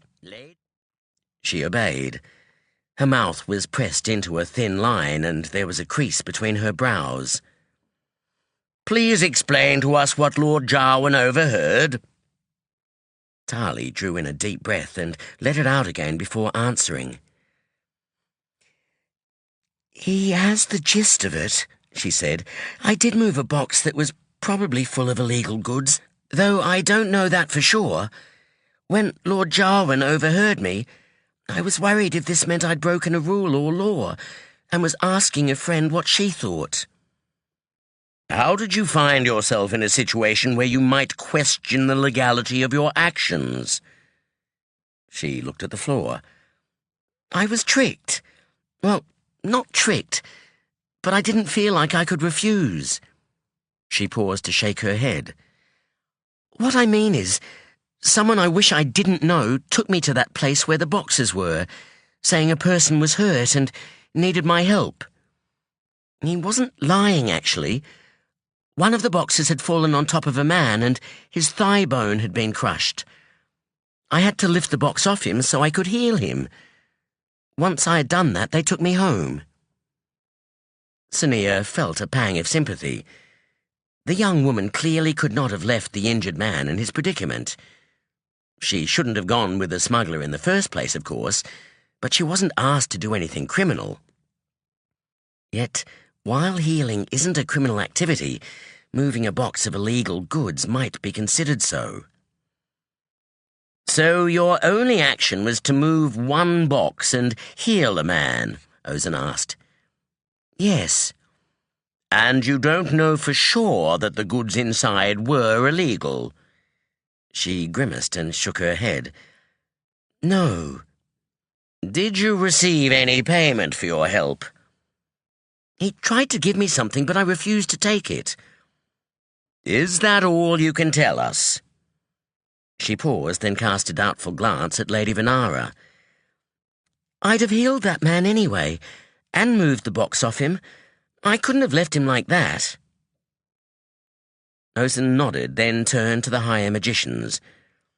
"Any questions for Lady Tarley or Lord Jarwan?" "I have one for Lady Tarley. Has this man asked favours or services of you before?" Lord Garel asked. "No." "What is your connection to him, then?" Tarley looked at Ozan and bit her lip. "He has done work and favours for my family, though it was years ago, before anyone knew he was involved in anything illegal." "Could you take someone back to the place these goods were stored?"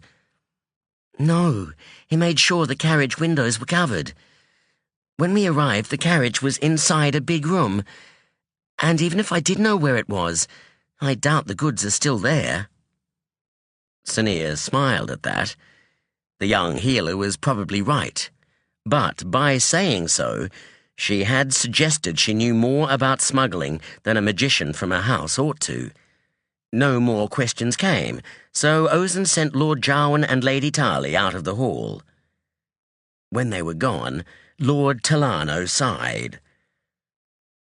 "This is ridiculous," he said. "She only did what any healer ought to do. She shouldn't be punished for that." "She wasn't paid," Garel added. "She didn't benefit from it. I see no wrongdoing here." "The rule forbids involvement in criminal activity as well as benefiting from it," Venara pointed out. "But I agree, moving a box is hardly involvement in crime." "Still, we ought to be discouraging magicians from having anything to do with such people," Lord Pekin said. "Which, as we established recently, is too difficult to enforce and apparently unfair to some guild members," Garel reminded him. "Has she clearly broken a rule?" Ozan asked. None of the magicians answered. Several shook their heads. "Does anybody believe she should be punished?" The question received the same response. Ozan nodded. "Then, unless anybody disagrees with me, I will declare she has broken no rule. I will also let it be known that Lord Jarwan acted correctly in reporting what he heard, and state that tests of the new rule are beneficial and to be encouraged. We don't want anyone taking today's decision as an indicator that doing favours for dubious characters will always be overlooked." "Do you think Lady Tarley would agree to identify this man and confirm his activities for the guard?" Rothan asked, looking back at Lady Venara. "I imagine she would be reluctant," Venara replied. "If he had enough influence to force her to this store, then he may have enough to prevent her speaking against him. I will ask her, but only if the guard does require her help." "If she agrees and a conviction is achieved, it will discourage criminals from taking advantage of magicians," Ozan said. He called the young healer back in and told her their decision. She looked relieved. "And perhaps a little annoyed to have been put through this," Sonea observed. Ozen announced the meeting over, and the higher magicians began to leave. As she reached the floor of the hall, she found Rothan waiting for her. "What do you think?" he murmured to her. "I think the new rule is going to be ineffective at keeping magicians and criminals apart," she replied. "But in the past, someone of her status would never have been reported, not even if what she'd done was clearly wrong." "No, but there is nothing to stop that sort of bias returning, as magicians realize the limitations of the new rule. I won't be convinced it's an improvement unless the degree of harassment of lower-class origin magicians lessens."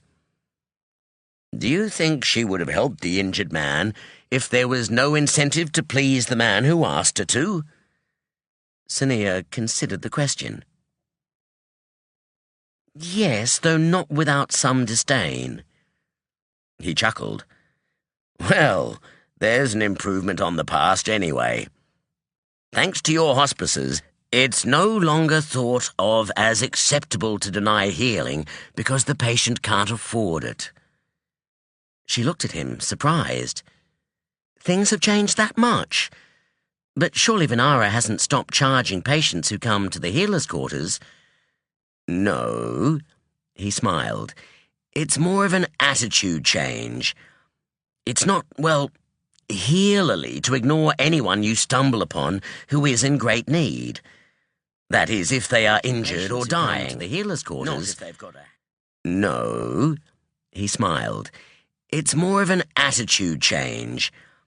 It's not, well, healerly to ignore anyone you stumble upon who is in great need. That is, if they are injured or dying. Not if they've got a hangover or the winter cough. It is as if the ideal for a healer to aspire to is now someone who has Venara's cleverness and your compassion." She stared at him in disbelief and dismay. He laughed. "I'd love to come to the end of my life knowing I'd made a change for the good. But despite all my work, I don't think I will. But now I see how uncomfortable it makes you.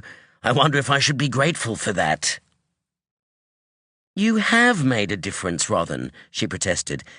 "I'd have never become a magician if it were not for you. And what is this talk of your life ending?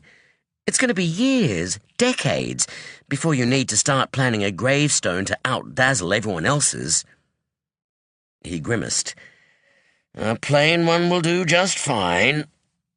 "That's good, because by then there'll be no gold left in the Allied lands, except what's on magicians' headstones.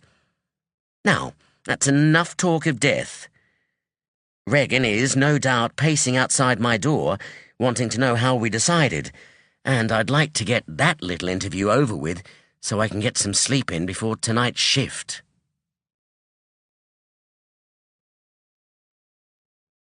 Nine men now rode on either side of Achati's carriage each day. 4 Sachakan magicians, their source slaves, and one of the grey-skinned Duna tribesmen from the north, who had been hired as a tracker.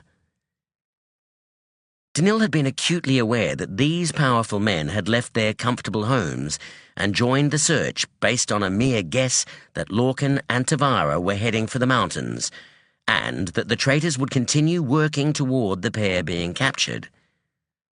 If he was wrong, it would be embarrassing at the least. If the 4 magicians doubted Danil's reasoning, they hid it well.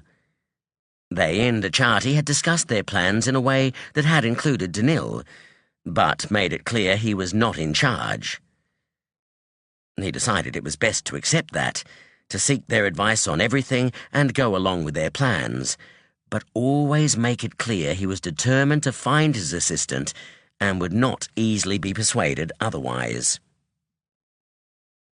One had asked the Duna tribesman, Un, if he thought Lorkin and Tavara were heading toward the traitor home. The man had nodded and pointed toward the mountains. The tribesman rarely spoke, and if he did, he used as few words as possible to get across his meaning. He wore only a skirt of cloth on top of which a belt was strapped, hung with little drawstring bags, strange carvings, and a small knife in a wooden sheath. At night he slept outside, and though he accepted food brought to him by the slaves, he never spoke to them or ordered them about. I wonder if all his people are like this. "What are you thinking?" Danil blinked and looked at Achati. The Sachakan was regarding him thoughtfully from the opposite seat in the carriage. "About Un. He has so few possessions and seems to need so little, yet he does not behave like a poor man or beggar. He is dignified." "The Duna tribe have lived the same way for thousands of years," Achati told him. "They are nomads, constantly traveling. I suppose you would learn to keep only what you most needed if you had to carry it all the time." "Why do they travel so much?" "Their land is constantly changing. Cracks open up and leak poisonous fumes. Molten black rock from the nearby volcanoes spills over the land, or scorching ash falls on it. Every few 100 years or so, my people have tried to take their lands, either by force or by establishing towns and claiming the land by settling on it. In the first case, the Duna vanished into the dangerous shadows of the volcanoes, and in the latter, they simply traded with the settlers and waited. It soon becomes clear that crops won't grow consistently and animals die there, and each time my people have abandoned the villages and returned to Sachaka. The Duna return to their old ways and—" Achati stopped as the carriage turned and looked out of the window. "Looks like we have arrived." They passed low white walls, then a pair of open gates. As soon as the carriage stopped, Achati's slave opened the door. Following his companion out, Danil looked around at the courtyard and the slaves lying face down on the dusty ground. The rest of the magicians, their slaves, and the Duna tribesmen dismounted, and Achati stepped forward to speak to the head slave. "I wonder how many of these slaves are traitors," Danil thought. At each estate they'd stayed at, with the permission of the owners, the Sachakans had read the slaves' minds. Many believed that some of the country estates run by slaves, and a few by Ashaki, were actually controlled by traitors and were secret training places for spies. This estate was run by an Ashaki. Danil's helpers had decided it was the safest one in the area to investigate. Even so, the thought that they might be in a place effectively controlled by traitors sent a small shiver of excitement and fear down Danil's spine. If the slaves were all traitors, did that mean they were also magicians? If they were, they outnumbered the visitors. But even if they were all spies and black magicians, they would need a strong reason to attack a group of visiting Ashaki. The inevitable retaliation would force them to abandon their hold on the estate. The head slave took them all to the master's room. The Ashaki owner, an old man with a limp, greeted them warmly. When they explained why they were there and that they needed to read the minds of his slaves, he agreed reluctantly. "It is likely there are traitors among my slaves," he admitted, "considering how close we are to the mountains, but they seem to have a way of hiding it from their thoughts." He shrugged, suggesting that he'd given up on finding them. After an hour, all the slaves but a few field workers had been read. The Ashaki visitors retired to the guest rooms, where they lounged on cushions and discussed what they had learned, after first sending away the slaves sent to attend to them. "A female slave from another estate visited last night," one of the Ashaki said. "She wanted food for 4 people. A lone woman was seen arriving and leaving by one of the field workers. She took food to a stock cart." "We heard about this stock cart last night," Achati said. "Is it the same one? Is it unusual for a cart to be traveling this way?" It's not unusual for more prosperous estates to sell food to less fertile ones at the foot of the mountains. They are in the cart, stated a new voice. All looked up to see Unn standing in the doorway. He looked oddly out of place indoors, Danil noted. Like a plant which you know will die from lack of sunlight. A slave told me, the man said. He turned and walked away. The Ashaki exchanged thoughtful looks. None of them questioned Unn's claim, Danil noted. What reason would the tribesman have to lie? He is being paid to find Lorkin and Tavara. Achati turned to Danil. You were right, Ambassador. The traitors do want us to find them, and they have finally given us directions.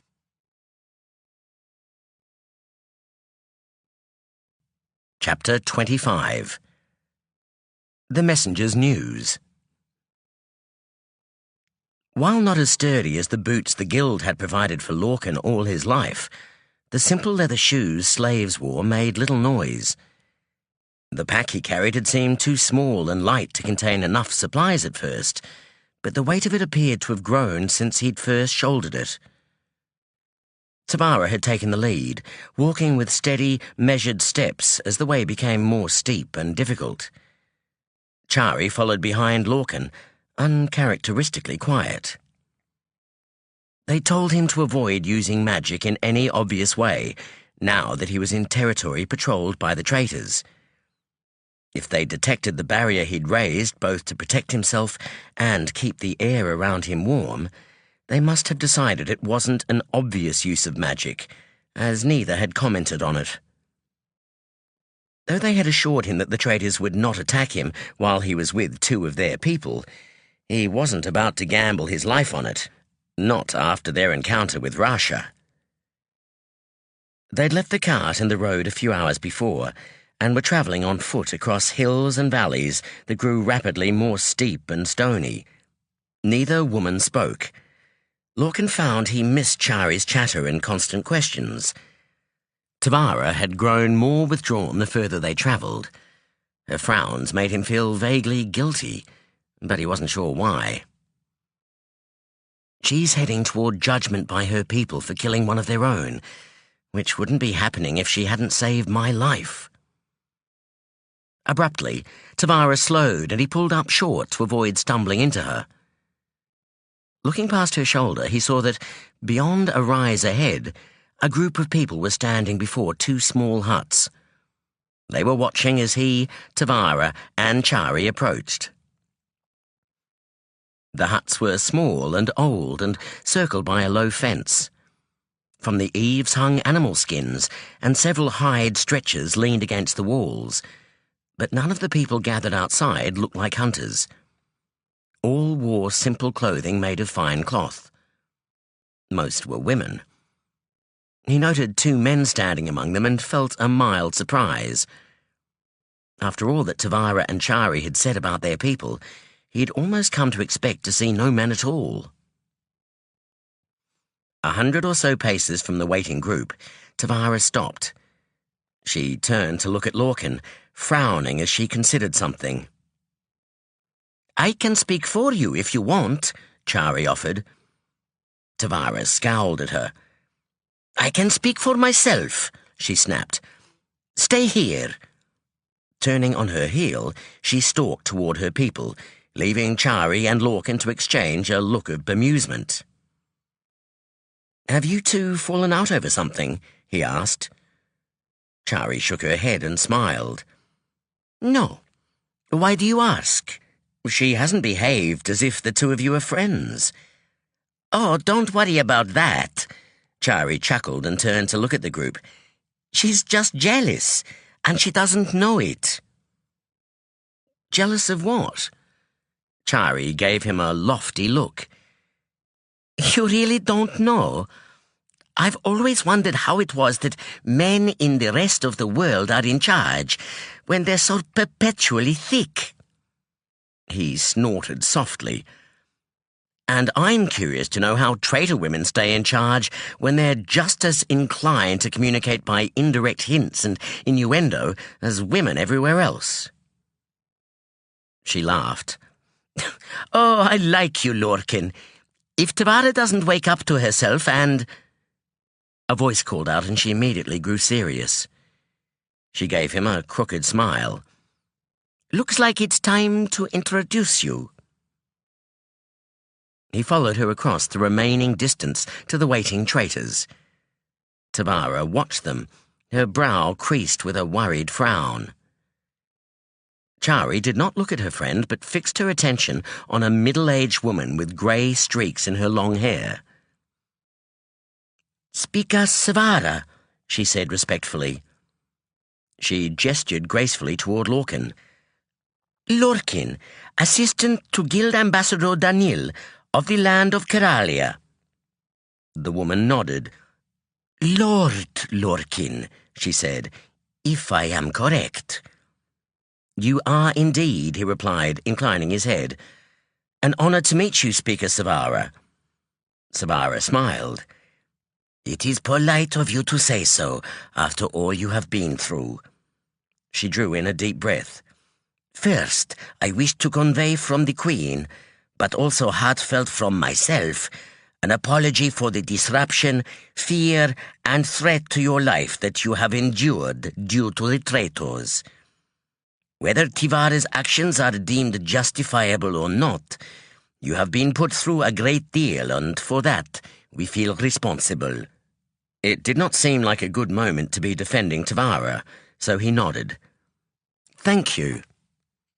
If you wish to rejoin the Guild Ambassador, we can have you safely delivered into his protection.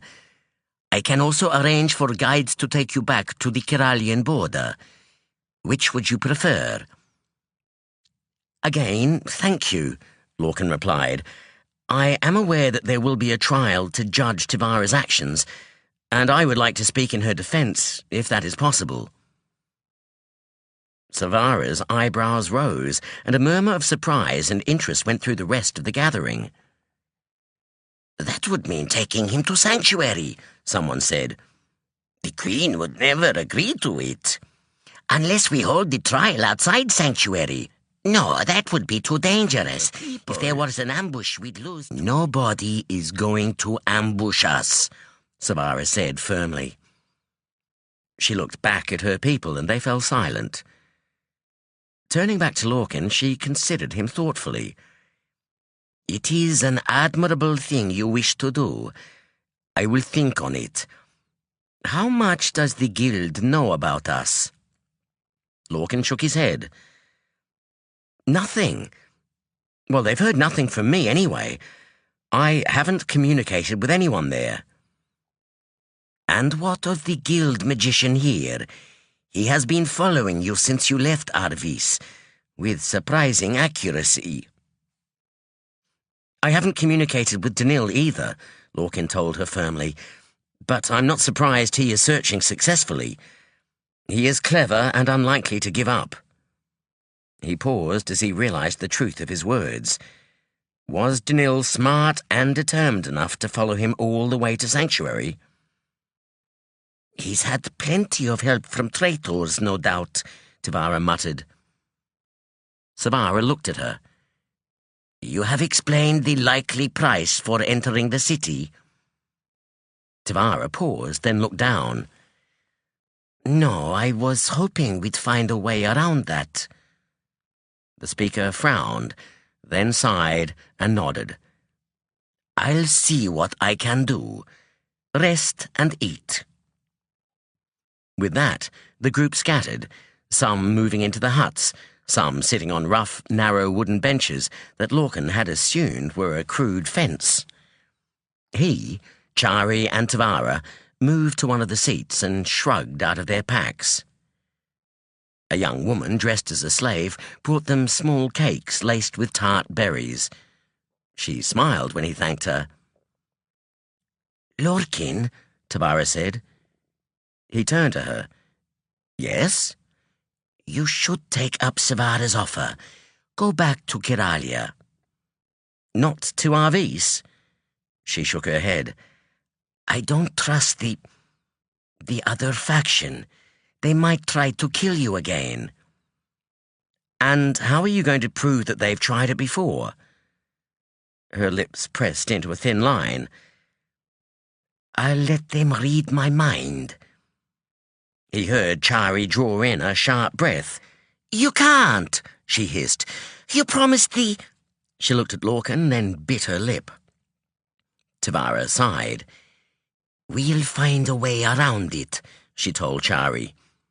She turned to Lorkin. The price Tavara spoke of. If you come to Sanctuary, there's a good chance you won't be allowed to leave again. Would you be willing to stay there for the rest of your life? He stared at her in disbelief. The rest of his life? Never see Mother or Rothan or his friends again? You haven't told him this before? Chari asked, her tone shocked and disbelieving. Tavara flushed and looked away. No. I couldn't send him back to Arvis. Someone would have tried to kill him. I knew once I found someone from our faction, he'd be safe. Faction? Lorkin came up with the term. I mean, those of us who agree with the Queen, and Savara on most things. Chari nodded. Not a bad term, really. She looked at him. We've been avoiding calling ourselves anything because it would mean there was a split within the traitors, and if we named the two sides, it would only encourage people to, well, take sides. She turned to Tavara. They might not want Lorkin to stay, since he is one of the reasons for the split. Nobody from the other side will trust him enough to let him go once he knows the city's location. And few from our side will either. Then we cover his eyes and make sure he can't find it again. Tavara sighed. We all know how well that worked last time. Last time it was a Sachakan, and he was a spy, Chari pointed out. Lorkin is different, and how is Sanctuary ever going to form alliances and trade with other nations if we never let visitors into and out of the city? Tavara opened her mouth, then closed it again. It's too soon for that, she said. We can't even trust each other, let alone foreigners. Well, we have to start sometime, Chari sniffed and looked away. You bring him all this way, and now you want him gone. I think you're too scared of being responsible for someone. Tavara's head snapped up and she glared at her friend. That's... But she stopped herself. Her eyes narrowed. Rising, she stalked away, sitting down again several strides away. Chari sighed. Don't worry, she told Lorkin. She isn't always this grumpy. She looked at him and smiled. I mean it. When she's not worried silly, she's smart, funny, and quite lovable. And apparently quite good under the rug, as we say here. She winked, then grew serious. Though choosy, not any and every man for our Tavara. Don't worry about that.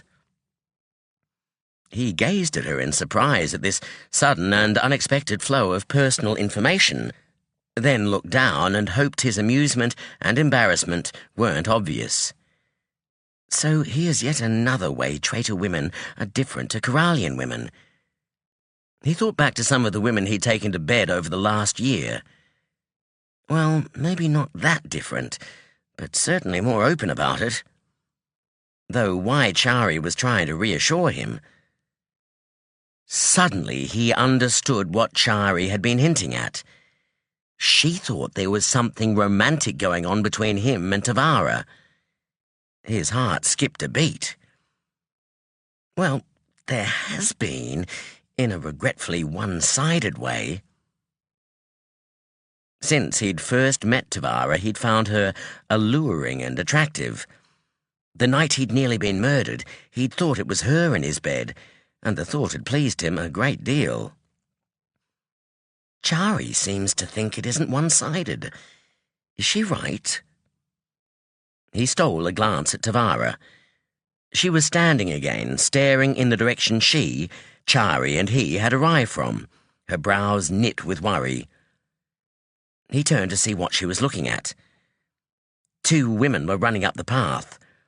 As they passed, Lorkin heard them panting with exertion. They disappeared into a hut, and a moment of tense silence followed as all watched and waited. Then Savara strode out, and the 2 women. She said something, and the globe lights immediately dimmed to a faint glow. "We must all leave immediately," she said. Her eyes skimmed over the assembled faces and settled on Lorkin. "The magicians tracking Lord Lorkin are heading this way, and there are now 6 of them, including the Kyralian. Divide yourself into 3 groups. Each will take a different route away from here. Tivara, Lorkin, and Chari, you should come with me." Lorkin rose and hurried over to her. "If I talk with Ambassador Danil, I am sure I can persuade him to call off the search." She shook her head. "You may persuade him, but you won't persuade the others if they think they might catch us this time. There is also a man with them, a tracker, who might succeed where others have failed." She smiled grimly. "I am sorry. The offer is appreciated, but it is too great a risk." Lorkin nodded. Around him, people were hastily picking up and packing away all signs of their presence. One began to sweep the ground, but Savara stopped her. "There's no point hiding all traces of ourselves. We want them to either split up or follow the wrong trail." She looked Lorkin up and down. "Find someone with similar-sized feet as his and get them to swap shoes." Soon the traitors had formed 3 groups of near equal size. Savara ordered them to travel without hiding their trail until morning, then head for sanctuary using the usual precautions. All murmured farewells to the other groups, then departed. Lorkin followed as Savara's group began to climb the steep side of the valley, his mind shifting between wondering if his suspicions about Tavara were true, itching to know what Savara's decision would be, and worrying that Danil and the Sachakans would catch up with them. And if they did, what would the Sachakans do? What would the traitors do? Would it end in a fight? He didn't want anyone dying because of him. Well, anyone else, he amended. If it came to a fight, what should he do? Would he have to choose between joining Danil in order to prevent a battle and siding with the traitors so he could help save Tavara from execution?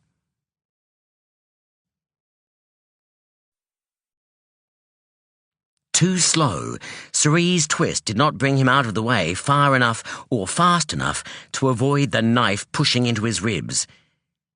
He heard Annie give a little huff of triumph.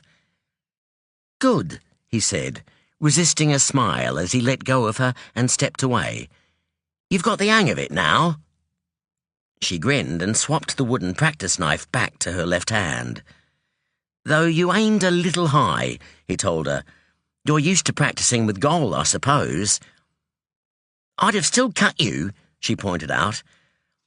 "Yes, but your knife might have caught on my ribs." Cerise patted his lower chest where her knife had pressed.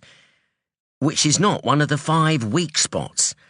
Eyes, throat, belly, groin, knees." "Sometimes it's better to smash and attack his knees and run than try to stab him in the heart," Gold said. "The heart can be hard to reach. Ribs might skew your aim. If you miss, he can come after you. If you get his knees, he can't, and he mightn't be expecting it." "A stab to the guts will kill slowly too," Cerise said. Not much fun, but enough time to try and get you back for it. And you shouldn't kill unless ordered to, Gol added. I shall get you practicing with shorter people. And younger ones, Annie said. Gol gave a snort and she turned to him. Come on, you're both not as fast as you used to be, and if anyone's going to send somebody after you, they're not going to get some old assassin out of retirement to give you a sporting chance. Gol chuckled. She's got a point. A tapping came from the door and they all turned to face it. They were in one of the upper story rooms of a bowl house Suri owned, known as the Grinder. It was a place where he could meet the people of his territory who had requested an audience. Business had to be maintained, and that meant making himself available now and then. As with all his places, there were plenty of escape routes. Suri nodded to Gol, who strode over to open the door. The big man paused, then stepped aside. In the entrance stood a squat, solid man who had worked for Suri for years. A messenger's here to speak to you, he said, from Skellen. Suri nodded. Send him in. Gol took up a position to the left of Suri, arms crossed in his typical protective pose.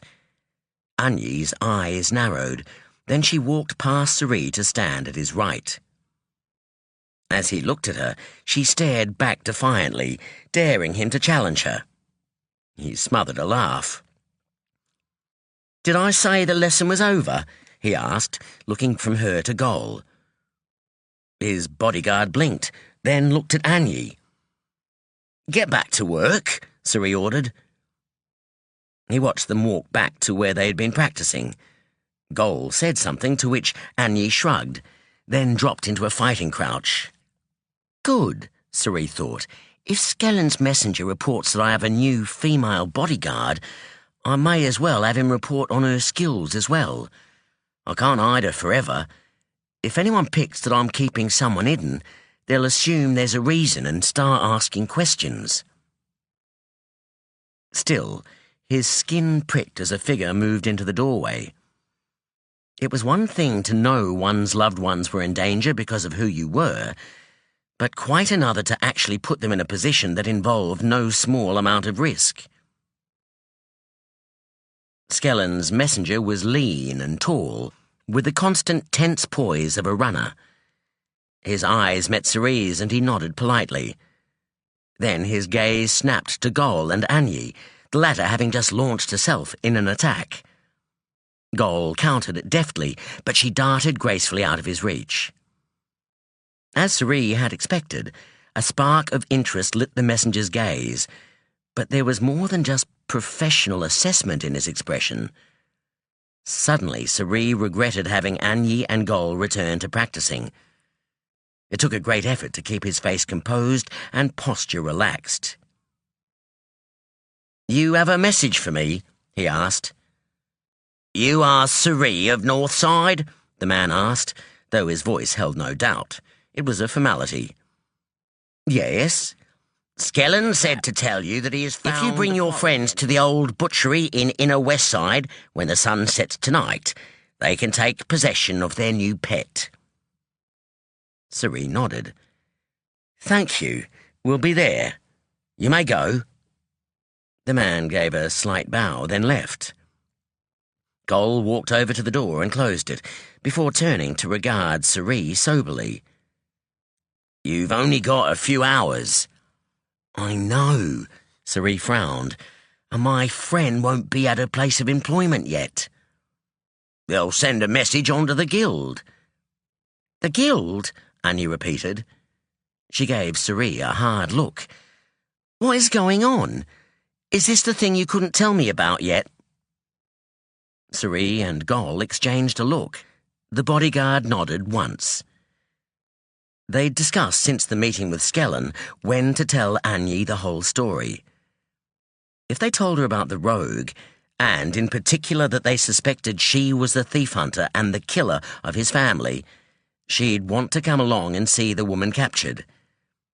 If he ordered her to stay behind, she would probably disobey him, figuring she'd wear whatever punishment he gave her for it.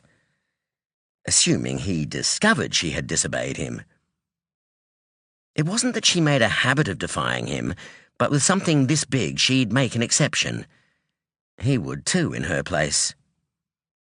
He could, instead, simply not tell her about the rogue, but there was still a good chance she'd slip away and follow him just to find out.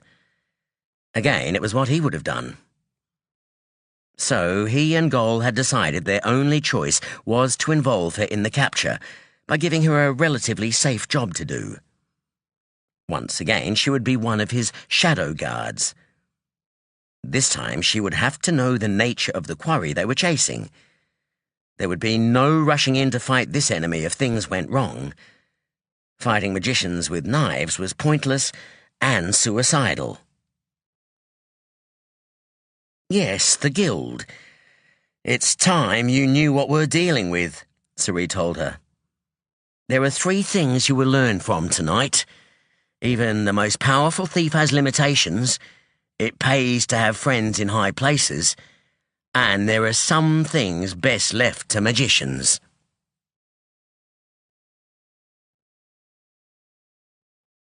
There was a long pause between when Sonea knocked on the door of Administrator Ozen's office to when it finally swung open. Ozen's gaze was slightly distracted as he ushered them in. "Black Magician Sonea, Lord Rothan," he said hesitantly. "I've called you here because Ambassador Danil and the Sachakans who have volunteered to help him are close to catching Lord Lorkin and his abductors." Sonea's heart stopped, then lurched into a racing beat. She opened her mouth to ask him, what? What to ask first? Where was Lorkin? Did the Sachakans understand that they weren't to kill him? "How long until they do?" Rothan asked. "Danil can't say exactly. Half an hour, maybe less. You had better make yourselves comfortable." Ozen sat down behind his desk, and she and Rothan used magic to move 2 of the room's armchairs to the front. Ozen's gaze slid to the distance. He is linked to Danil by a blood ring, she guessed. What can he see? She wanted to demand that he describe everything he saw in detail, but instead took a deep breath and let it out slowly. "You said abductors," she pointed out. "Is there more than one?" Ozen paused, and his gaze shifted to somewhere far beyond the office walls. "Yes, several traitors. Un thinks 8. Un? The administrator's gaze focused on her with difficulty. "A Duna tribesman. He's tracking for them. Apparently he's quite good at it." "Wait." His expression shifted and became eager. "They got a look at them. Just a glimpse." He was silent, staring at the desk without seeing it for a painfully long moment. Sonea realized she was gripping the arms of her chair. She forced herself to let go and folded her hands in her lap instead. "Ah," Ozen's shoulders dropped with disappointment. "What?" Rothan asked. Sonea glanced at him. He was leaning forward, his eyes wide. Ozen shook his head. "He's not there. Not in that group. They're following the wrong trail. Wrong people." He sucked in a breath, held it, then sighed. "There were 3 trails, apparently. They thought he was with one of them, but they were wrong. They're going to have to go back and try another trail." Sonea let out a sigh of frustration. Rothan groaned and leaned against the back of his chair. Silence filled the room. Nobody spoke. Ozen's gaze had shifted to the distance again. Rothan was rubbing his forehead. They all jumped at a loud knock at the door. Ozen waved a hand. The door opened and a healer stepped inside. The young man looked at Sonea, smiled and hurried toward her, holding out a slip of paper. "Forgive the interruption, Administrator," he said. "I have an urgent message for Black Magician Sonea." She took the paper from him and nodded in reply as he bent into a shallow bow. He hurried from the room. When the door closed, she looked down at the note, then unfolded it. "Your friend in the city says his friend has found the thing you're after. You have to be at the old butcher's building in Inner West Side by sunset. Bring your other friend." If she'd been in a better mood, she would have laughed at the vague and rather silly language. But this was the last thing she needed. How could she race off into the city to catch the rogue when Lorkin could be found at any moment? A hand passed before her eyes and plucked the message from her. Her heart skipped, but it was only Rothan. He scanned the note, looked at her, and narrowed his eyes in thought. "How long until they backtrack to where the trail split?" "A few hours," Ozen intoned, his gaze still fixed on faraway things. "And then a few more before they travel as far down the next one. Should we leave you to follow their progress and return later?" "Of course." Ozen snapped out of his trance and looked at them in turn. "I'm sorry, these bloodstones are remarkably involving of the attention. I should have Danil take off the ring until he is close to finding Lorkin again." He waved a hand and rose, then looked at Sonea. She stood up reluctantly. "How can I leave now? But it'll be hours before they catch up with Lorkin. I can't sit here waiting while the rogue escapes, and if we don't turn up and Sari confronts the rogue by himself, he might get hurt." She forced herself to move, following Rothan to the door, then out into the corridor. Long shadows striped the guild grounds outside the university doors. The healer was waiting for her, smiling nervously as she noticed him. Rothan beckoned to the man. "Has anyone contacted Lord Regan?" he murmured. The young man frowned and shook his head. Rothan turned to Sonea. "Sunset is not far off. You had better go now. I'll find Regan and send him to meet you at the hospice." "Hospice? Of course. I can't go straight to Inner West Side. Must maintain the ruse in case this doesn't work. That means we really don't have much time." The urgency of their mission seized her at last, and she shooed Rothan away. "Tell him to go straight there." She turned to the healer. "Did you come by carriage?" He nodded. "It's waiting outside for you." "Good man." She smiled and rubbed her hands together. "Let's go then."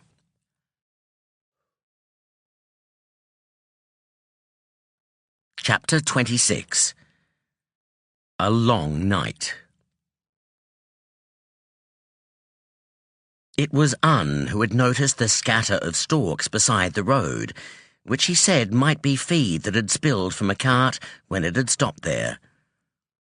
The local Ashaki hadn't wanted to investigate, eager to chase after the cart, but Achati had sided with the tribesmen, jokingly reminding them that Un hadn't been hired so they had someone to ignore. The tribesmen found the tracks of 3 people wearing slave shoes, a man and 2 women, leading away from the road.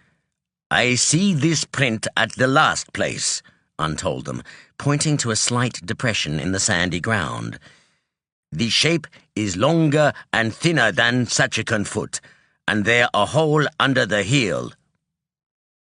They had all been impressed with Un. Now, hours later, they were not so pleased with him. After finding the tracks, they'd sent the carriages and horses on to the next estate with Achati's driver, and continued on foot. At the tanners' huts, they'd followed one of the 3 clear trails leading away. They'd been in a hurry because the sun was dipping toward the horizon, but it had made the tracker's job harder. Long shadows, then twilight, made it difficult for him to make out the finer details of the footprints and other signs he was following. The Sachakans resisted creating a light for him, as it would make them visible from a distance in this exposed landscape. Nobody had been concerned, however, as the trail was still clear enough for them to follow it. It was with a surge of triumph that Danil had spotted the figures in the distance. But the feeling hadn't lasted long. It turned to dismay as he realized Lorkin was not among them. Much cursing had followed. The traitors they'd tracked were too far ahead to be caught and questioned, because doing so would take too much time. So Danil and his Sachakan helpers had hurried back to the huts. By then it was night, and creating a light for the tracker was unavoidable. To direct the light where he needed it, they had to follow closely behind An, and several times they wound up trampling the signs he was looking for. It made the process of picking up the trail slow and difficult, so when An had lost the trail completely a few hours later, Achati decided they should camp for the night and continue after the sun rose. The slaves dropped their burdens with obvious relief, but though they were obviously exhausted, their masters were more demanding than usual. The Ashaki groaned and complained, and had their slaves rub their legs and feet. At first, Danil was puzzled. Then he remembered that the one kind of magic the Sachakans didn't possess knowledge of was healing. While he had been soothing away the aches and pains and blisters of walking, they had no choice but to suffer. I hadn't realized how much of an advantage it is to us. It could be a significant one if our countries were ever to fight each other or another enemy. If we both have to trek to meet our foe, the Sachakans will be the only ones sore and tired from the effort. The Duna tribesman abruptly rose and announced he was going to try locating the trail again. Achati looked at the others, saying that someone should go with him to keep them both shielded. Danil stood up. "I'll go, unless you need me here." The magician shook his head. "Go. Keep your shield strong and don't go too far. The traitors may be watching us. They may not dare to kill anyone, but if they injured one or some of us, we'd have to split up or slow down." Following An out of the camp, Danil created a globe light and set it hovering ahead of the man. He stayed several paces back and tried to step wherever the tribesman did, so that he couldn't possibly be trampling on any tracks but An's. The distance between them made keeping both within a shield challenging. The Sachakans had camped in a bowl-like hollow between two ridges. An made his way around the shorter arm of one ridge, keeping his eyes to the ground. After several paces, he squatted and stared at the ground, then looked up at Danil and beckoned. Danil closed the distance between them, then looked where An was pointing. "See here," the man said. "That stone has been stepped upon, then pushed back into the dirt. You can see the direction the stepper was going by the way there is a groove at the front and a tiny mound at the back." It was rather obvious now that the man had pointed it out. "How do you know it was a human and not an animal?" An shrugged. "I don't. It would have to be a big animal, though, and most of those were hunted out long ago." He rose and went looking for more signs of passage. Danil followed, concentrating on holding the shield, directing the globe light, and walking only where the tribesmen did. They stopped again and again, An pointing out a thread of cloth caught on one of the few stunted trees, some human hair, and some distinct footprints in a sandy area. Then he spent a long time examining the ground, and Danil used the opportunity to look around, trying not to imagine figures watching them in the darkness. Down his spine, he glanced to the side and felt "Is that a cave?" he asked, pointing at a crack in the steep slope to one side. An rose and approached the gash of darkness in the rock slowly. He continued to scan the ground, his head nodding from it to the crack and back again. "Nobody went this way," he said. He touched the side of the opening. "This happened not long ago." He beckoned, and Danil hurried over. They peered into the darkness. Danil drew magic and created another light, which he sent inside. Stones filled the base of the crack, sloping downward, then levelling off. The sides of the opening continued for a short way, then ended in darkness. "There a bigger space inside. Want to look?" An asked. Danil glanced back toward the camp, which was not far out of sight, then nodded. Un grinned, an expression at odds with his usual dignified aloofness. A thrill of eagerness went through Danil, not unlike the excitement he'd felt so long ago when exploring the Allied lands with Tyend. Un gestured to the opening. "You first." Danil chuckled. Of course, he was far more likely to survive if they happened to surprise a wild animal or traitors. The floor was loose, gravelly rock, and he half slid down into the space. Looking around, he saw only darkness and the hint of walls all around. He paused as Un slid down to join him, then he increased the strength of the light. And ducked as walls of glittering gemstones shone back at him. A sound echoed in the room, and he realized he had let out a wordless exclamation of fear. No relentless strikes came. He was breathing heavily, his heart hammering in his chest. "You've seen something like this before," Un stated. He was regarding Danil with interest. Danil looked at him. Yes. No point denying it.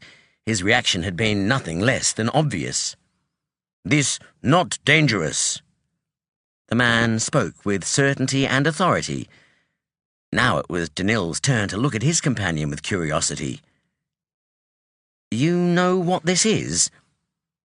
Un nodded and looked around, his expression knowing and happy. "Yes. These stones have no power. They have not been raised to have power. They are natural, safe." "So, the stones in the place I was in before were made to be dangerous?"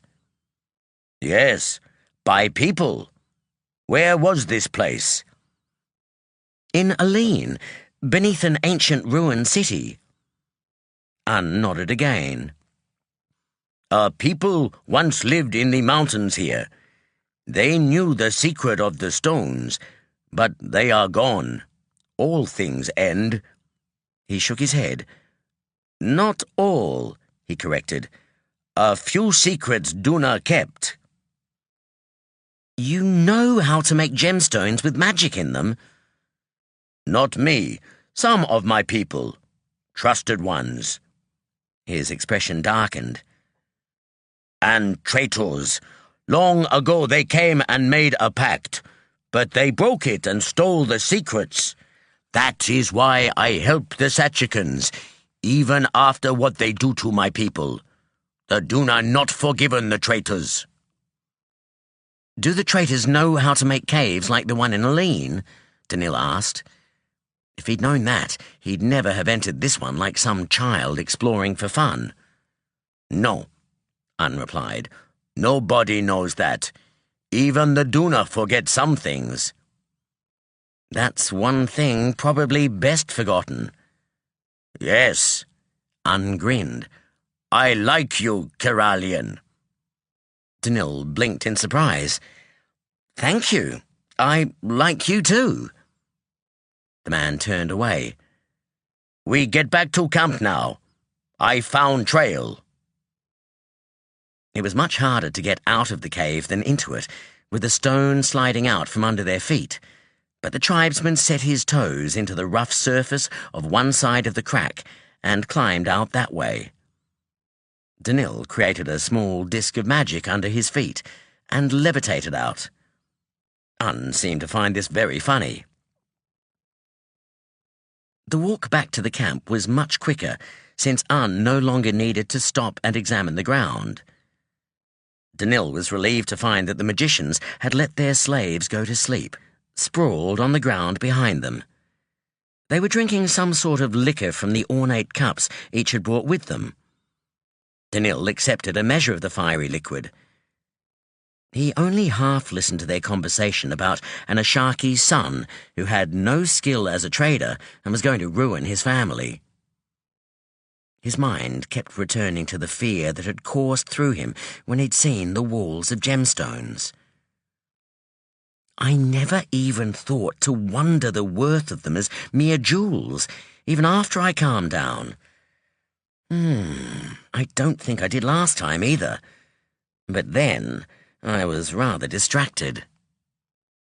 A memory flashed through his mind of waking up utterly drained of power, of Tyend and the realization of what he'd been hiding from himself for most of his life. That he was a lad, that he loved Tyend. He felt a wave of sadness. A pity we had to change so much. Instead of growing around each other like that romantic notion of couples being like entwined trees, we became uncomfortably tangled, competing for water and soil. He snorted softly. Such sentimental imagery was more the taste of Tyend's poet friends. He looked at the Sachakans and They'd find such notions foolish, though in quite different ways. Do the traitors know of the cave? Said the crack was recent. I doubt the Sachakans do. From what I recall, the Duna's main trade is selling gemstones. I wonder if plans to come back with some of his people and harvest them before the traitors discover them.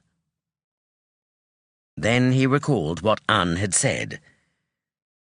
The Duna knew how to make gemstones with magical properties. It was hard to imagine that a people like his could have access to such rare knowledge, yet live a simple nomadic life. Maybe it's not all that simple after all. How was it that the traitors could have such power, but have never left their hidden city? Clearly there were limitations to the gemstones. Maybe they had numbers in order to be an effective weapon. The records of the storestone did not say it was fixed to anything. If it had been, removing it would have made it worthless.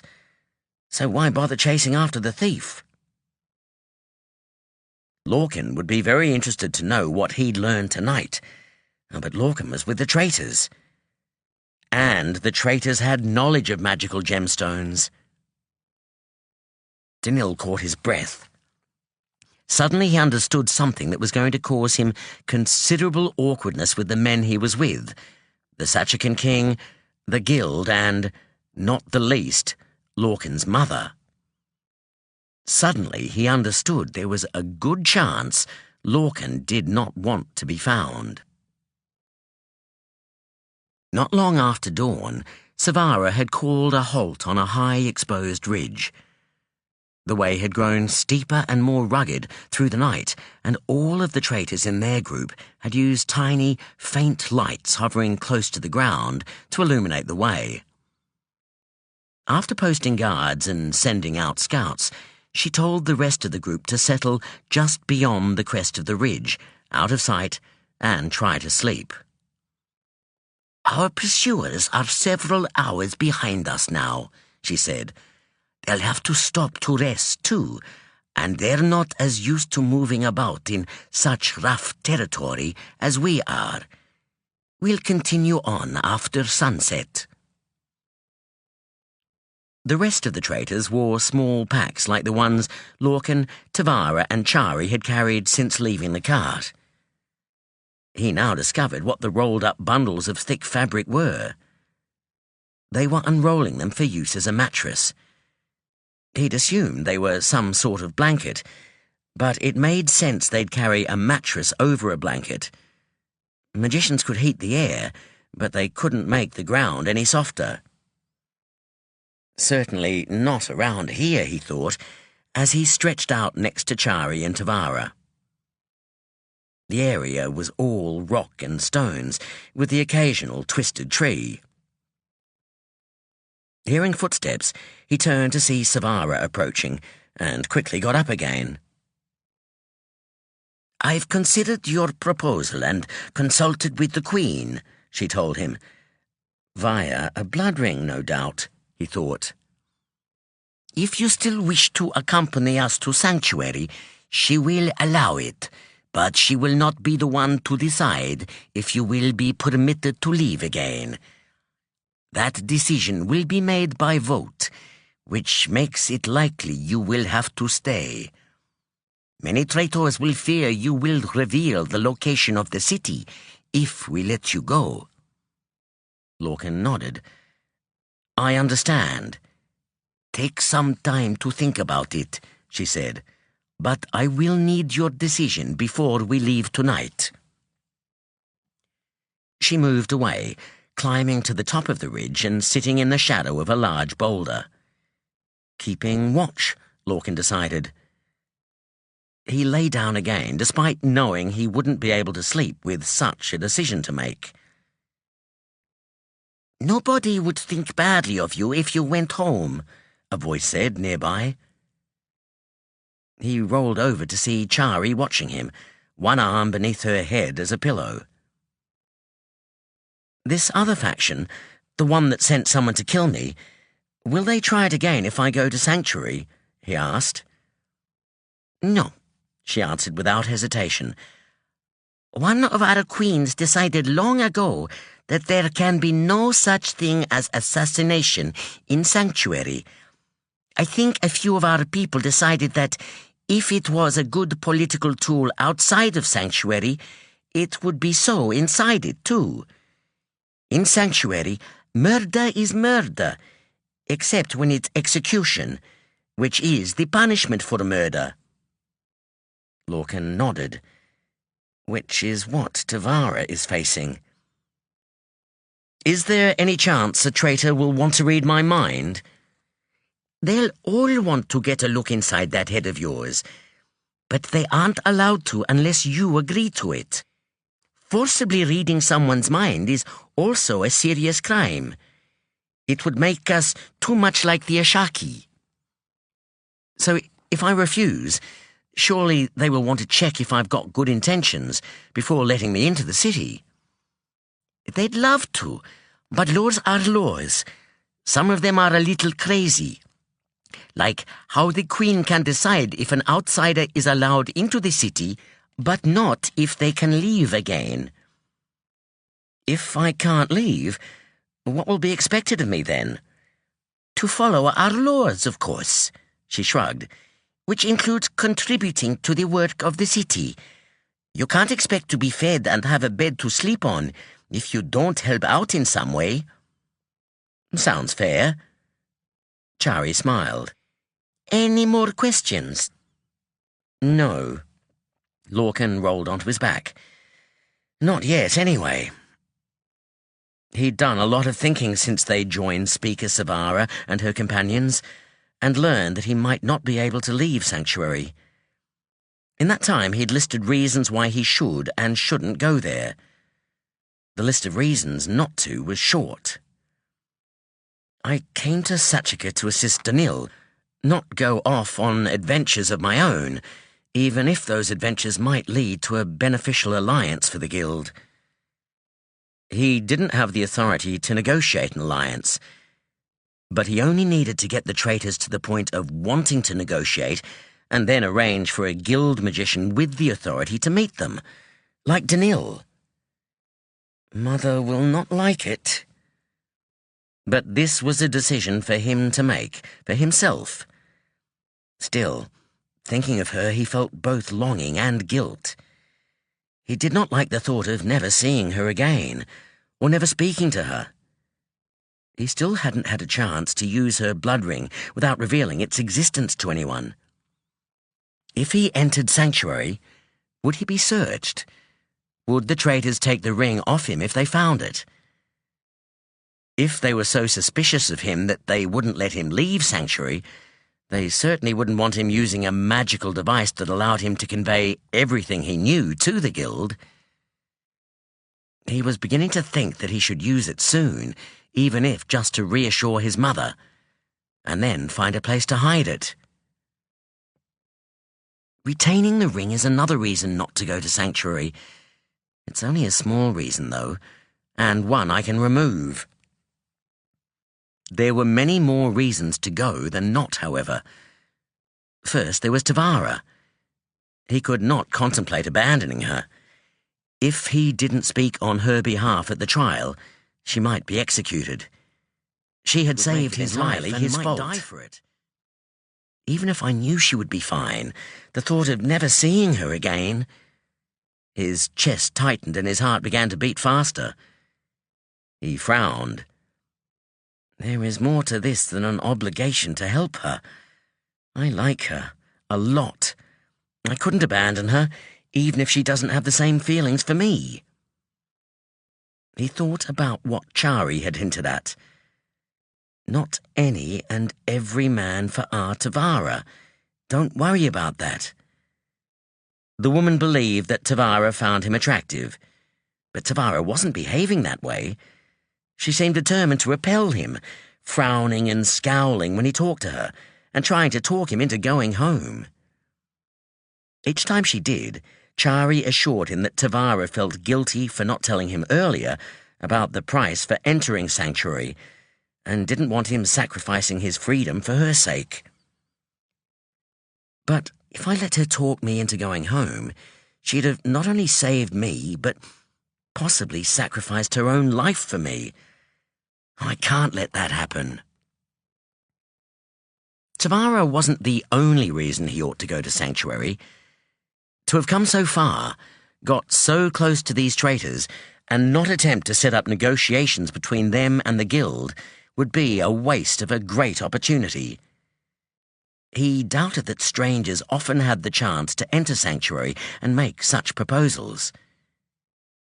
Even if the traitors didn't like the idea, at least he'd have put it into their minds. But how realistic was it to hope that a people so secretive would, one day, decide to trade with the guild? Well, if they want healing knowledge, they'll have to. It was possible that the traitors would decide it was safer to reject healing and remain hidden to the world, keeping him trapped in Sanctuary. But it was worth the risk. He had to admit he did feel a nagging obligation to atone for his father's betrayal. Though he would never give them healing knowledge without the permission of the guild, he could work toward gaining that permission. He felt like he owed the traitors that much. And, if all goes to plan, we'll get something in return. Perhaps only this ability to block mind reading, but I have a feeling they have more to offer than that. I'm sure the mind blocking is done with some sort of gem like the bloodstones. That could be a whole new area of magic to be explored. There was no way the guild would agree to a trade with the traitors while they had Lorkin imprisoned. Eventually, if the traitors wanted healing knowledge, they would have to let him go. In the meantime, Chari had mentioned records. Having been hidden away for several centuries, the traitors must have historical information that Danil had never encountered before. Records that might lead to the rediscovery of ancient magic. Magic that the guild could use for its defense. Assuming that such magic does exist, can be used for defense, and I ever managed to get the information to the guild... Lorkin sighed. Perhaps he was being too optimistic, thinking that one day the traitors would ally themselves with the guild and the allied lands, and he would regain his freedom. Maybe it was wishful thinking. Yet the traitors were much better people than those that ruled the rest of Sachaka. They hated slavery for a start. They counted all as equals, men and women, magicians and non-magicians. They also had an incredible amount of influence over the country through their spies.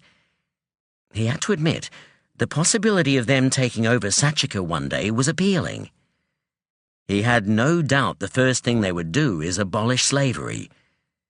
He doubted they'd give up black magic, though. Still, it would be a big step towards Sachaka becoming one of the Allied lands. How can I give up and go back to Arvis after all I've seen there? The slaves, the awful hierarchy based on inheritance and black magic. The traitor society can't be worse than that. So many reasons to go to Sanctuary, so few to go back to Arvis. He hadn't realized he'd stood up until he found himself on his feet. The feeling of determination and decisiveness was exhilarating. He stepped past dozing women and walked to where Savara leaned against the rock wall, her eyes closed. "I'll come to Sanctuary," he told her, guessing that she wasn't asleep. Her eyes flew open and snapped to his. She stared at him, her gaze disconcertingly intelligent. He found himself thinking that she must have been quite a beauty in her youth. "Good," she said. "But you're going to have to let me deal with Ambassador Danil," he added. "He's not going to give up. If you'd met my mother, you'd understand why. Eventually, he'll either find Sanctuary, or you'll have to kill him. I rather like him and would appreciate you not killing him. And if you did, there would probably be consequences that would not be good for the traitors." "How will you persuade him to stop following you?" He smiled grimly. "I know what to say to him.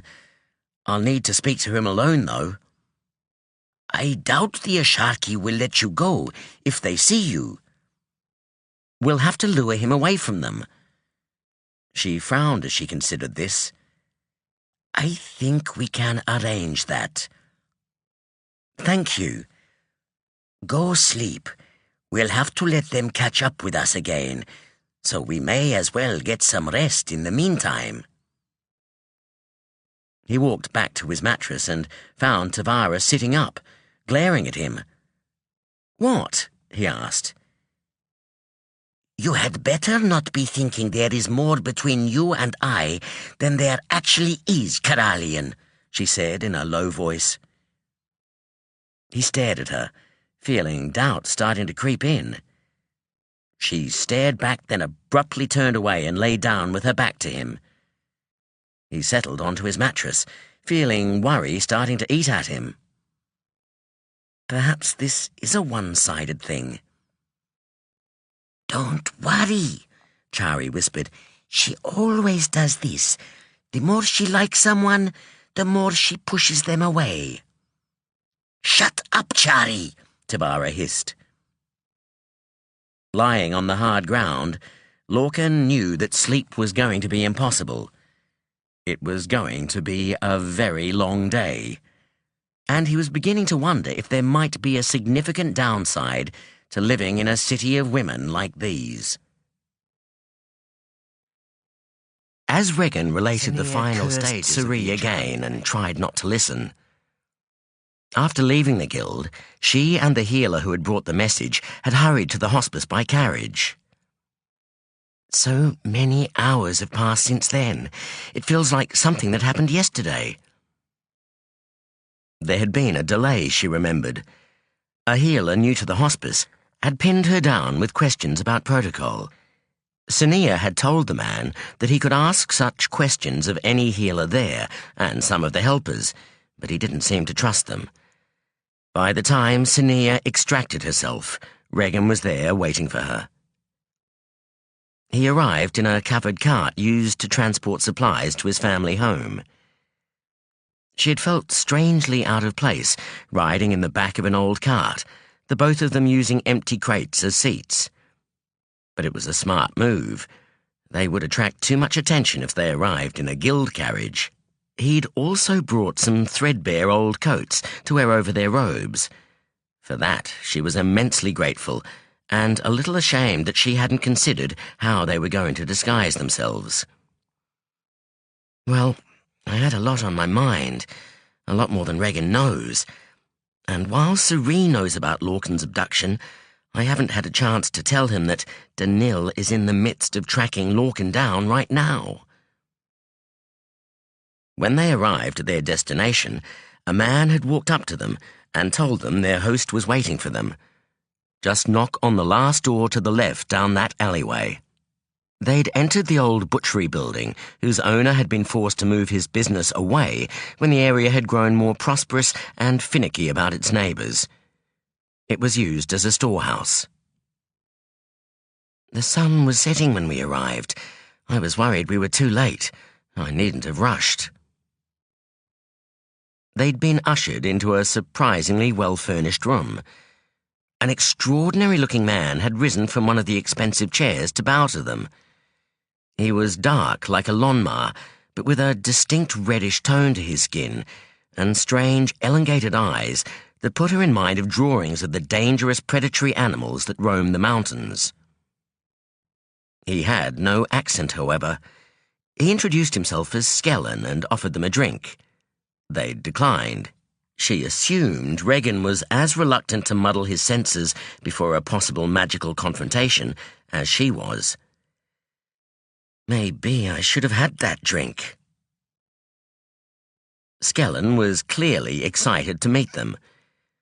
When he had finally stopped exclaiming about being in the presence of real magicians, and the famous Black Magician Sonea herself, he told them of his history.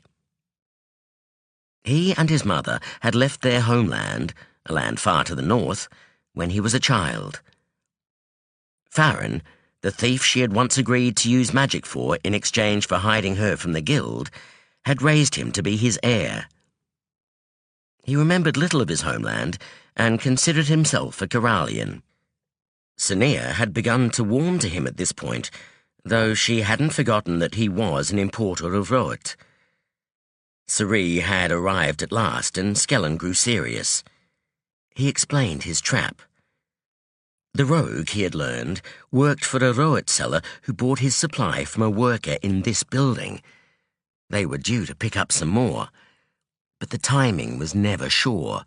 Sometimes they dropped by early in the evening, sometimes late. Skellen had men ready to tell him when she and the seller arrived. They had only to wait. "And wait we have," she thought, "for hours and hours. All I want to do is get back to Osen and find out if Danil has caught up with Lorkin yet." Instead, she and Regan had been urged to tell stories about the guild. Skellen knew how she had become a magician, but not how Regan had come to join the guild. Even though Regan's story was hardly exciting or unusual, it clearly intrigued Skellen. He then wanted to know how their learning in the university was structured, of the rules they had to follow, of the disciplines and what they involved. It grew less pleasant when he urged them to describe the Ichani invasion. "You must have amazing tales to tell," the thief had said, grinning. "I wasn't there, of course.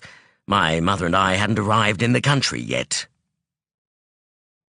Regan had saved her from revisiting the more painful time in her past by taking over the storytelling at that point. She wondered if he had guessed how difficult it would be for her. Either way, she felt even more gratitude toward him. "That's 3 things I have to thank him for tonight," she thought. "The cart, the coats, and saving me from reliving some unpleasant memories. I had better—" A knock at the door interrupted her thoughts. Skellen called out, and a lean man in black clothes opened the door. "They are here," the man said, then backed out of the room again. Sonea sighed with relief as quietly as she could manage. They all rose to their feet. Skellen looked at them in turn. "Leave your coats here if you wish. Nobody but my people and the rogue will see you." He smiled. "I'm looking forward to seeing those famous powers of yours at work. Follow me." They filed through another door into a long corridor. Windows at the far end glowed faintly. "It's nearly dawn. We've been up all night," She felt a stab of apprehension. "Has Danil found Lorkin yet? What if Ozen sent someone to get me and they discovered I'm missing? Even if he hasn't, my allies at the hospice will have found it hard to stop the new healer from looking for me to ask yet more questions. Someone must have noticed my absence by now." But if they had, it would not matter. When she and Regan returned to the guild with the rogue, there would be no more concealing her venturing outside of the hospices. If Rothan was right, nobody would care. Everybody's attention would be on the discovery that a magician who not only wasn't a member of the guild, but had actively been working for criminals, had been living in the city. If he was wrong, things were going to get very unpleasant for both of them.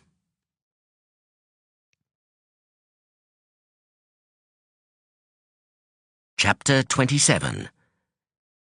The Trap is Sprung. As Suri had followed Skellen, Sonea and Regan out of the room, he'd made a mental note to apologize to Sonea, once they were alone, for the long night she had endured. Perhaps it was only because he'd known her for so long that he'd detected how uncomfortable she'd been with Skellen's questions about the Echani invasion. Note to apologize Though I'd have to thought Sonea, anyone clever once they enough were alone, for the long night she had endured. Perhaps it was only because he'd known her for so long that he'd detected how uncomfortable she'd been with Skellen's questions about the Echani invasion. Though I'd have thought anyone clever enough to become a thief as powerful as he was, in such a short time, would realize that she'd hardly want to talk about the battle that led to the death of the man she loved. Suri had felt an overwhelming gratitude to Regan for taking over at that point and saving Sonea from telling the story, or refusing to. The irony of that wasn't lost on him. Regan was not a person he'd have ever expected to thank for being considerate. At the end of the long corridor, they climbed stairs to the upper floor of the old building. Skellen led them to a closed door. He paused as he took hold of the handle and looked at Sonea and Regan. "Ready?" The two magicians nodded. Skellen opened the door and stepped through, then moved aside quickly, as if eager not to be caught between the magicians and their quarry.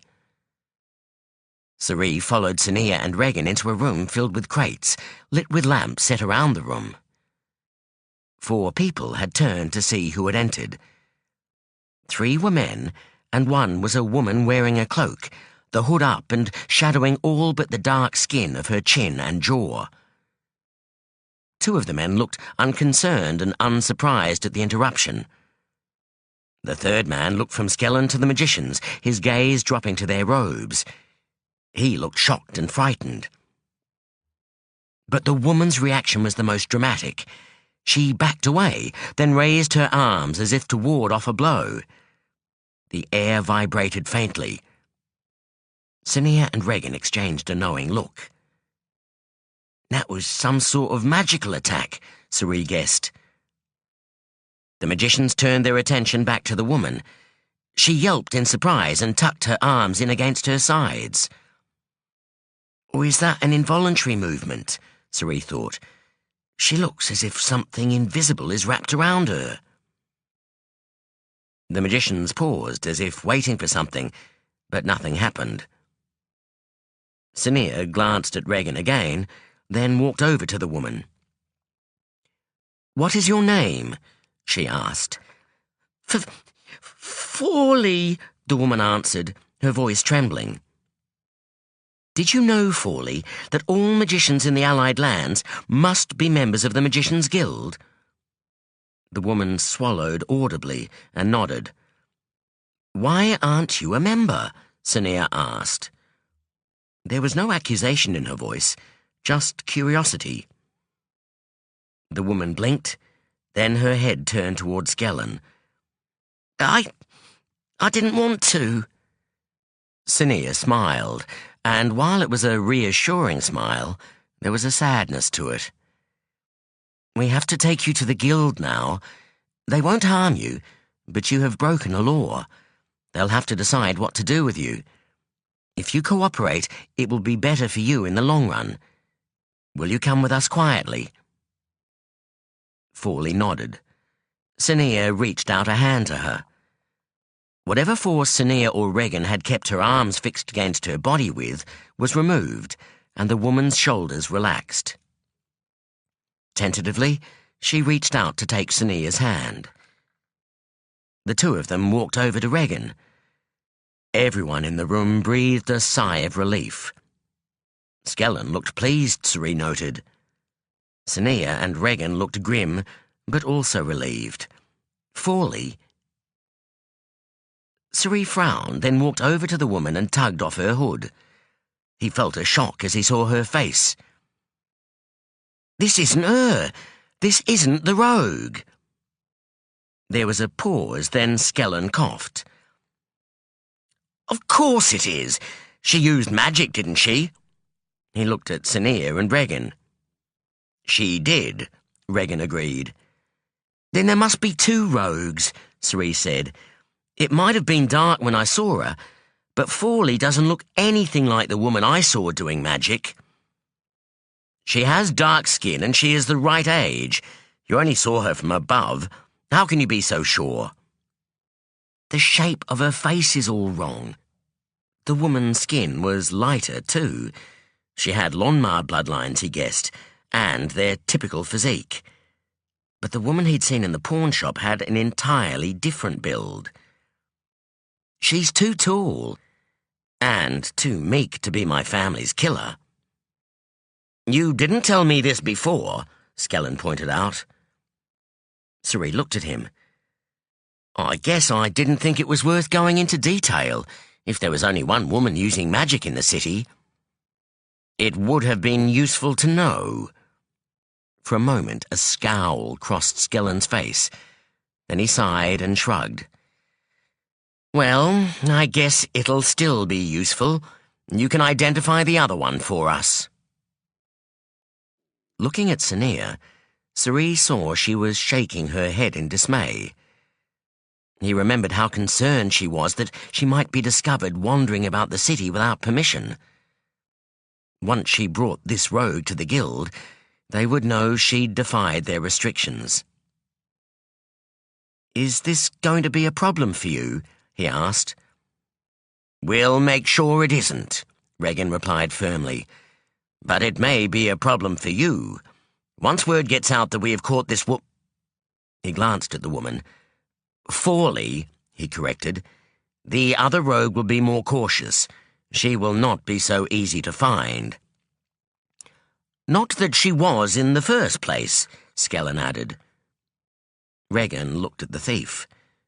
"Will you assist us again?" "Of course."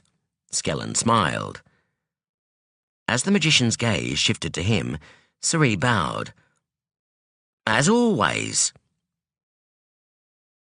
"Then we'll be waiting for your next message," Sonea said. "In the meantime, we need to get back to the guild as quickly as possible."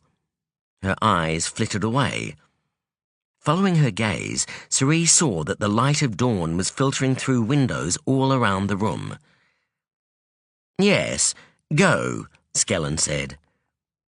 He waved a hand dismissively at the three men still standing over by the crates, watching with bemused expressions. "Continue your work," he said to them. "Now let me escort you out," he said to the magicians. "Come this way." Fawley said nothing as she walked with the magicians and thieves. They backtracked down the stairs, along the wide corridor, and into the room they'd spent most of the night in. The magicians retrieved their coats and stepped into the alley outside. Skellen wished them all well and said he would be in contact. At the end of the alley, Suri stopped. "Good luck in all that," he said to Sonea. "I'll be in touch." She smiled. "Thanks for your help, Suri." He shrugged, then turned away and strode to where Gol was waiting, concealed in the shadows of a doorway opposite the old butchery building. "Who was that?" the big man asked, stepping out to meet Suri. "Black Magician Sonea and Lord Regan." Not them. Gol rolled his eyes. The woman. The rogue. No, she isn't. Not our rogue, another one. You're joking with me. Cerie shook his head. Wish I was. Seems we're still on the hunt for our rogue. I'll explain later. Let's get home. It's been a long night. Sure has, Gol muttered. He looked back. Following his gaze, Cerie saw that Regan and Sonea were still standing by their cart. That's odd. Sonea was in a hurry to get back, Cerie said. This whole thing has been odd from the start, Gol complained. He's right, Cerie thought, and nothing more odd than Fawley herself. The way she looked at Skellen when Sonea asked her a question, as if looking to him for instruction. There was no doubt about it. Something wasn't right. But they had caught a rogue magician. Maybe not the rogue magician he suspected had something to do with the death of his family, but at least there was one less rogue available for hire by unscrupulous characters like himself.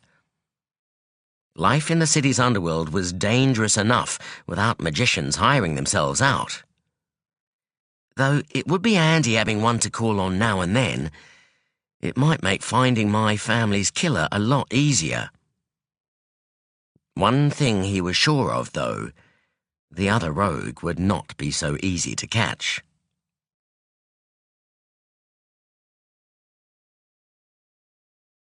Lorkin sat down on a dried-out old log and waited. Somewhere ahead, several Sachakan magicians and their slaves, a Duna tribesman, and one Kyralian ambassador were making their way toward him. Somewhere behind him, Tavara and Chari waited. And all around him, traitors were taking positions ready to spring the trap they'd planned. He was alone. Despite Speaker Savara's air of confidence, he knew what they were planning was dangerous. She wouldn't tell him how they planned to separate Danil from his companions. She'd said nothing when he'd asked if they were planning to kill anyone. He assumed they weren't because they seemed anxious not to give the Sachakan king reason to enter their territory, and the obligation to retaliate or seek revenge for Ashaki deaths would certainly provide that. Savara had told him he would not have much time. Once the Ashaki realized Danil had been deliberately separated from them, they would be determined to find him. And if Lorkin was still with Danil, he'd be captured. Lorkin sighed and looked around at the bare, rocky landscape. He hadn't been alone in weeks. It would have been a nice change, if it weren't for the circumstances. But he doubted he was unobserved. If it weren't for that, I'd try contacting Mother. The blood ring was now a worrying burden.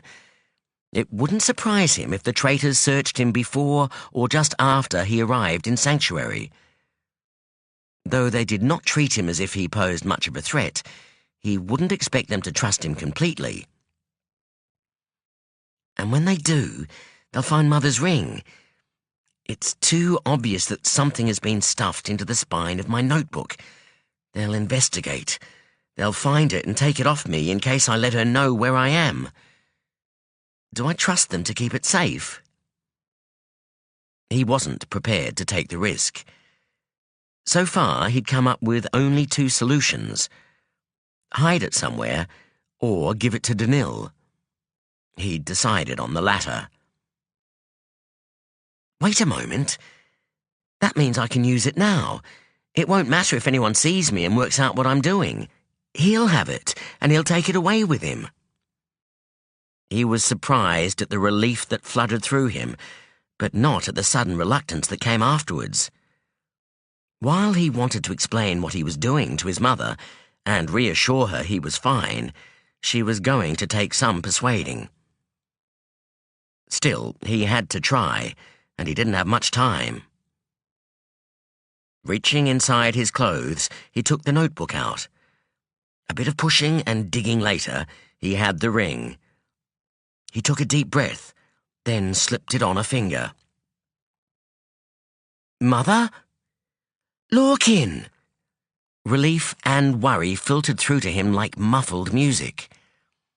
"Are you all right?" she asked. "Yes, I don't have much time to explain." "Well, get to it then." "Someone tried to kill me, but I was saved by a woman who is a member of a people called the Traitors. We had to leave Arvis because it was likely someone would try to kill me again. Now we're heading toward the secret city she comes from. I'm going with her, but there's a good chance they won't let me leave the city in case I tell people where it is." "Do you have to go?" "Yes. She wasn't supposed to kill the person who tried to kill me. If I don't speak in her defense, they might execute her for murder." "She saved you, and now you want to save her." She paused. "That's fair, but is it worth being imprisoned?" "I think I can change their minds, but it might take a while. In the meantime, the Guild doesn't know anything about them. I want to learn as much as I can. They have magic we've never seen before." "The magic you went to Sachaka for in the first place?" "Maybe. I won't know until I get there." She was silent for a long moment. "I can't stop you. You had better be right about talking them into letting you go. Otherwise, I'll come and fetch you myself." "Give me a few years first, and lots of warning." "Years?" "Of course. You can't change a whole society overnight, but I'll try to make it sooner." "Well, you had better remember to put on the ring now and then." "Ah, that's going to be a problem. I suspect they'll search me. If they find a blood ring, they'll take it off me. They're very keen to keep their city's location a secret, and considering what the rest of Sachaka is like, I don't blame them. I'm going to give it to Danil. "No, but I will soon. I have to stop him following me, or the traitors will have to kill him. I don't suppose you could get Osen to tell him to stop?" "Not right now. I'm in the city." A movement caught Lorkin's eye. "I have to go." "Good luck, Lorkin. Be careful. I love you." "I love you too." He slipped the ring off and stood up. The movement he'd seen was a traitor slowly making her way along the top of a ravine. Her attention seemed fixed on something below. Lorkin's heart skipped a beat. Danil had better be holding a strong shield. Ahead, Unn was casting about, moving in different directions, then returning to the same spot. He shook his head, turned and beckoned to Danil. For some reason, the tribesman was more inclined to speak to Danil now, whenever there was something to report. "Tracks stop here," the man said, pointing to the ground. He looked up at the rock wall that loomed over them on one side. "We'd try there." Danil looked up and judged the distance. The top of the wall wasn't too far away. Drawing magic, he created a disk of force beneath their feet. He took hold of the man's upper arms, and the man did the same with his. They had done this many times already that day, either rising up to the top of a ridge or wall, or dropping down to a ledge or into a valley. This close, the tribesmen smelled of sweat and spices, a combination that was not entirely pleasing, but not too unpleasant either. Concentrating, Danil lifted the disc upward, bearing them with it. The rock wall rushed past, then fell away as they passed the top of it. There was a narrow ridge along the top. Danil moved them to the middle of this before setting them down. Beyond, the high peaks of the mountains cut the sky to a jagged edge. "If magicians can do this, why don't they fly over the mountains and find Traitor City?" Unn asked. Danil looked at the man in surprise. The man hadn't questioned his ability until now.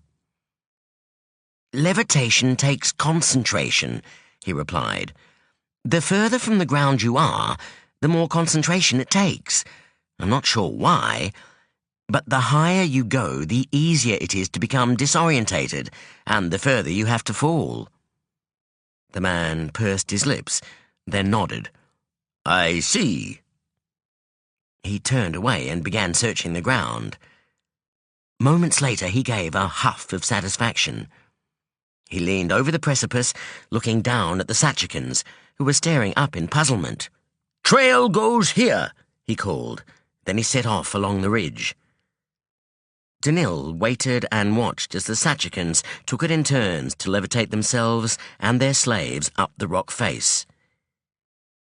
"We're getting further in," one of the Ashaki said, looking around. "Has anyone gone this far before?" "Who knows?" another answered. "We've been trying to find them for centuries. I'm sure someone must have." "I doubt we've got that close to them," a third pointed out. "They'd have tried to stop us by now." Achati chuckled and brushed dust off his clothing. "They won't risk that our Kyralian friend might get hurt. Attacking us wouldn't bother them, but they don't dare kill a guild magician in case it motivates our neighbors into helping us rid Sachaka of our traitor problem." "We'd better stick close to the ambassador, then," the first Ashaki said. Then he lowered his voice. "Though not so close that we have to endure the stink of our tracker." The others chuckled. Danil looked beyond them to see that Un was standing 100 strides or so away, beckoning to him. It was obvious the tribesman preferred his assistance to the Sachakans. I can't blame him, though I have to admit the man doesn't smell too good. Still, I bet I don't either, after walking through the mountains for days without a bath or a change of clothes. He caught up with Un and they continued on. Soon they had to levitate down the other side of the ridge, then up 2 more walls. Every time, Un found the trail again. Time passed, and soon the sun was dropping ever closer to the horizon. They entered a narrow ravine. Un hesitated at the entrance, then indicated Danil should walk beside him.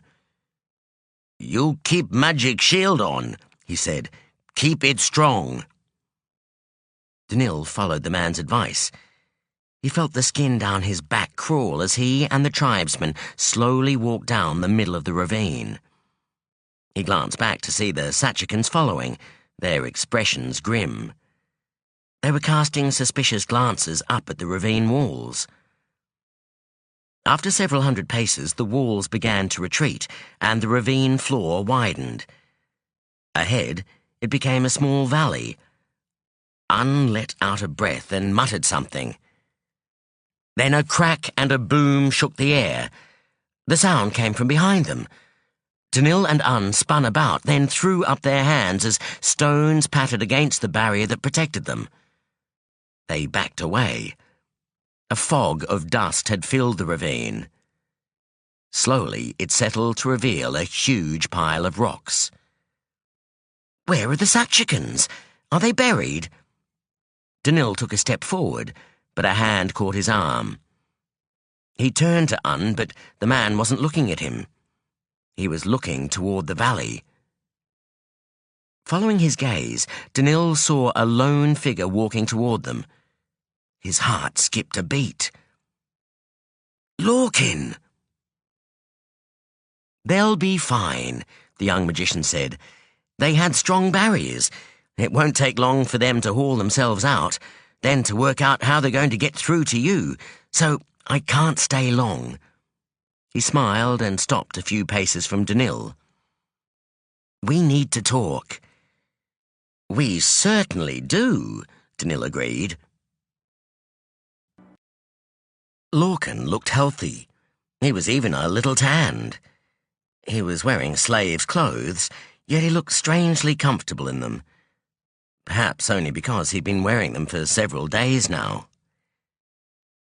"Let's sit down," Lorkin said. He moved to a low boulder and sat. Danil found another rock to sit upon. Remained standing. The tribesman watched Lorkin with a cautious, knowing expression. Abruptly, all sounds in the ravine were silenced, a barrier to prevent their conversation being overheard. Overheard by or others as well. "You must have many questions," Lorkin said. "I'll do my best to answer them." Danil nodded. Where to start? Perhaps where it had all started to go wrong. "Who killed the slave in your room?" Lorkin smiled wryly. "The woman I've been travelling with. She saved my life." "Tavara?" "Yes. The one you found dead in my room tried to kill me. Tavara said that others would try to finish the job and offered to take me somewhere safe." "Who wants you killed and why?" Lorkin grimaced. "That's kind of complicated. I can't tell you who, but I can tell you why. It's because of my father. But not because he killed any Achani, because of something else he did, or rather, something he didn't do. Do you remember how someone helped him escape Sachaka by teaching him black magic?" Danil nodded. "Well, that person was a traitor. He agreed to give them something in return, and he never did. In fact, it was something he was not authorized to give, but I guess he was desperate to go home and would have agreed to anything." Lorkin shrugged. "I need to sort that out with the traitors, and there are other things. I have to tell them what happened with Riva, the slave Tavara killed, or Tavara will be charged for murder and executed. So I need you to stop following me."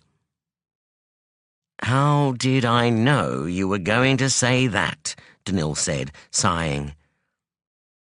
"They'll kill you if you don't." Lorkin's expression was more serious than Danil had ever seen before. "They don't want to. I don't think they want to kill the Sachakans either. Well, they'd love to kill them, I suspect, just not here and now. They know that the more people they have to kill to keep their location secret, the more people will try to find them." Danil nodded. "So you want me and to pretend we lost the trail?" "Yes, or whatever you need to say to end the search." "Somehow I don't think it'll take much to convince the Sachakans after this," he thought, looking at the rocks blocking the ravine. "What about I guess he'll follow orders, but maybe the truth will suffice. If I decide we don't need to find Lorkin, will the Ashaki keep searching?" Then Danil remembered the gemstones. He looked at Lorkin closely. "This isn't just because of your father and this woman, is it?" The young magician blinked, then smiled. "No, I want to know more about the traitors. They don't have slaves, and the way their society is structured is completely different to the rest of Sachaka. I think they may have forms of magic we've never heard of, or haven't seen in thousands of years. I think they might be good people to establish friendly ties with. I think that we need to get on their good side, because one day we might be dealing with them instead of the people ruling Arvis now." Danil cursed. "If it comes to a war, don't take sides," he warned. "If they lose, you may not be immune to the consequences." "I wouldn't expect to be," Lorkin shrugged. "I do realize the problems that would cause for the guild. For now, it would be better if everyone acted as if I'd left the guild. I'm not sure how long I will have to stay here." He frowned. "There's a chance they won't let me leave in case I tell others how to find them. I've explained all this to Mother, by the way." "Oh, good." Danil heaved a sigh of relief. "Do you realize how much I dreaded telling her about your disappearance?" Yes, Lorkin chuckled. Sorry about that. The amusement left his face, and he grimaced. He looked down and uncurled the fingers of one hand. On his palm lay a blood ring. He held it out to Danil with obvious reluctance. Take it. I don't dare carry it any longer. If they found it on me, it would hardly encourage them to trust me, and I don't want to risk it falling into other hands. Danil took the ring. It's Sonea's? Yes. A movement caught their attention. Dust rose from the pile of rocks behind them. Lorkin's gaze flickered to them, and he stood up. I have to go. At the movement, Un turned to look at them. Once more, Danil remembered the cave full of gemstones.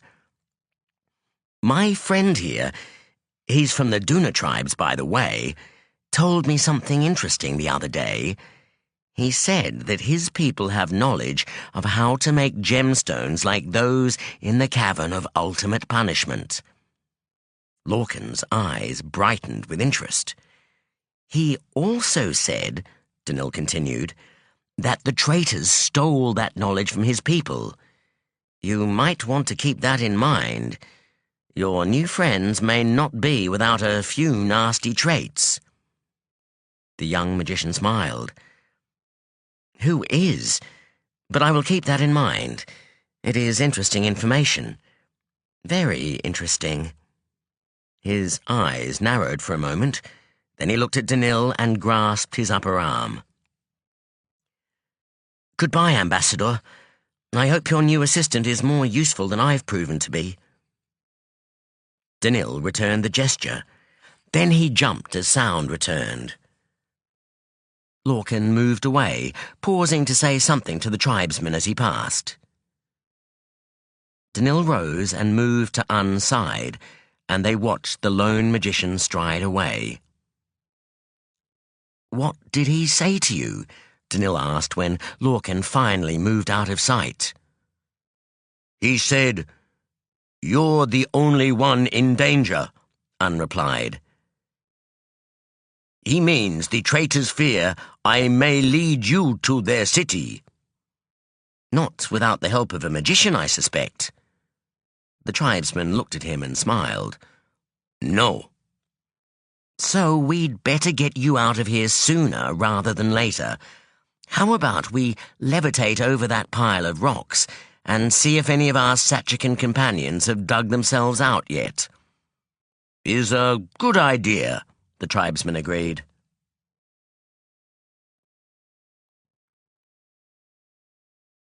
When she had finally left Skellen, Sonea had simultaneously wanted to scream in frustration and cheer. By now, not only could Danil have found Lorkin, she'd thought, but there could have been a battle, funerals for the dead arranged, and a victory celebration held. Ozen must have progressed from wondering where I am to discovering I haven't been at the hospice all night, to ordering Carlin to start strengthening himself, ready to hunt me down. And all for nothing. Well, not nothing. They had found one rogue, just not the one they were looking for. But at least she was away from Skellen, she'd reasoned, and headed back to the guild at last. Then something happened that negated all her desire to rush back for news. She'd heard Lorkin's voice in her mind, and felt hints at what he'd been feeling. It had been very enlightening. She'd forgotten how effective a blood ring could be at conveying the mind of the wearer. In a short time, she had not only learned that Lorkin was alive, but that he did not fear for his life and was full of hope. Though he was not entirely certain how the people he was with would treat him, in general he respected them and believed they were benevolent. He was smitten with the woman who had rescued him, but the obligation he felt toward her was not entirely based on lust or fondness. Ah, Lorkin, why does there always have to be a woman involved? Lorkin was as safe as she could hope, considering the situation. She'd rather he was home, and she did not like the possibility these traitors would not let him leave their city. But he had decided to risk that, and there was nothing she could do to stop him. At least he's a long way from the people who tried to kill him. She'd got into the cart feeling much better. But before they had travelled far, Fawley had begun to groan and hold her head and stomach. A quick check told Sonea the woman was particularly susceptible to carriage sickness, so they had been forced to tell the driver to slow down. She wondered if Lorkin had met Danil yet, and if Ozan was now looking for her to tell her the good news. The cart slowed even further. Outside, someone was shouting, and the driver began shouting back. Sonea exchanged a frown with Regan as the vehicle stopped. Fawley began to whimper with fear. They all jumped as someone began hammering on the side of the cart. "Black Magician Sonea!" someone called. A young woman, Sonea guessed. "You have to come out. You've got the wrong woman." Sonea moved to the rear flap of the cart's cover. She pulled it aside. The street beyond was empty but for a few people in the distance. A knocking came from the side of the cart again. "I work for Cerie," the woman said. "We know she's the wrong rogue," Sonea called out. "Cerie told us." A slim young woman appeared, hurrying around the cart to scowl at Sonea. "Then, you don't know?" The girl stopped and took a deep breath. "You're letting the other rogue go, then?" Sonea stared at her. "Not if I can help it." "Well, I know where the real rogue is. I was watching you and Cerie from the roof of one of the other buildings, and saw her turn up to do the same. I think she's still there." Regan uttered an oath. Sonea turned to look at him. "Go," he said. "I'll get Fawley to the hospice and come back." But what if the woman has already left? My absence from the hospice might not have been noticed. If it hasn't, I'll be able to keep hunting for her. But if I get out of the cart and I'm seen... "You should go," she told Regan. "If I go and I'm recognized, the guild will stop me hunting for—" "You must be the one to catch her."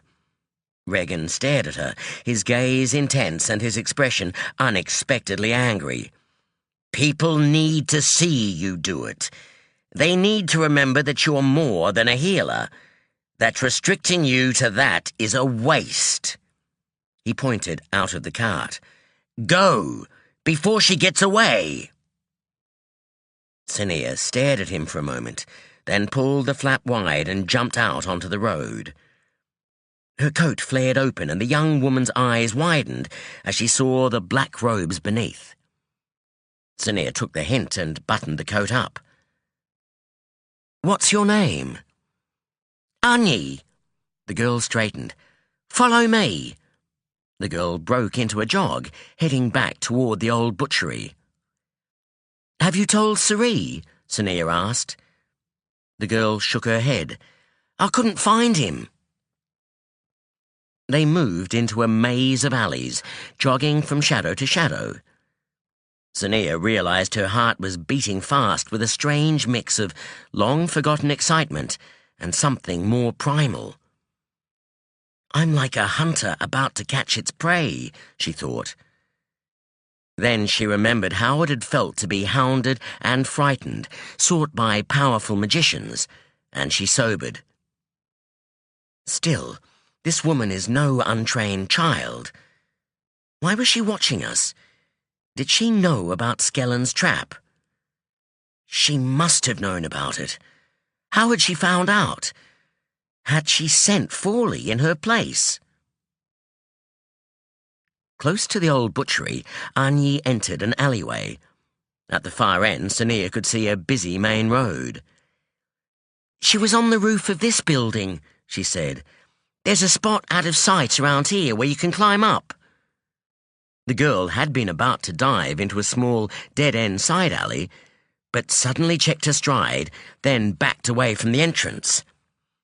"That's her," she hissed, pointing. Her finger pointed upward. Sonea looked up, caught a movement, and felt a chill run down her spine. She drew magic and threw up a shield around them. A woman was slowly levitating down into the side alley. She disappeared into the shadows. "Can you trap her in there?" Anyi asked. The sound of footsteps suddenly broke out, coming rapidly closer. "Only one way to find out," Sonea replied. She looked at Anyi. "Go back. When Regan returns, bring him here. I might need assistance." Anyi nodded and raced away. Sonea adjusted her shield to allow the girl out. When she turned back, the woman was about to emerge from the side alley.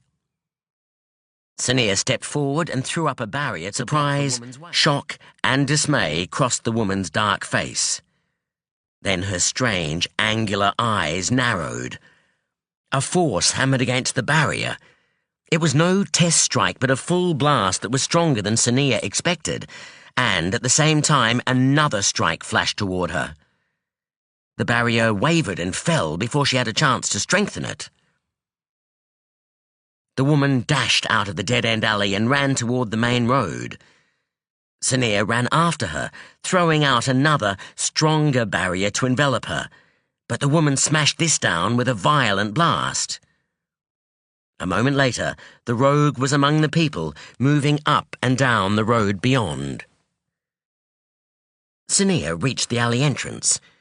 She saw the woman pause and turn to look at her, well within the flow of traffic. Seeing the distinctive red-brown skin, she knew why Suri had been so sure that Fawley was not the woman he'd seen. As Skellen's face flashed through Sonea's memory, she felt a chill run down her spine.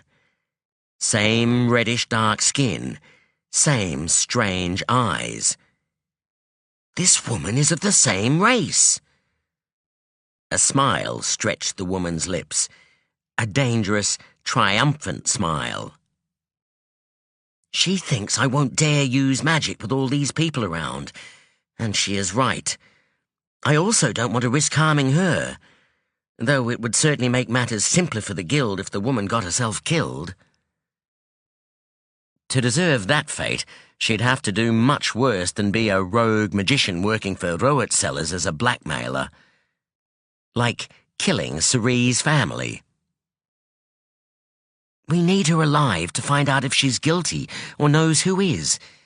We also need her alive so we can find out where she came from, and if there are more magicians like her, and find out why she was watching us catch Fawley. And it would be much harder for Sonea to gain forgiveness for not obeying rules if her disobedience had led to her killing someone. Sonea drew magic. Lots of magic. She had no idea how long she could hold the woman for. Despite knowing how to take power from magicians and people, and even animals, and store it away until needed, Sonea had not done so for over 20 years. She was forbidden to, unless ordered to do so by the higher magicians. She was no more powerful than she had been before she had learned black magic. No more powerful than she had been as a novice. But she had been an exceptionally powerful novice. With the magic she had gathered, Sonea sent power over the heads of the people passing between her and the rogue, and surrounded the woman in a globe of force.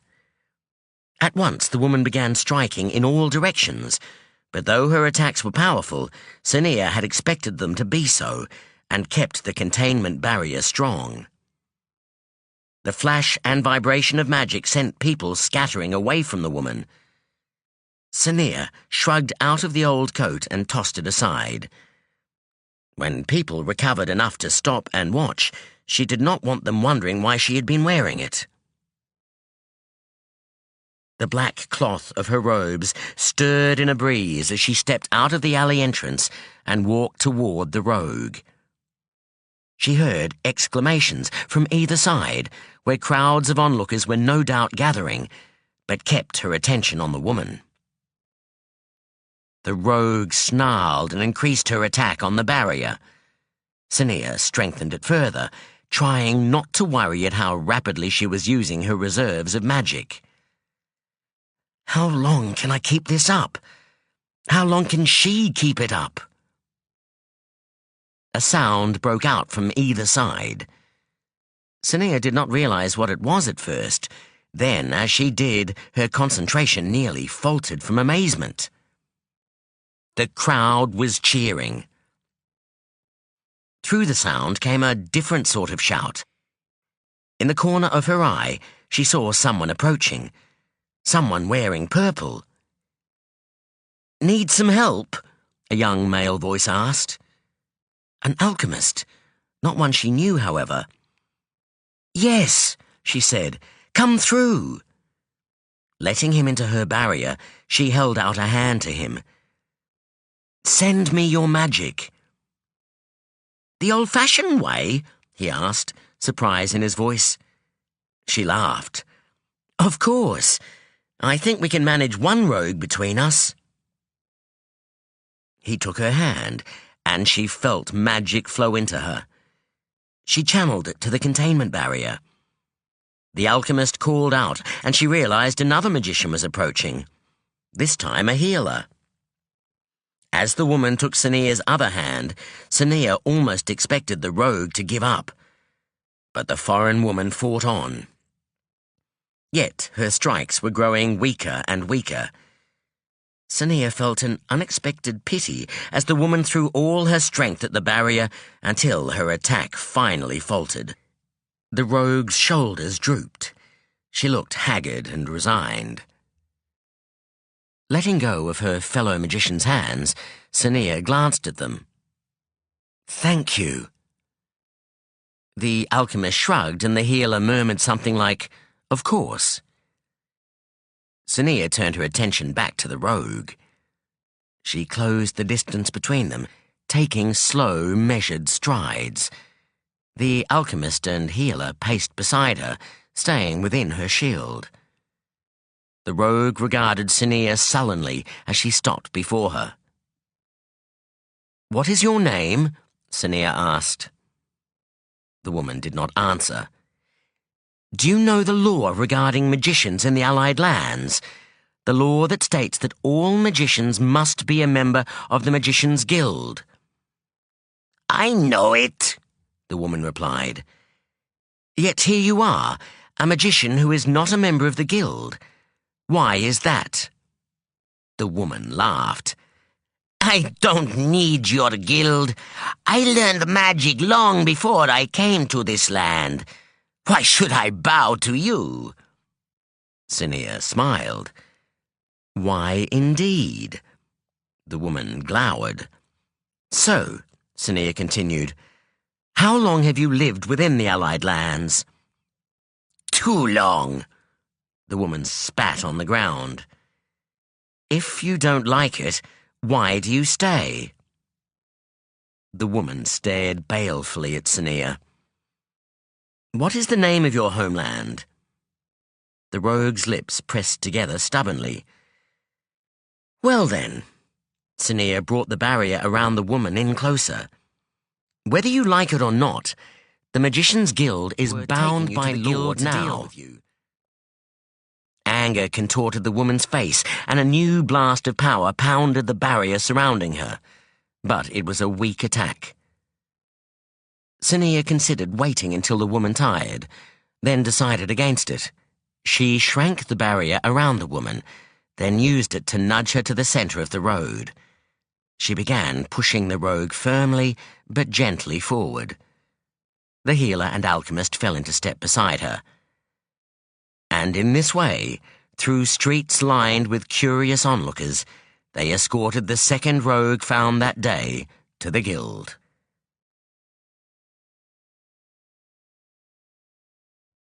Chapter 28. Questions. The blindfold over Lorkin's eyes itched, but each of his arms was being held by a traitor. "We're stopping," one of the women said, gently pulling him to a halt. "Now we're going up again." The other woman let his arm go, and he took the opportunity to scratch. He braced himself and felt his stomach lurch as they began to rise. After several heartbeats, he felt the unevenness of the ground under his feet again. The woman tugged him into motion. "Be careful, the ground slopes here. Duck your head." He felt a sudden coolness and guessed that they'd moved from sunlight into shadows. That wasn't all. There was moisture in the air and a faint smell of rotting vegetation or mold. His guide stopped. "There's stairs now, descending, 4 of them." He found the edge with his toe, then cautiously stepped downward. The steps were wide and shallow, and from the way sounds were echoing, he had entered a cave or room. The trickle of water came from a few strides away. "It's all flat from here." That wasn't strictly true, he could tell as he walked. The ground was smooth, but there was a definite gradual incline. He listened to the sound of the group's footsteps and the flow of water. If they made any turns, they were too large and slow for him to detect. The sound of wind, vegetation rustling, and distant voices came from somewhere ahead. A few more strides, and, from the way the noise surrounded him, he knew he was now outside. He felt the warmth of sunlight on his face and a breeze on his skin. He heard someone say Savara's name. Without warning, the blindfold was removed and he found himself blinking into the brightness of the midday sun. Before his eyes had adjusted, the traitor who had been guiding him tugged at his arm, indicating he should continue walking. Savara led the group, walking along a pathway beside tall, swaying stalks. He realized this was the edge of a crop, the large seed heads peeking out from the topmost leaves. The path ascended steeply, and he found himself staring out over a wide valley. Steep cliff walls rose on either side, meeting at the ends of the valley. Fields filled the floor, each at a different height, like disturbed tiles, but all level. The tiers of green stepped down to a long, narrow lake at the valley's lowest point. Not one corner wasted, he thought. How else can they feed a whole city of people? But where are the buildings? A movement up on the nearest cliff wall answered that question. Someone was looking out of a hole in the rock face. A moment later, he realized that the entire wall was riddled with holes, from one end of the valley to the other. A city carved into the rock. He shook his head in wonder. "It was already here when we found the valley," a familiar voice said from beside him. He looked at Tavara in surprise. She had barely said a word to him since they joined Savara's group. "Of course, we've made it much bigger," she continued. "A lot of the old part collapsed and had to be replaced 60 years after the first traitors settled here." "How deep does it go?" "Mostly it's only 1 or 2 rooms deep. Think of it as a city half the size of Arvis, but more elongated and tipped on its side. We have tremors here now and then, and parts collapse, though we've got a lot better at judging if the rock is safe before making new rooms, then strengthening them with magic. People feel more comfortable living close to the outside." "I can understand how they'd come to feel that way." He could see now that part of the base of the wall was broken by sturdy archways, through which people were entering and leaving the city. Elsewhere there were smaller, more widely spaced openings. The arches suggested a formal public entrance, and he was not surprised when Savara headed for them. But not long after, she was forced to stop. A crowd had begun to gather. Many of the people were staring at him. Some were clearly curious, but others looked suspicious. Some were glaring in anger, but not just at him. Their attention was also on Tavara. "Murderer!" someone called out, followed by sounds of agreement here and there. But a few people frowned at the accusation, and some even voiced a protest. "Move out of the way," Savara ordered, her tone firm but not angry. The people blocking the path obeyed. Lorkin read respect in their faces when they looked at Savara. She is definitely a traitor to get on the good side of, he thought, as the group followed their leader to the arches and into the city. A wide but shallow hall, supported by several rows of columns, spread before them. "Speaker Savara," a voice called, "I'm glad to see you've returned safely." The voice belonged to a short, round woman who was walking toward them from the back of the hall. Her words had been spoken in a lofty tone. Savara slowed to meet her. "Speaker Kyralia," Savara replied. "Have the table assembled?" "All but you and I." Lorkin felt something nudge his arm. He looked down at Tavara. She mouthed something, but he could not make it out, so he leaned closer. "Other faction," she whispered. He nodded to show he understood, then gave the woman a closer look. "So this is the one who ordered me killed." She was older than Savara, possibly older than his mother, if the roundness of her face was smoothing out the lines a woman her age might normally have. The sharpness of her eyes and the set of her mouth contradicted her soft demeanour. They gave her a mean expression, he decided. But maybe his perception was skewed by the knowledge she'd wanted him dead. Maybe other people found her appealing and motherly. Kylia's gaze swept over the other members of Savara's group, and her nose twitched. Lorkin realised that the slave garb he and some of the others wore now looked out of place. Like the costume it is. Savara turned to two of her companions. "Take Tavara to her room and guard the doors." They nodded, and as they looked to Tavara, she stepped forward to join them. Without glancing at him or saying a word, she strode away. Savara looked at another of her people. "Find Ivana and Nashia and have them replace Ishia and Ralana as soon as possible." She looked at the last two women. "Go, get some rest and proper food." As the women left, Savara turned to Lorkin. "I hope you're ready to answer a lot of questions." He smiled. "I am." But as she and Kyralia fell into step either side of him, leading him out of the hall and into a wide corridor, he realised he did not feel ready. He knew that there was a queen here, but it was suddenly clear that Tavara and Chari had neglected to tell him how power was divided below the level of royalty.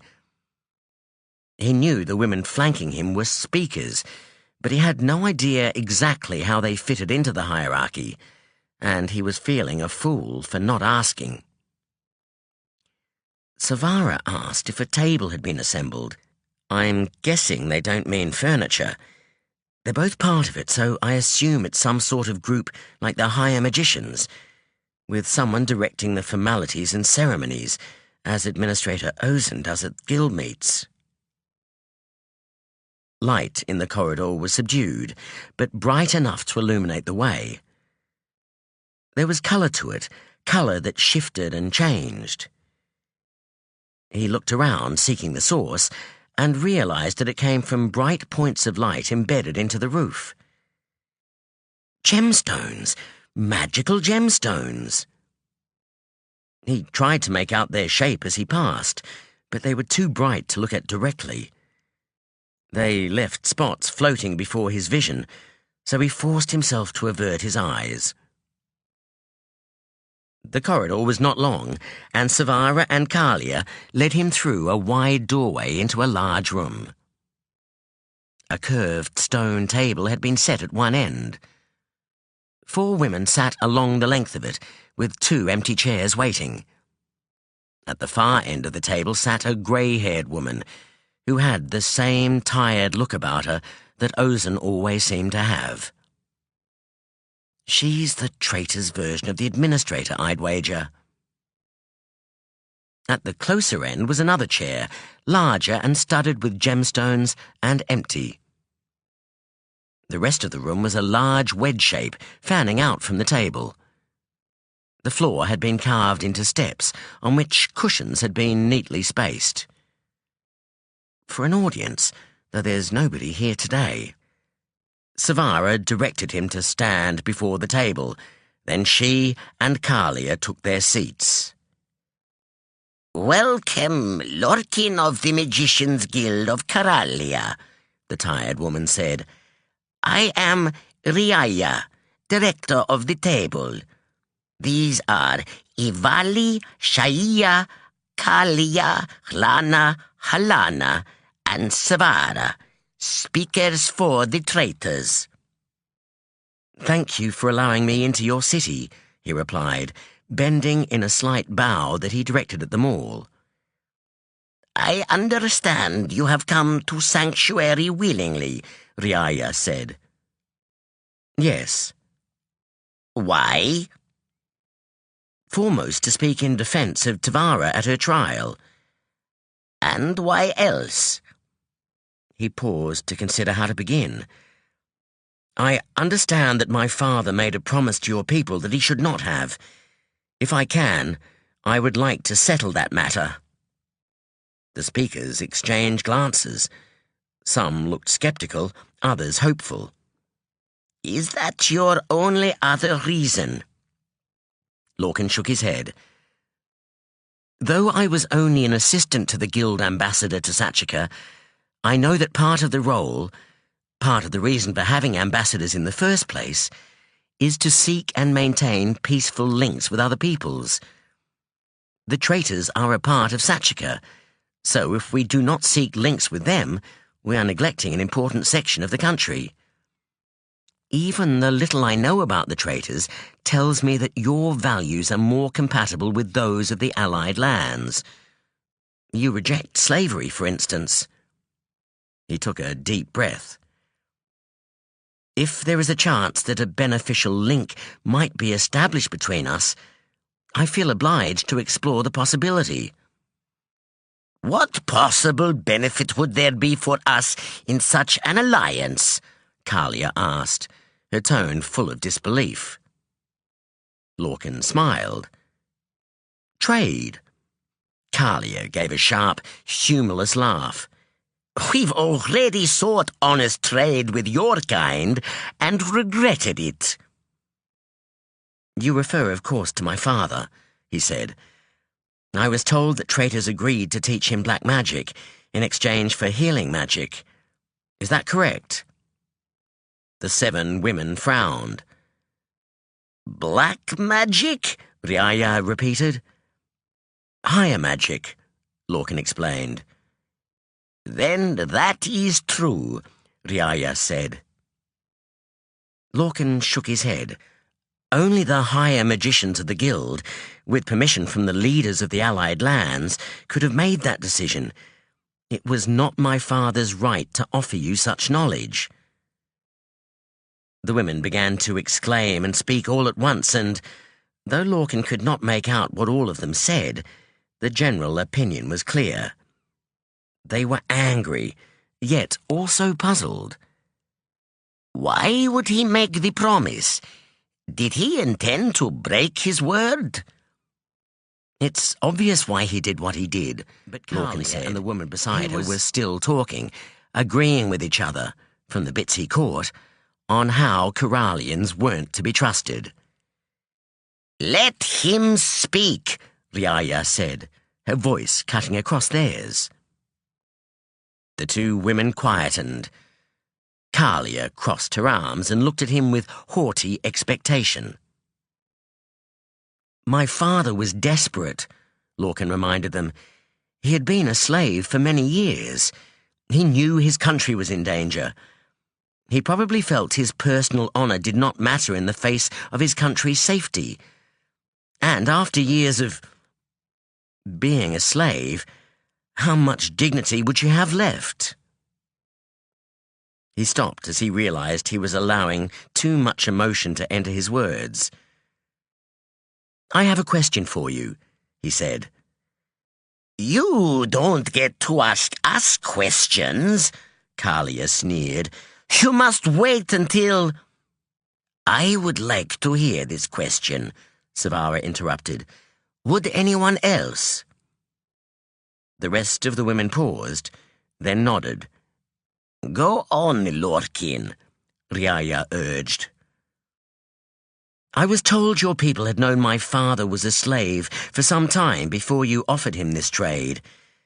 Why did you wait until it was of advantage to you to offer that help? Why did you require such a high price for helping him when you rescue your own people from such tyranny all the time?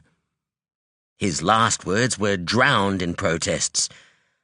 How dare you question our generosity? Kyralia shouted.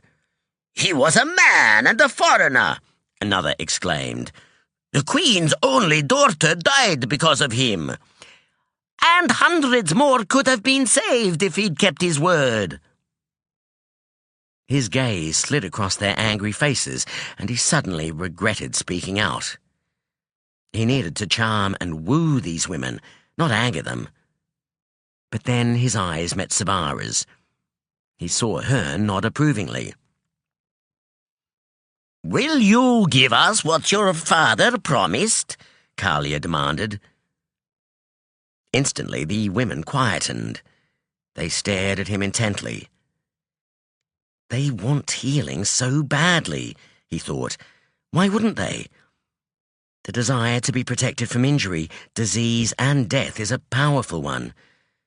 But they don't realize how powerful the knowledge is, the advantage it gives over an enemy, how it can be used to harm as well as help.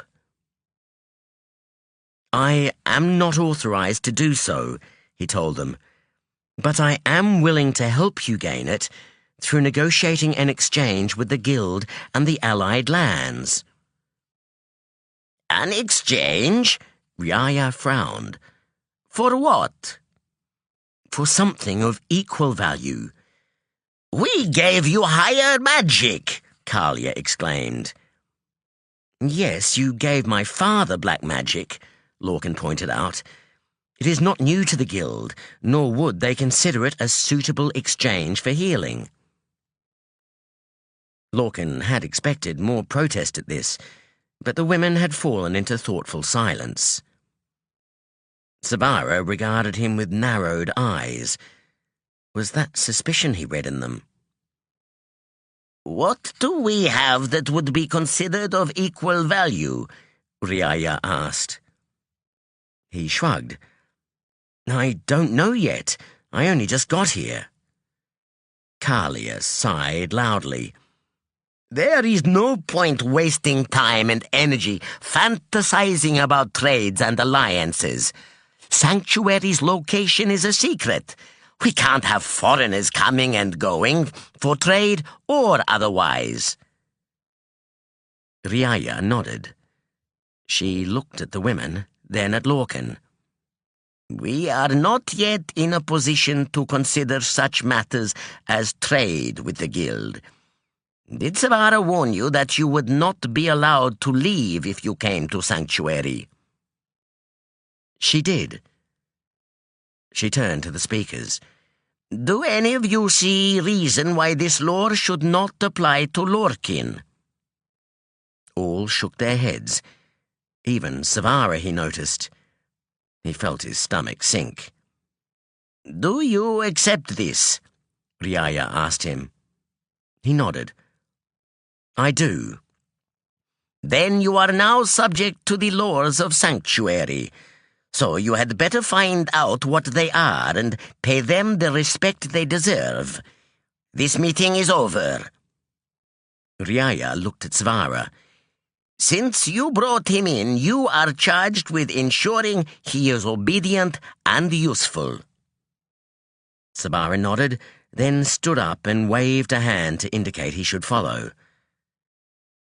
As they walked out of the room, Lorkin felt a strange gloom settle on him. He'd known there would be a price for following Tavara to Sanctuary. Though he was prepared to accept it, a part of him still rebelled. And then he remembered what Riaya had said.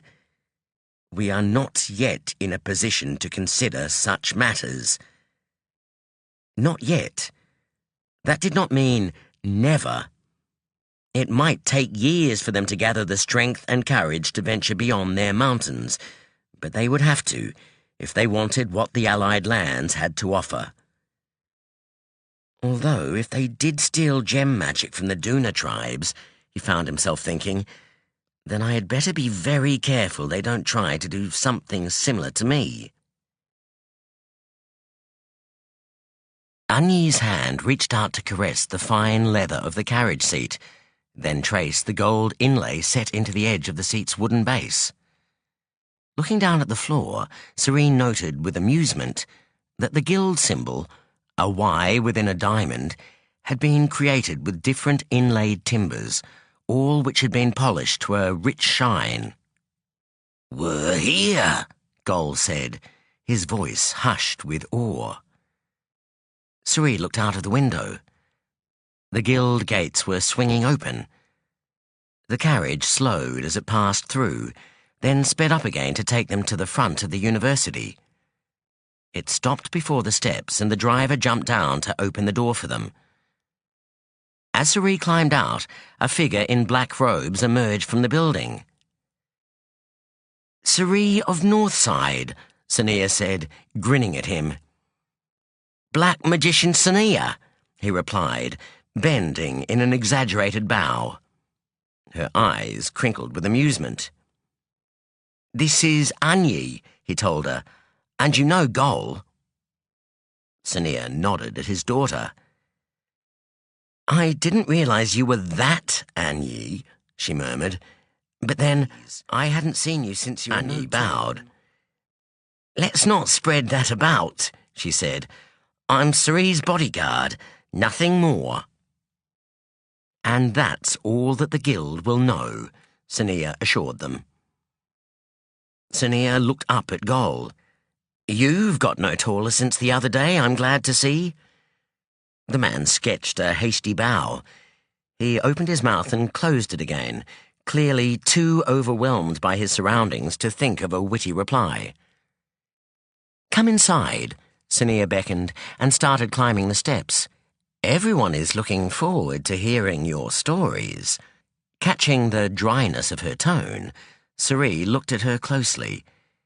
He had been both pleased and dismayed by her summons to the guild to identify the rogue, but she'd assured him that she had only referred to him as an old friend.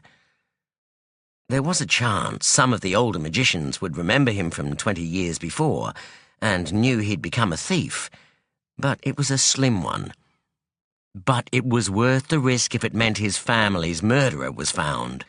He also understood she was worried that the guild would restrict her freedom more now they knew she had been roaming about the city without permission.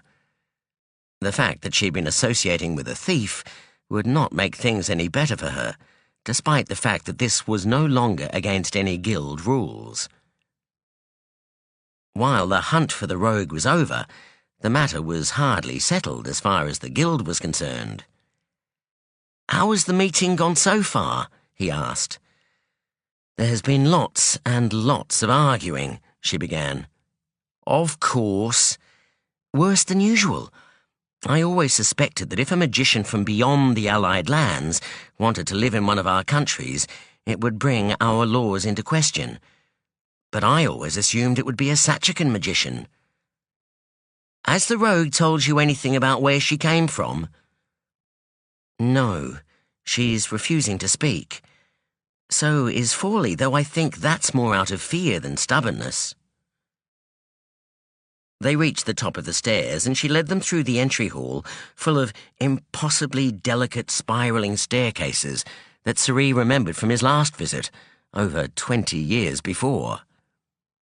Gol and Anyi both gazed around, their mouths open in astonishment, and Suri had to smother a chuckle. Sonea did not hesitate, but led them into a wide corridor. This finished at the huge great hall that contained the old building that was the guild hall. A building within a building. Suri didn't think Gol and Anyi's mouths could open any wider. Will you read her mind? Suri asked Sonea. I expect we will eventually. That's part of what the arguing has been about. Since we don't know anything about the place she came from, we don't know if reading her mind without her permission would be taken as an unforgivable abuse. But you can't find out where she came from without reading her mind, Annie said. No. And that's why we're here. You need proof she did something illegal. Sonea had reached the doors of the guild hall, which were slowly opening. She looked at Anyi and smiled crookedly.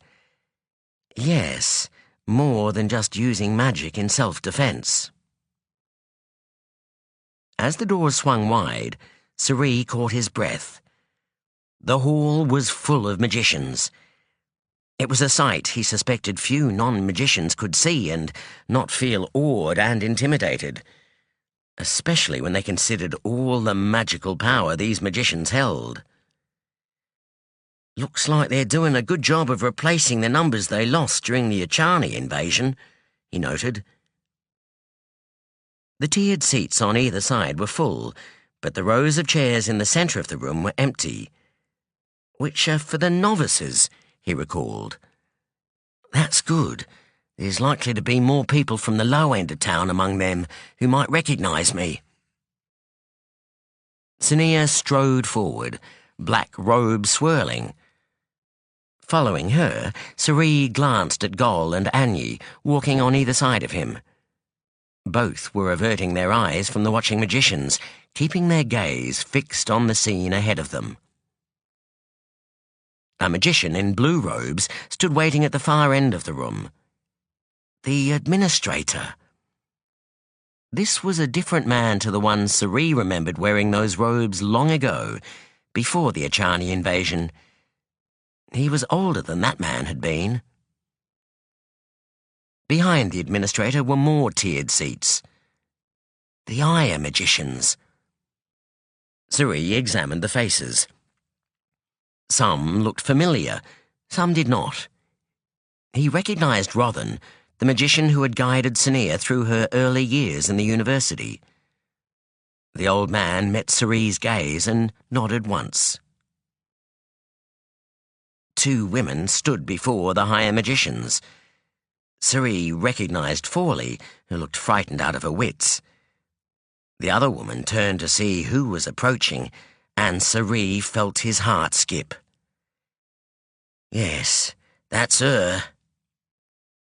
As she glared at him, Suri's blood went cold. In the dim light of the pawnshop attic, he hadn't seen her too clearly, though enough to recognise her when he saw her the next time. And when he'd seen her in the street outside the shop, it had been at a distance. But here, under the bright glow of many magical globe lights, he noticed something he'd not had the opportunity to see before.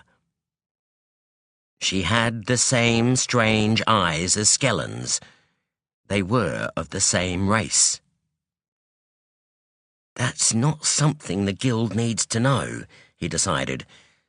Skellen would not appreciate me directing the guild's attention in his direction. though I doubt Sonea failed to notice the similarity. She probably hasn't told anyone, because that would mean revealing she had enlisted the help of a thief. As Sonea stopped before the higher magicians, Suri, Anyi, and Gol bowed. She introduced him and his bodyguards and explained that Suri was the friend she had spoken of, who had first seen the foreign rogue and brought the matter to her attention. As she finished, the administrator looked at Suri. "Firstly, the Guild offers its thanks for your assistance in capturing these rogue magicians," he said. "Secondly, we thank you for helping us today." He gestured to the two women. "Do you recognize either of these women?" Suri turned to Fawley. "I had not seen Fawley until a few days ago." "Secondly, we thank you for helping us today." He gestured to the two women. "Do you recognize either of these women?" Suri turned to Fawley. "I had not seen Fawley until a few days ago, when she was caught." He gestured to the other woman. "This one I saw a few months ago. Gol and I were after a murderer, and the clues we'd got led us to spy on a shop owner and his customer, this woman. We saw her use magic to open a safe box." The rogue was still staring at him, and as his gaze shifted to her, she narrowed her eyes. "Do you think this woman is the murderer you sought?" Suri shrugged. "I don't know. Magic was used in the murder. She has magic, but I have no proof that it was her." The administrator's attention moved to Gol. "You were there the night your employer spied on this woman?" Gol nodded. "I was." "Was it as he described? Were there any details you noticed that he didn't?" "He got it straight," the big man said. Now the administrator looked at Anyi. "And were you there?" "No," she replied. "Have you observed this woman performing magic?" "Yes, I first put eyes on her an hour or so before Black Magician Sonea caught her. She was watching Fawley being caught. I thought it a bit odd. Then I saw her using magic to kill some birds that were making so much noise fighting they might have drawn attention to her. I knew she had to be a rogue too, so I went to get Black Magician Sonea." The administrator looked thoughtful, then regarded Suri, Anyi, and Gol in turn. "Is there anything else you can tell us about either of these women?" "No," Suri replied. He glanced at his daughter and bodyguard. They were shaking their heads. The administrator turned to regard the higher magicians. "Any questions?" "I have one," the magician in white robe said. He must be the High Lord, Suri recalled. Sonea had told him the High Lord's robes had been changed to white after it was decided the black magicians should, logically, wear black. "Have you ever seen anyone with the same physical characteristics as this woman?" The man gestured toward the rogue. "Aside from her gender, of course." "Maybe once or twice," Suri replied. "Do you know where those people came from?" Suri shook his head. "No." The magician nodded, then waved a hand at the administrator to indicate he had no more questions. Relieved, Suri found he was looking forward to leaving this place. He might be a powerful man in the city's underworld, but he was not used to being scrutinized by so many people. A thief works best unnoticed. Better to be known by reputation than by being the center of attention. "Thank you for your assistance, Suri of Northside, Anyi and Gol," the administrator said. "You may now leave." Sonea ushered them out again. Once the Guildhall doors had closed behind them, Cerie let out a sigh of relief. "Did that help?" Agni asked. Sonea nodded. "I think it will. They now have witness accounts of the woman breaking the law. The only magic she used within sight of magicians was arguably in her defense when I captured her and took her to the guild. So, if she has broken the law, it is excusable to read her mind." It was already. Sonea smiled grimly. But now they won't feel so bad about it. "Will you do it?" Cerie asked. Her smile vanished. "It'll either be me or Carlin. I suspect they'll choose Carlin, since he's had much less involvement in the search and hasn't been disobeying rules." Cerie frowned. "Are they going to give you trouble for that?" "I don't think so," she said, her brow creasing with worry. "Carlin doesn't seem too pleased. He hasn't had the time to raise the matter so far, but he will eventually. Nobody else has brought it up, but I'm sure someone will." She sighed and took a step back toward the hall. "I had better return. I'll let you know what happens." She paused, then smiled. "Oh, and Lorkin contacted me. He's alive and well. I'll tell you all about it another time." "Great news," Cerie said. "See you then." She waved, then pushed one of the doors open wide enough to slip through. Cerie looked from Agni to Gol. "Let's see if the carriage is waiting for us." They grinned and followed as he set off back to the front of the university.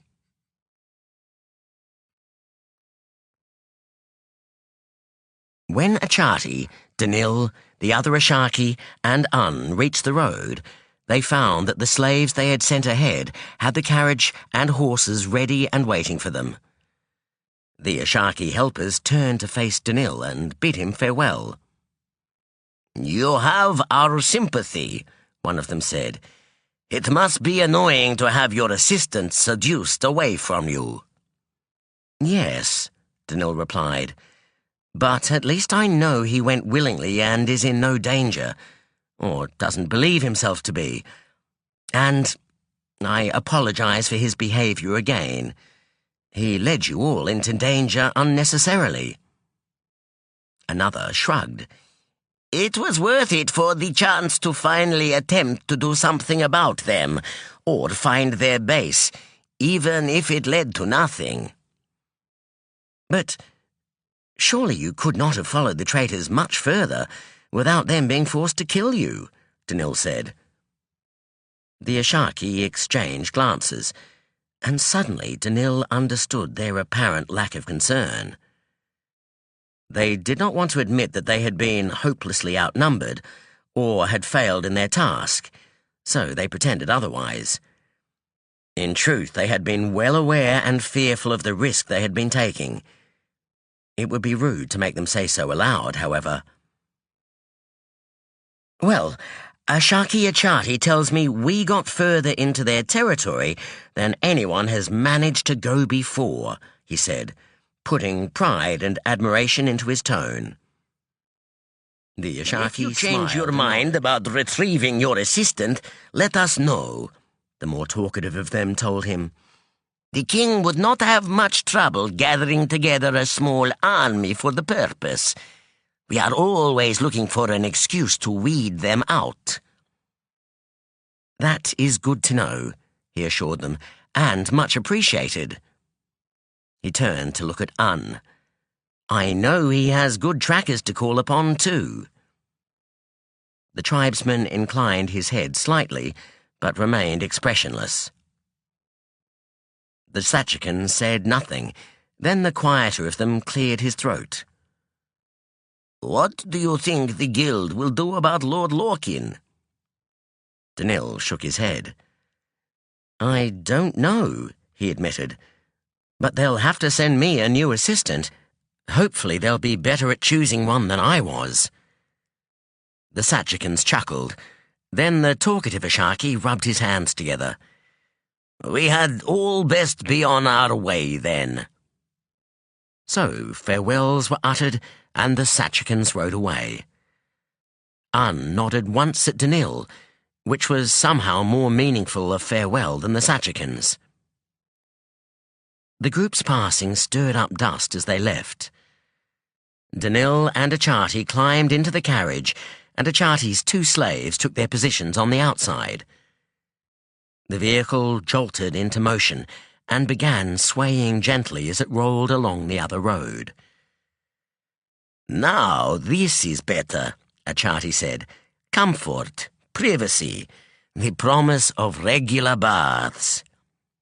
"I'm definitely looking forward to a bath." "I suspect our helpers are as keen to get home, despite the fact that they didn't get a chance to rid Sachaka of a few traitors." Danil winced. "I apologize again for causing so much discomfort and risk for no reason." "It wasn't for no reason," Achati corrected. "You were obliged to search. I was obliged to help you. A young man could have been in danger. The fact that he wasn't made our journey no less important." Danil nodded in gratitude for the Sachakan's understanding. "I suppose I'm apologizing on Lorkin's behalf. I'm sure if he'd been able to tell us of his decision earlier, he would have." "He may not have decided what he was going to do until just before he spoke to you." Achati shrugged. "It was not a wasted trip. In fact, it has been educational, both in how Kyralians think and how you think. I made assumptions about your determination to find your assistant, for example. I thought it might go beyond mere loyalty to a fellow magician and Kyralian." Danil looked up at Achati in surprise. "You thought we were lovers?" The man's expression was serious now. He looked away. "My slave is young, good-looking, and quite talented.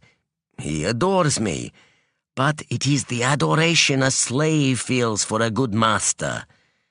I envied you, your assistant." Unable to stop himself staring at Achati in surprise, Danil searched for an appropriate answer and found none. Achati chuckled. "Surely you knew this much about me." "Well, yes, but I'll admit I was a bit slow to notice." "You were preoccupied." "I gather you weren't making any great assumption about me." Achati shook his head. "We make sure we know everything we can about the ambassadors the guild sends our way, and your choice of companions isn't exactly a secret in Imadin." "No," Danil agreed, thinking of Tyend and his parties. Achati sighed. "I can buy myself a companion. In fact, I have done so many times. Someone beautiful, someone well-trained in pleasing a master. I might perhaps find someone intelligent and witty enough to converse with, even be lucky enough to be loved by that slave. But there is always something lacking." Danil watched Achati closely. "What is that?" The man's mouth twisted into a lopsided smile. "Risk. Only when you know the other could easily leave you do you appreciate when he stays. Only when it's not easier on them to like you than not do you appreciate it when they do." "Unequal?" Achati shrugged. "Or near enough. For a companion to be truly equal to me would restrict my choices too much. As the king's envoy, I am one of the most powerful men in the country, after all."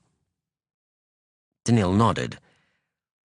"I've never had to consider such differences in status, though I suppose I might have if my companion was a servant." But a servant can leave. Yes. Do servants make good conversation?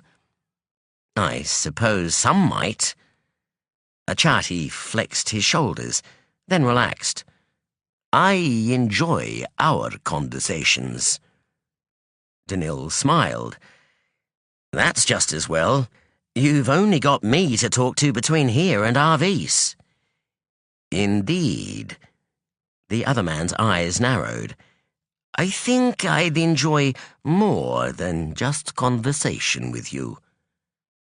Once again, Danil was speechless. Surprise was followed by embarrassment, then was overtaken by curiosity, and not a little flattery. This Sachakan, who had just pointed out he was one of the most powerful men in the country, is actually propositioning me. What should I do? How do you turn someone like him down without being impolite or causing a political repercussion? Do I even want to? He felt a shiver go down his spine. He's younger than me, but not by many years. He's good-looking in a Sachakan kind of way. He's good company. He's nice to his slaves. But, such a liaison would be politically dangerous. Achati chuckled again. I don't expect anything of you, Ambassador Danil. I only express a view, and a possibility, something to think about.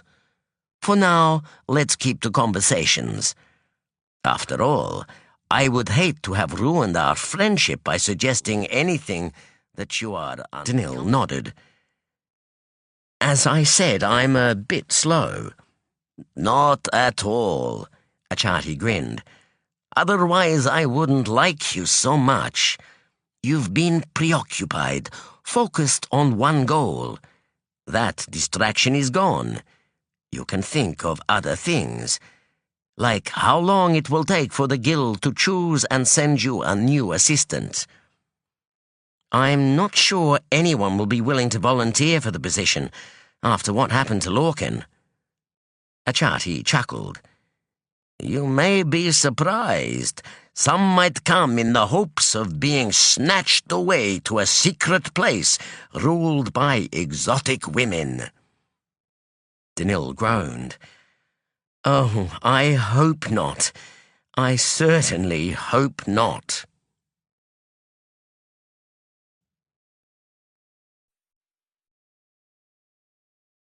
Chapter 29.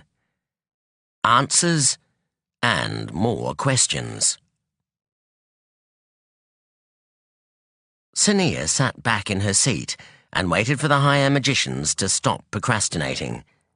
She had tried to prevent bringing Suri into the guild, but once it was known that others had helped her and Regan find the rogues, the guild's habit of exploring all sides to a situation had made it unavoidable.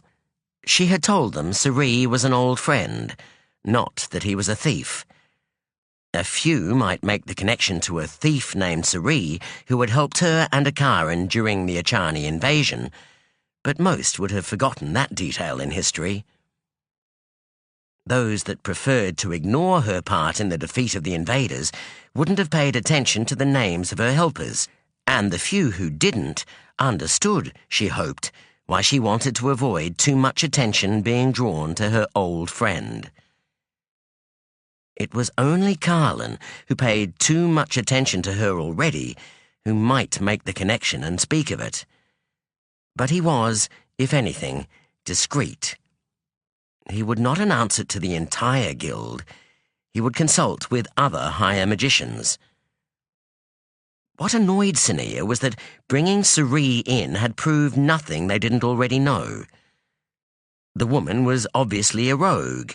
She had used magic in front of hundreds of people, including the alchemist and healer who had helped Sonea capture her.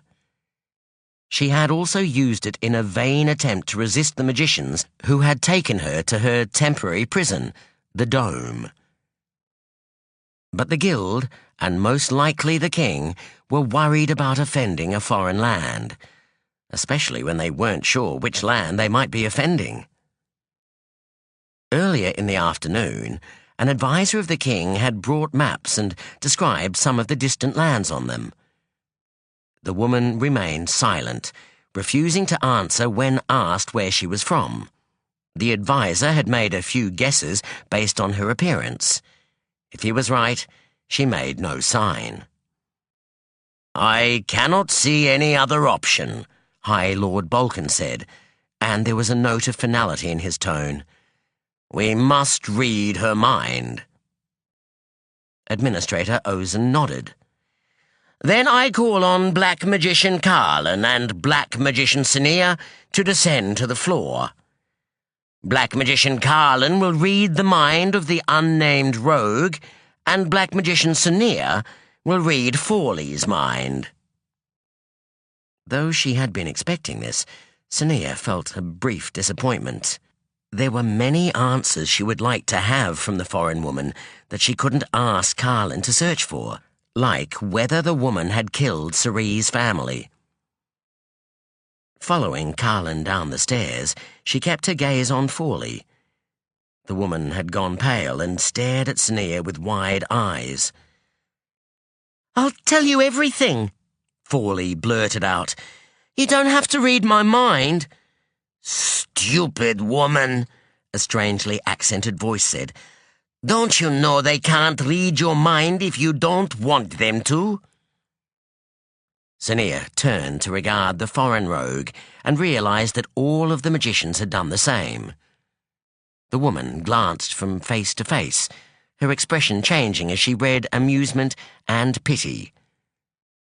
Doubt and then fear crept into her eyes as Kyralia stopped in front of her. As he reached toward her, his arms were slapped away by magic. Not wanting to watch the struggle, Sonea turned her attention back to Forley, who flinched. "I'm not a magician," the woman said, looking from Sonea to the higher magicians. "I was made to lie. They said they'd kill my daughter and her children if I told you." She sucked in a shuddering breath, then burst into tears. Sonea put a hand on her shoulder. "Do you know where they are?" I think so." "They don't know you have told us anything yet. We'll go get your children before they find out." Thank you." "I'm afraid I do have to check that you're telling the truth. I promise you, mind reading doesn't hurt. In fact, you won't feel anything. You won't even know I'm there, and I'll be as quick as I can." Forley stared at Sonea, then nodded. Reaching out to gently touch the woman's temples, Sonea sent her mind forth. Fear and anxiety washed over her as she touched the woman's mind. She let herself waft into Forley's thoughts, which were of her daughter and 2 grandchildren, and the men who had taken them. Sonea recognized the man who had blackmailed Forley. He was the Roet seller who had been with Forley when she was captured. Remembering that moment, Sonea recalled the magical force she'd felt come from Forley. Someone else must have sent it. Perhaps the real rogue, watching them through the windows. "Who used magic when we found you?" "I don't know." "Where are your daughter and grandchildren now?" A maze of alleys and makeshift houses flashed into Sonea's mind, then settled on one house in particular. Forley's family were in one of the remaining poor areas of the city. "We'll find them, Forley. We'll punish the people who did this." Opening her eyes, Sonea withdrew her fingers.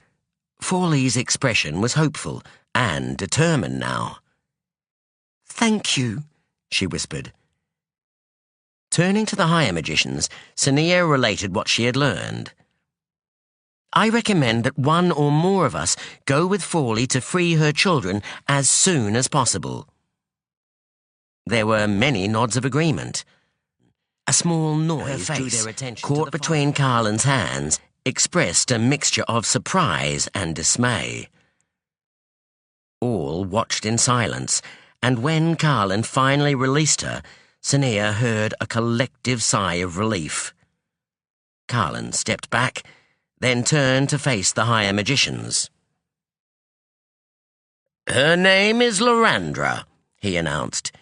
"She is from Igra, the land beyond the great northern desert. It is a strange place where all magic is taboo and punishable by death.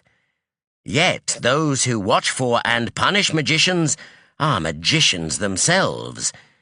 They steal the children of those they execute in order to maintain their numbers." He shook his head in amazement at this hypocrisy and cruelty. "Lorandra learned magic as a young woman and was forced to flee her country with her newborn son. They managed to cross the desert to Lonmar, then travelled through Aline to Kyralia.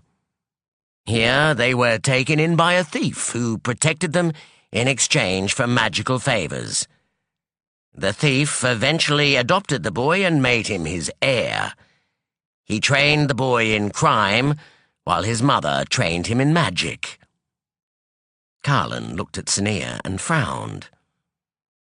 "The son's name is Skellen, one of the thieves that Black Magician Sonea and Lord Regan enlisted to help them find the rogue. Of course, he did not want them finding his mother, so he arranged for Forley to be caught in her place. He even used his own magic to make it look as if she had attacked them." He looked back at the higher magicians. "Skellen has been sending his mother out to kill off rival thieves since he came to power.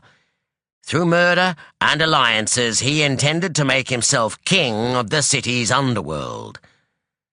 Sonea's heart skipped a beat. This woman is the thief hunter. Carlin paused and his frown deepened. "And he imported Roet to help bind people to him. Not just the poor, but the rich as well, and magicians. He seemed to think we would be easy to manipulate once we'd all been introduced to the drug." A murmur of voices rose as the magicians began to discuss what they'd learned. Sonea caught dismissive remarks about Skellen's delusions, but a chill had run down her spine at the mention of Roet. She thought of stoneworker Baron, whose addiction she had tried and failed to heal away. If Roet's addiction could not be healed, and Skellen knew it, then his grand plan might have succeeded. "What are you?" the foreign woman said. She was staring at Carlin. Her eyes slid to Sonea. "And you?" Sonea answered the question with a small smile. Skellen and his mother were magicians, but clearly they weren't black magicians. "That's something to be grateful for. Hopefully we can assume Igra isn't a land of black magicians too. We don't need another Sachaka to worry about." Administrator Ozen now turned to face the hall and raised his arms. Voices quietened to a near silence. "We now know the truth. One of our captives is innocent, the other is a murderess and a rogue. We have another rogue in our city to find and deal with. Lorandra will be imprisoned. Forley is free to go. Certain actions must be taken immediately, so I must end this meeting now." The hall filled with the sound of hundreds of magicians standing up and bursting into conversation. Ozen strode over to Sonea. "Take Forley and find her children quickly," he ordered quietly, "before Lorandra thinks to inform Skellen of her betrayal." Sonea stared at him in surprise, then nodded. Of course. She only has to communicate with him mentally to tell him what happened here. "I'll take Lord Regan as backup, if that is acceptable." He nodded. "I'll send Carlin after Skellen once they're safe." She felt her heart warm with appreciation. Ozen might be cold toward her, but he wasn't a man without compassion for others. As he walked away, she looked around the room and found Regan standing by one of the stairs, watching her. She beckoned to him. "Is that appropriate?" Carlin's voice reached her over the chatter and footsteps of the higher magicians. She looked over to see him frowning at Ozen. "If you can rouse the support of the majority of higher magicians to oppose her going in the next few minutes, I'll consider sending someone else." Carlin glanced at the magicians filing out of the building, then at Sonea, and his lips thinned. "It's your decision," he said, "not mine." As Regan reached her side, Sonea smiled to herself, enjoying a moment of triumph. If Ozen now trusted her enough to send her into the city, perhaps the rest of the guild would forgive her for breaking the rules so often in recent weeks. "Care to assist me in my next assignment?" she asked Regan. His eyebrows rose and he almost managed to smile. "Always." She hooked an arm around Forley's. "Let's go find your family."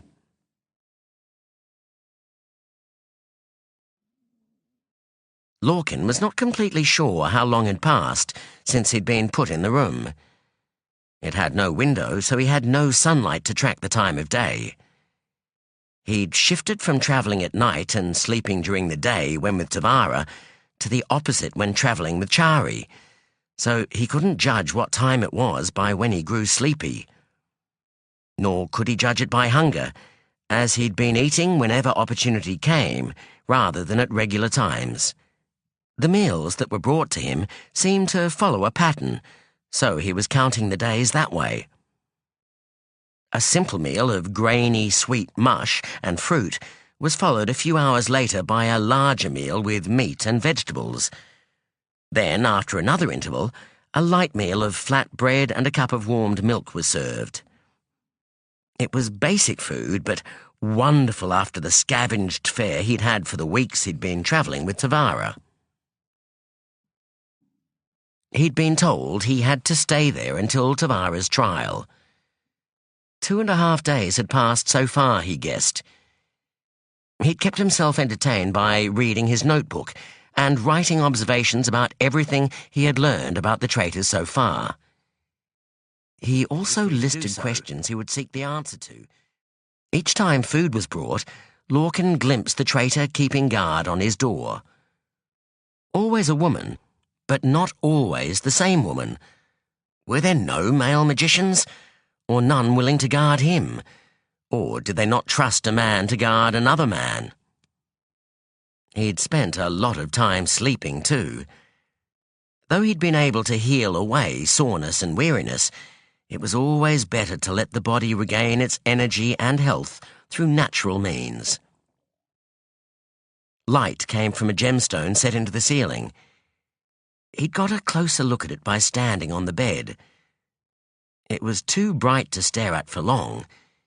He'd reached up to it, finding it didn't give off any heat. The surface was faceted, like stones in jewellery. Had it naturally formed the shape, or had a human carved it? Would it go on glowing forever, or eventually fade? Unanswered questions were gradually stacking up in his mind and his notebook. He wondered how he was supposed to find out about Sanctuary's laws, as Riaya had suggested. Was he meant to ask for someone to teach him? What would happen if he knocked to get the guard's attention, then asked for a teacher? He thought about that for some time. Before he could gather the determination to try it, he heard voices outside. He sat up and turned to face the door as it opened.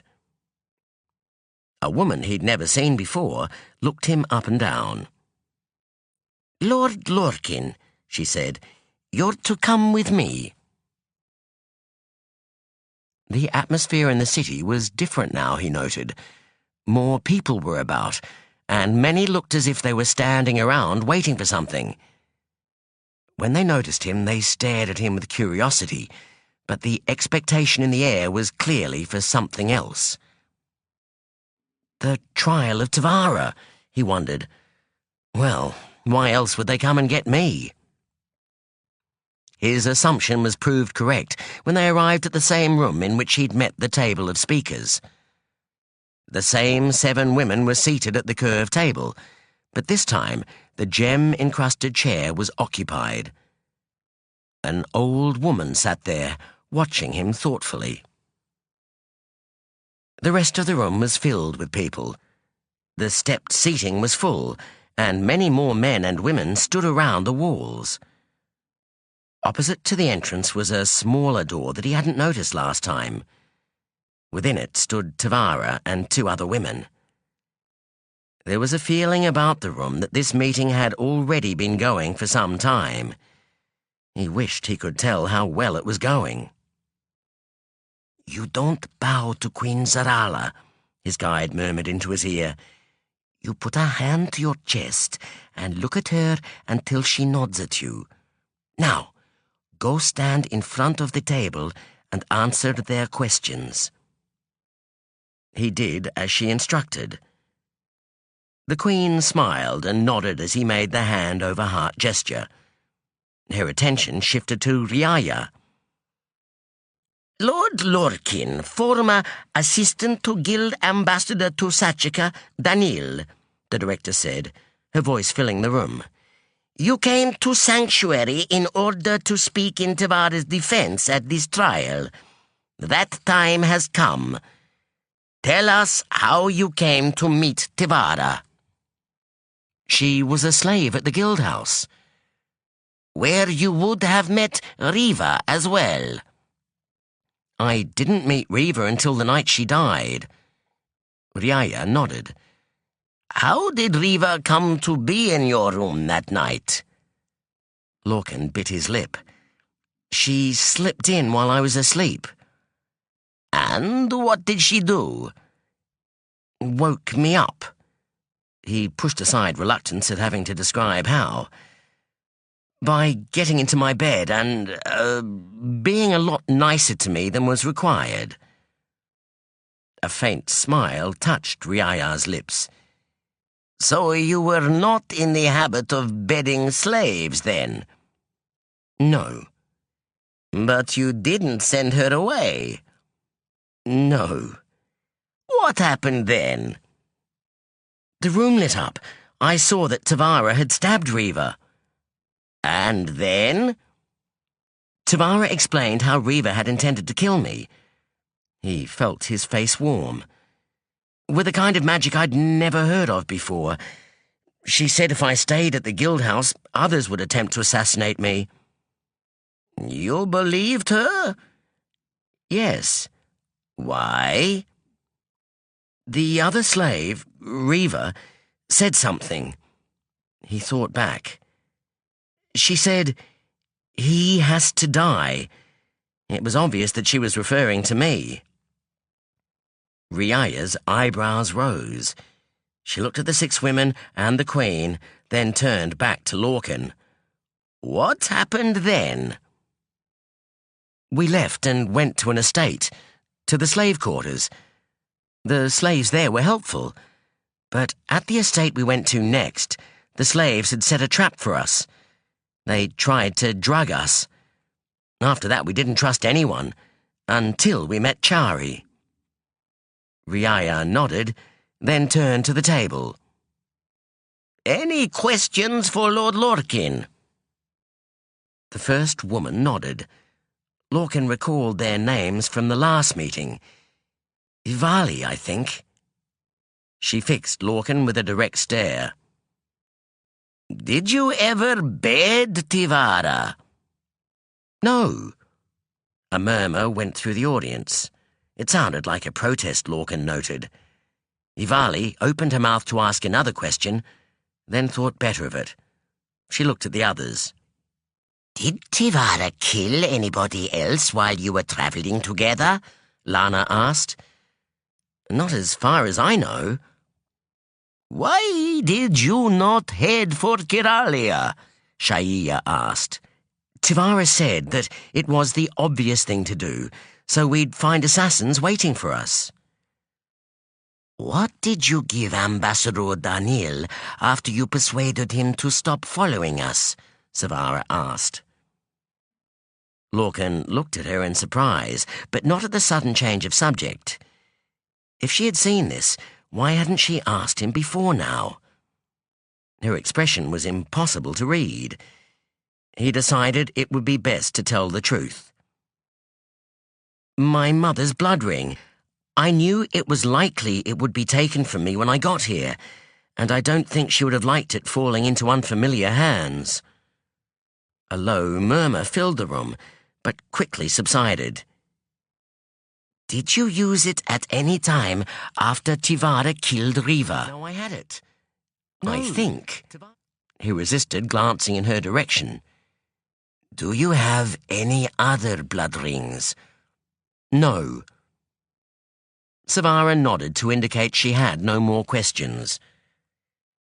Will you consent to a mind read to confirm the truth of your words? Kyralia asked. The room fell utterly silent. No, Lorkin replied. Muttered words and exhalations followed.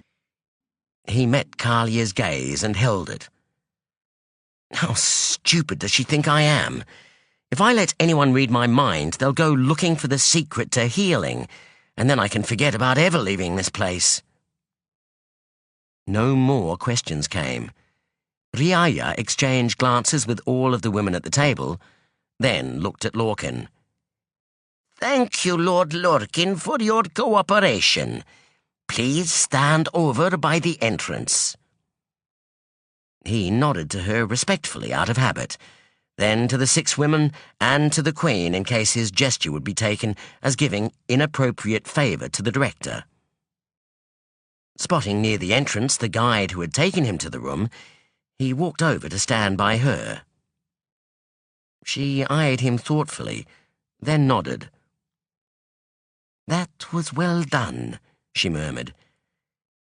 Thank you, he replied. He looked across the room to Tivara. She was frowning, but as he met her gaze, she gave him a strained smile. We will now deliberate, Riaya announced. As the 8 women around the table began to talk, the audience broke into noisy chatter. Lorkin tried to pick conversations out of the voices, but could not make out more than the occasional phrase. The leaders around the table had clearly set a magical barrier against noise around themselves. So, instead of listening, he examined the people in the room in the hope of learning what he could before he was returned to the windowless cell. There were many couples sitting on the stairs, he noted, but all others were women. Those standing around the walls were mostly male, however. The clothing of all was simple. Some of the traitors were dressed in practical trousers and tunics, while others wore long-belted shifts in finer cloth. He was surprised to see that both women and men wore these long shifts. The colour of the cloth ranged from undyed to deep colours, but none were vivid or bright.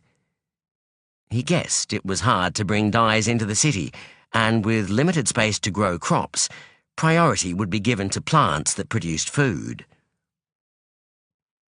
Though he tried to keep his attention focused on the audience, he could not help glancing at Tivara from time to time.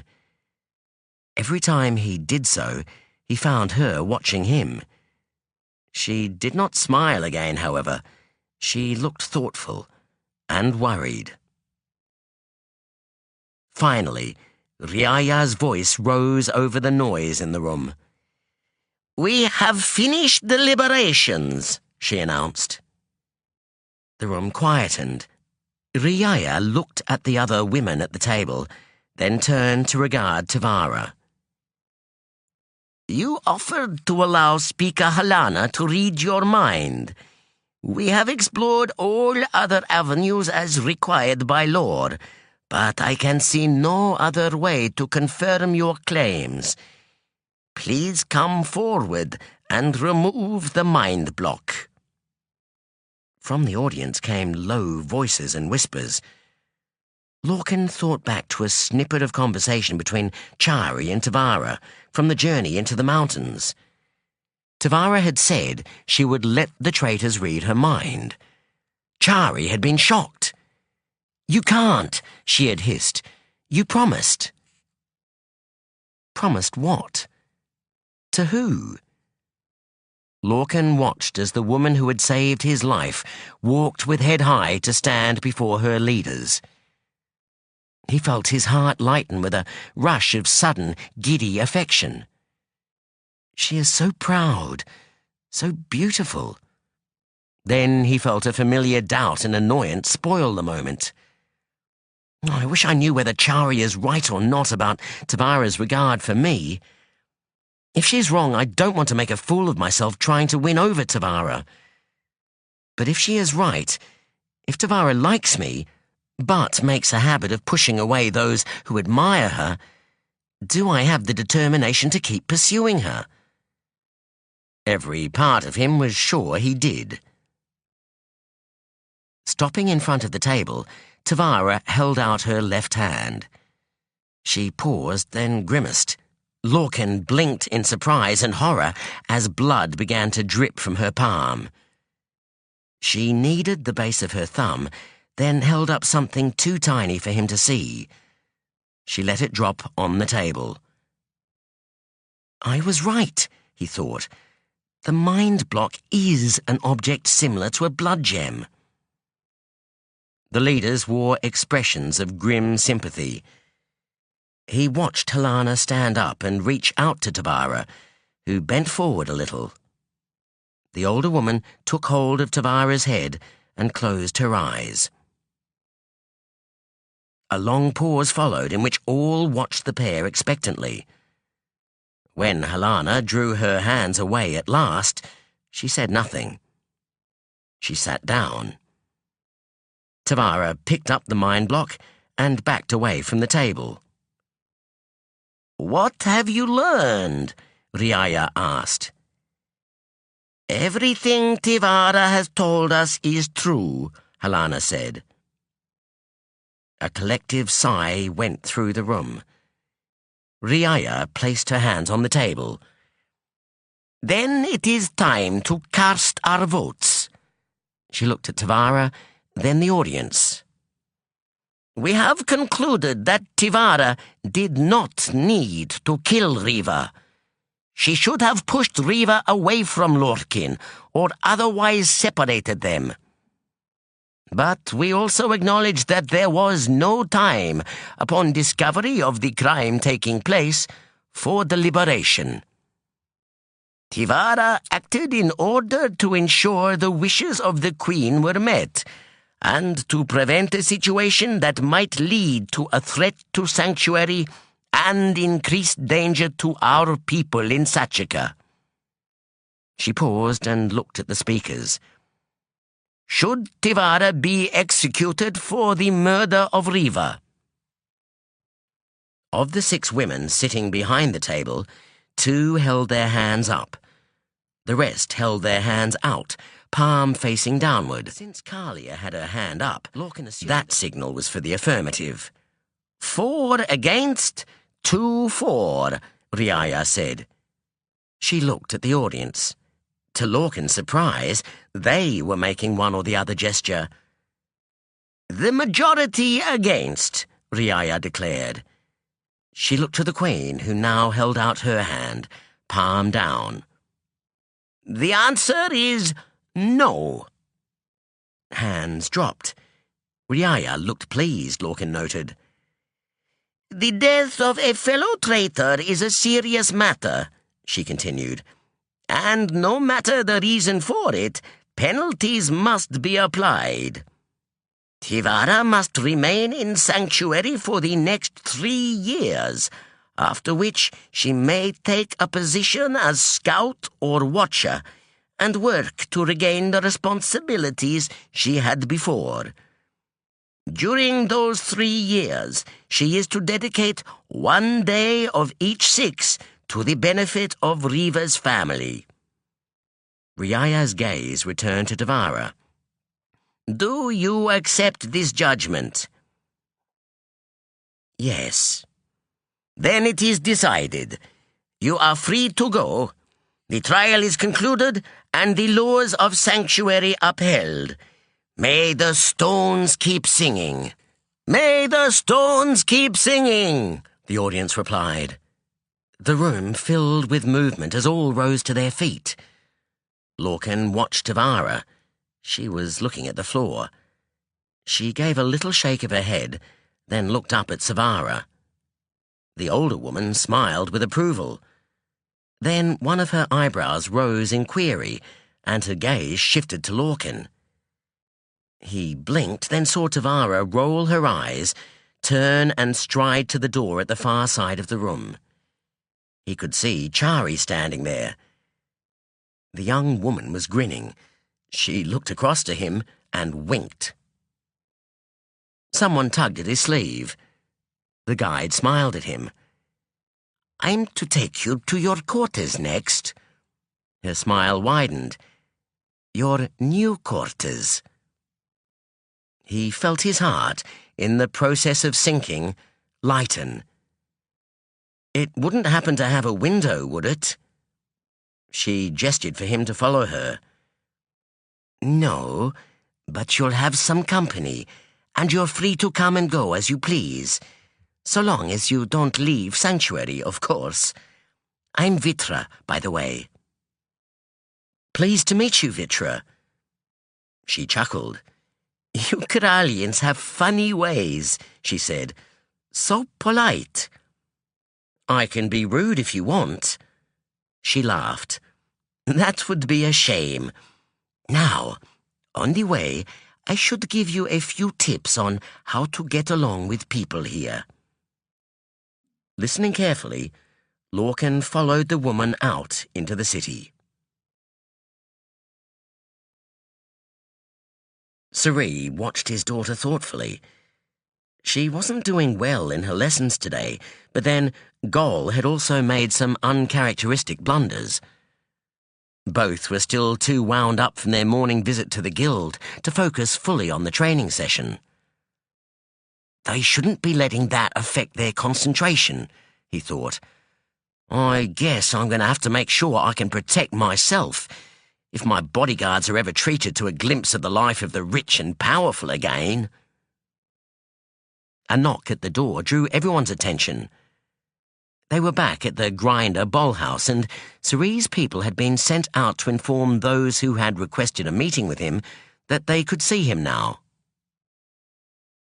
At a nod from Suri, Gol strode to the door and opened it a crack, before pulling it open. The man standing in the corridor outside had the same awed look on his face that Anyi and Gol had worn for hours after their visit to the guild. Black Magician Sonea, Lord Regan, 2 women and 2 children to see you, he said. Send them up. The man nodded and hurried away. Anyi and Gol stood and grinned at each other. Well, come on, take your places, Suri ordered. They hurried over to stand on either side of his chair. Gol struck a pose that looked more ridiculous than imposing. Anyi flexed her fingers as she always did when nervous. Shaking his head, Suri sighed and waited. The sound of footsteps grew louder. Then the room seemed to fill with magicians' robes. Sonea's black ones first, then Regan's red. Following the pair and looking very plain and meek came Forley and a younger woman. The latter was carrying a small girl in one arm, and a slightly older boy clung to her other hand. Anyi and Gol bowed awkwardly, but with enthusiasm. Suri, Sonea said. Then she nodded to his daughter and friend. Anyi and Gol, thank you for coming to the guild. I tried to prevent it, but the guild, when it is investigating something as serious as a rogue magician, tends to be overly thorough. That's fine, Suri replied. He turned to Gol. Bring them some chairs. The chunky old chairs that normally sat in the centre of the room had been moved to one side to allow room for training sessions. Gol took a step toward them, but Sonea raised a hand to stop him. "I'll do it." Anyi, Forley, and the other woman gaped as their heavy chairs rose and floated to the middle of the room, arranging themselves in a square, incorporating Ceri's seat. Gol merely grinned in knowing satisfaction. He'd seen plenty of magic back when Ceri had been working for the former High Lord. "We came to tell you the results of our investigation," Sonea said as she sat down, "and to ask a favour." "A favour?" Ceri rolled his eyes in mock exasperation. "Here we go again." She smiled. "Yes. Can you find Forley, her daughter, and her grandchildren a safe place to hide?" Ceri looked at the women. They smiled back at him tentatively. The younger woman had not let go of either child as she'd sat down. The girl was in her lap and the boy was sitting on the arm of the chair. "They're in danger?" "Yes. She was set up to take the place of Lorandra, the real rogue." "But you have the real rogue." "Don't you?" "We do, and we don't." Sonea paused and considered him for a moment. "Lorandra is Ceri felt a chill rise up from somewhere behind his chair and flow through all his body. His heart began to thump in his chest. Skellen's mother. That's why he was annoyed to learn that I'd seen the rogue fairly clearly and hadn't told him. It would have told him his ploy of setting up Forley wouldn't work. Well, it would have failed anyway, because he didn't know that some of the guild's magicians can read minds. "I can't imagine he's a very happy man at the moment," Ceri said dryly. Regan chuckled. "No, unfortunately for us all, he evaded the magicians sent to capture him. So we now have a rogue on the loose who knows we're after him." Ceri stared at him. "Skellen is a magician?" Sonea nodded. "Which is why we need you to help Forley. He blackmailed her by taking her daughter and grandchildren and threatening to kill them. We're hoping he's too busy hiding himself from us to worry about seeking revenge on her, but we'd rather not take that risk." Ceri looked at Forley and shrugged. "Of course I'll help her." "You'll want to take some extra precautions yourself," Regan added. Ceri smiled at the man's understatement. "He's far more likely to seek revenge on me for the capture of his mother than on Forley. Maybe I should see if another thief will take care of her for me. Someone who doesn't like Skellen." "There's more," Sonea said. "Lorandra was, the thief hunter. Skellen sent her out to kill off his rivals. He had big plans for himself. He wanted to become king of the underworld, was going to use Ruat to keep everyone, even the guild, in line." When Ceri thought about how powerful Skellen had already become, that did not seem as impossible as it sounded. How many people did he already have control over? I'm going to have to be very careful who I choose to trade with now. "Do you know if Lorandra killed Ceri's family?" Anyi asked. Ceri felt his heart shrink. He glanced at his daughter, appreciating her asking the question to save him from having to, but dreading the answer. Sonea grimaced. "I don't know.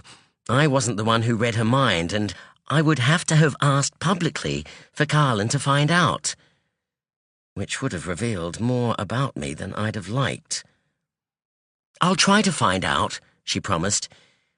"Even if she didn't kill them, if her part was only to break into your hideout using magic, she'll know who did, or who ordered it." Skellen, most likely, Regan said, unless she did occasional work on the side for other customers. At least we know Skellen can't have been the actual killer, Goll said. He was talking with Suri at the time. Anyi made a small humming noise. It doesn't make sense. Why send someone to kill another thief's family at the same time as inviting them to become an ally? They all fell silent for a long moment, frowning in thought. Maybe Lorandra knows, Goll suggested. Suri shook his head, puzzled. Well, I do know one thing for sure. We've got another rogue to catch. If he's still in Kyralia, Regan said. Oh, he's still here, Suri assured them. He hasn't spent all that time and effort on his little empire to scamper off somewhere else. No, there are people here, rich and poor, who'll fall over themselves to help him.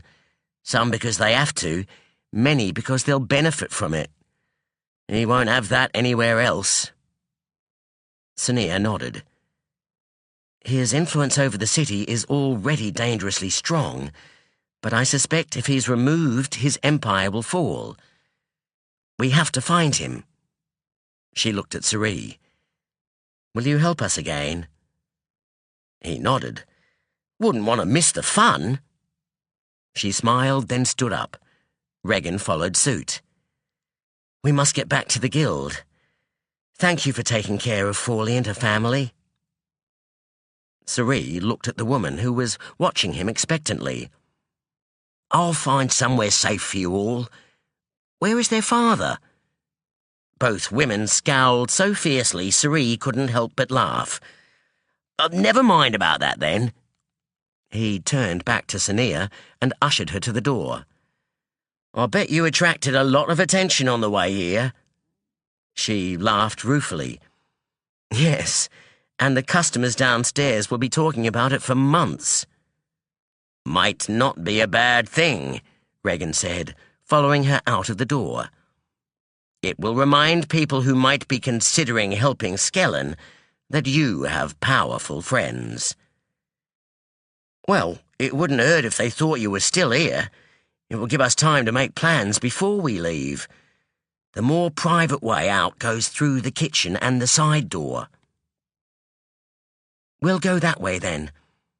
Thanks for your help, Sonea said. And take care of yourselves. I always do, he called after them as they strode down the corridor to the stairs. Closing the door, he turned back to regard the remaining occupants of the room. Looking at the children made his heart ache, and he pushed painful memories away. Goll, take Fawley's family downstairs and see if they're hungry. Right, Goll replied. He beckoned and they followed him out of the room. Suri returned to his chair and let out a sigh. He looked at Anyi. She was frowning. It was not a worried frown, but a puzzled one. What is it? He asked. She looked at him, then away again. Remember that magician at the guild who was dressed the same as Sonea? Yes, Black Magician Kyralia. He looked familiar. I didn't recognise him at first because of the robes. You've seen him without robes on? She looked up at him and laughed. Not in the way you just put it.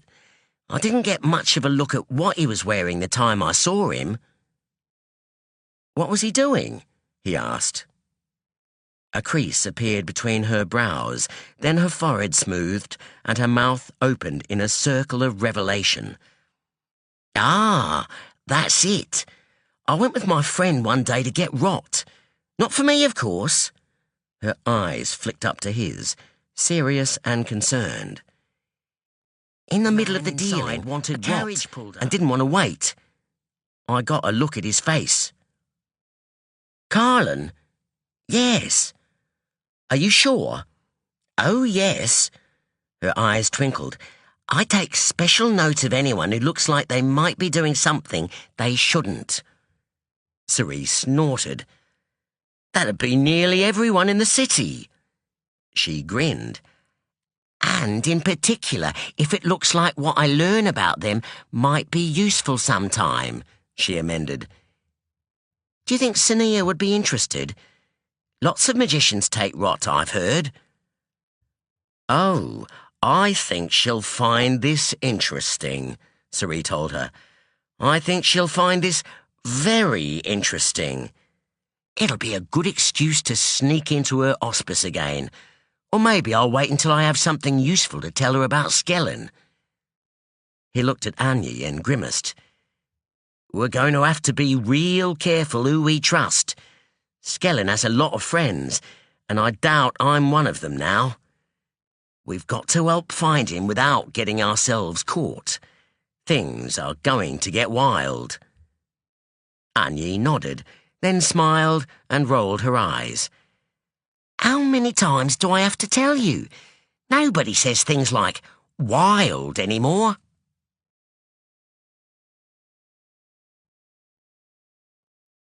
Epilogue.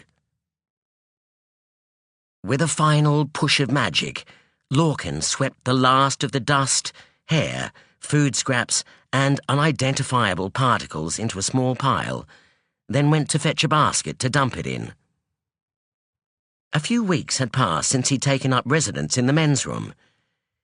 It was a large room filled with rows of narrow beds. Most were empty now, but from the possessions tucked under their frames, it was clear nearly all had regular occupants. Though he knew most of the regulars' names, there were a few who stayed for 3 or 4 days, then disappeared for a few more, that he'd not yet been introduced to. These beds are for men who don't want to stay with their family anymore, and who haven't paired with a woman, Vitra had told him. There isn't space for everyone to have their own room. Are there women's rooms? Lorkin had asked. Sort of, she had shrugged. Sometimes friends and sisters share rooms. At first, he'd been a novelty to the male traitors, subjected to plenty of questions about Kyralia, how he had come to Sanctuary, and what he planned to do there. The latter he could not answer to their satisfaction. He could hardly tell them about his interest in Tabara, and they'd scoffed at his plans to negotiate links between their people and the Allied lands. You're a magician, one had pointed out. Surely you'll be given something to do that involves magic. Despite Savara's assurance to the other speakers that she'd find him work to do, he hadn't been set any task or duty yet. So the men had given him the job of keeping their room tidy. They'd been surprised to discover he didn't know how to, and were impressed that he'd had servants to do such menial tasks for him in the guild. It didn't get him assigned to any other task, however. They gave him some rough instructions, then left him to work it out for himself. He'd asked plenty of questions in return, learning about the rules and laws of Sanctuary, including those subtle ones about manners and fairness that people set and stick to in order to reduce the conflicts that arise when living in close contact with each other. As Chari had warned, Sanctuary was ruled by women. But while men were blocked from the highest positions of power, they were involved in all other activities in the city. The founders had decided that Sanctuary would be foremost a place where women were in charge, but beyond that, it must be a place where people were equal. Lorkin was impressed to find that men had more freedom and respect here than women did in Kyralia. He'd been worried that traitor society may be the opposite. It made him appreciate, in ways he'd never considered before, how unfair Kyralian society actually was to women. Though it was a lot better than some other societies, like Lonmar's, and the rest of Sachaka's. Still, there were some notable ways that women were favoured over men here. Men were taught magic, but not black magic. Only women knew how to prevent a pregnancy, and all children belonged to them. In the small storeroom off the main room, in which he noted, even there, gemstones were set into the ceiling to provide illumination, Lorkin found what he was looking for. He grabbed a tightly woven basket from a stack and checked it for holes. "It's going to happen soon, I say." The voice was male and came from the main room.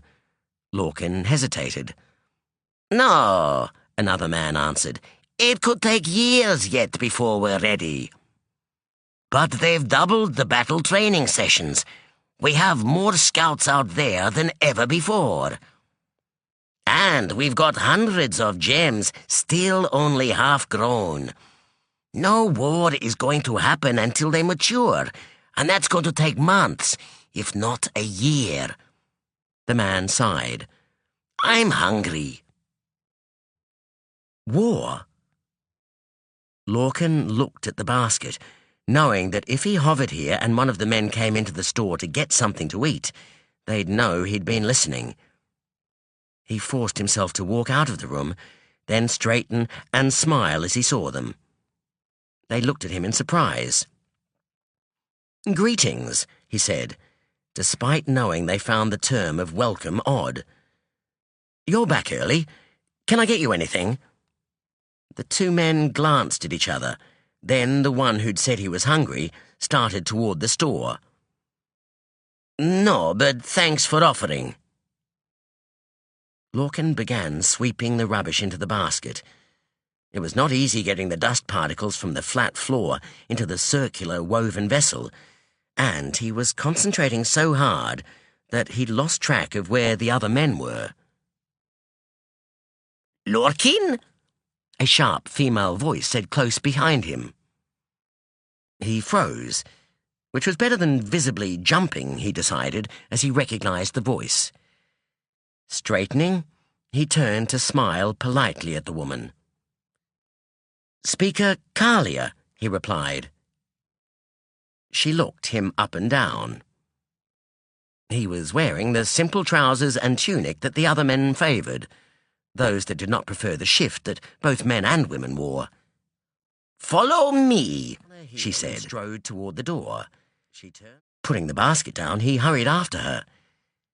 He glanced at the two men, who both grimaced in sympathy. Kyralia walked quickly for someone with short legs and a plump body. Lorkin found he took one step for every two of hers, yet she did not appear to tire. He imagined that anyone seeing them both would know instantly who was in charge. Definitely not me.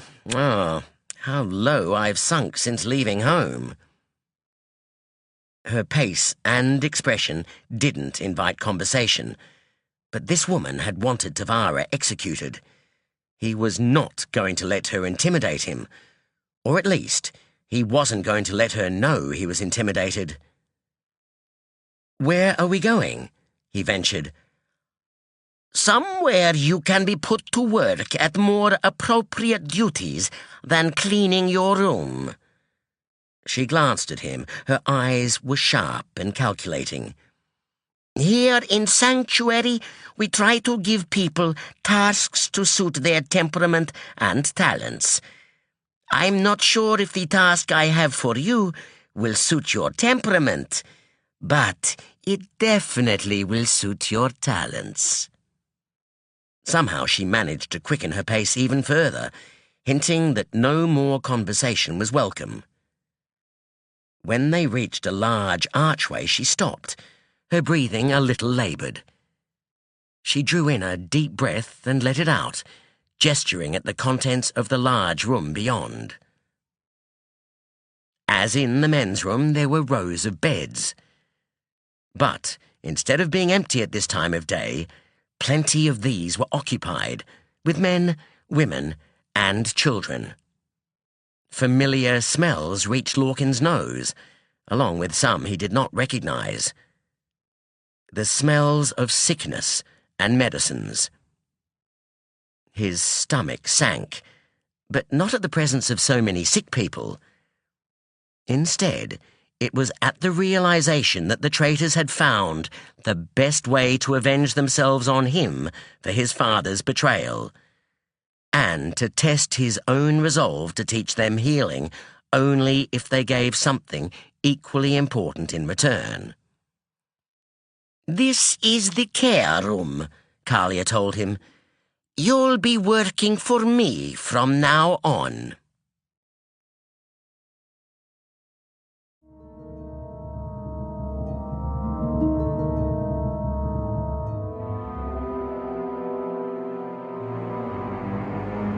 Belinda hopes you enjoyed the reading of The Ambassador's Mission, written by Trudi Canavan and read by Richard Aspel.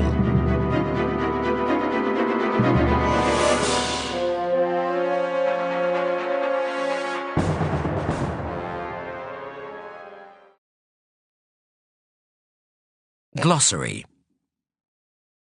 Animals. Argomoths, pests that eat clothing. Anyi, sea mammals with short spines. Serini, small rodent. Enka, horned domestic animal bred for meat. Eoma, sea leeches. Farron, general term for arachnids. Goran, large domestic animal used for food and to haul boats and wagons. Harel, small domestic animal bred for meat. Inava, insect believed to bestow good luck. Limek, wild predatory dog. Maluk, wild nocturnal bird. Quania, rare shells. Rasuk, domestic bird used for meat and feathers. Ravi, rodent larger than Serini. Reba, domestic animal bred for wool and meat. Sapfly, woodland insect. Sevli, poisonous lizard. Squimp, squirrel-like creature that steals food. Yeel, small domesticated breed of limek used for tracking. Zil, small intelligent mammal sometimes kept as a pet. Plants and food. Anivope vine, plant sensitive to mental projection. Bellspice, spice grown in Sachaka. Bol also means river scum, strong liquor made from tugas. Brassy, green leafy vegetable with small buds. Briskbark, bark with decongestant properties. Cabas, hollow, bell-shaped vegetable. Chibol sauce, rich meat sauce made from bole. Cone cakes, bite-sized cakes. Cream flour, flour used as a soporific. Crots, large purple beans. Kurum, smooth nutty spice. Curran, coarse grain with robust flavour. Dal, long fruit with tart orange seedy flesh. Dunda, root chewed as a stimulating drug. Gangan, flowering bush from lan. Husroot, herb used for cleansing wounds. Ica, stimulating drug reputed to have aphrodisiac properties. Gerris, long yellow beans. Crepa, foul-smelling medicinal herb. Marin, red citrus fruit. Monyo, bulb. Mick, mind-affecting drug. Nalar, pungent root. Nemin, sleep-inducing drug. Nightwood, hardwood timber. Pachi, crisp sweet fruit. Papilla, pepper-like spice. Piores, small bell-shaped fruit. Raka, suka, stimulating drink made from roasted beans, originally from Sachaka. Shem, edible reed-like plant. Sumi, bitter drink. Sweet drops, candies. Telk, seed from which an oil is extracted. Ten, grain that can be cooked as is, broken into small pieces, or ground to make a flour. Tiro, edible nuts. Tuga, parsnip-like root, seed from which an oil is extracted. Ten, grain that can be cooked as is, broken into small pieces, or ground to make a flour. Tiro, edible nuts. Tuga, parsnip-like root. Ukas, carnivorous plants. Vare, berries from which most wine is produced. Whitewater, pure spirits made from tugas. Yellow seed, crop grown in Sachaka. Clothing and weaponry.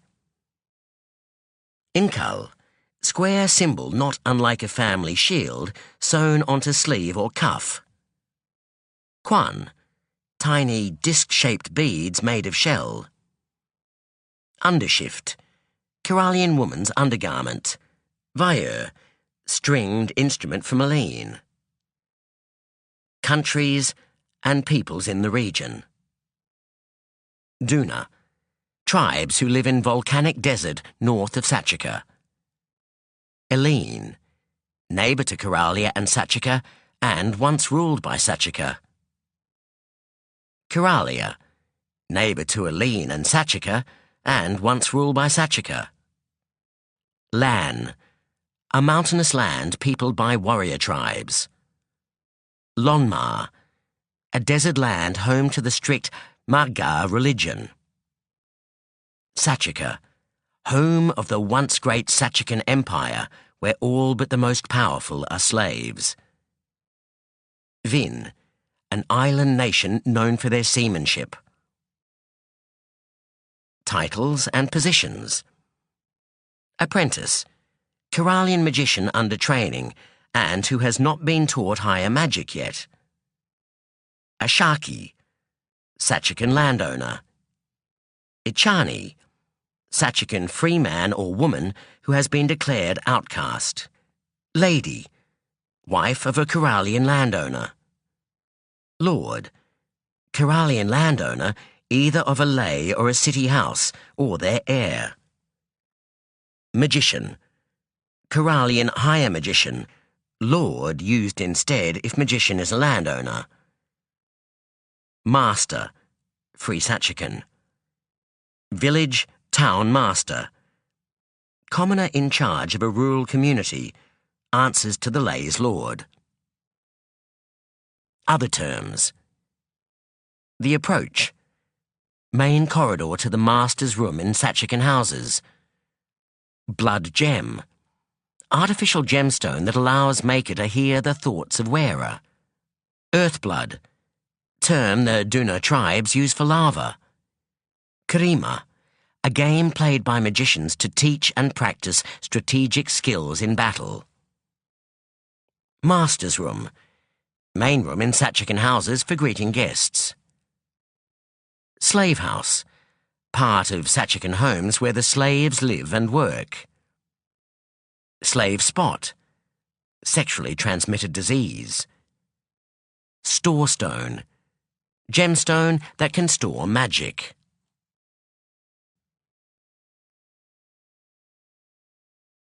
Lord Danil's Guide to Slum Slang. Blood money, payment for assassination. Boot, refuse, refusal, don't boot us. Kappa, man who frequents brothels. Clicked, occurred. Client, person who has an obligation or agreement with a thief. Counter, whore. Done, murdered. Dull, persuade to keep silent. Dunghead, fool. Dwells, term used to describe slum dwellers. I, keep watch. Fired, angry, got fired about it.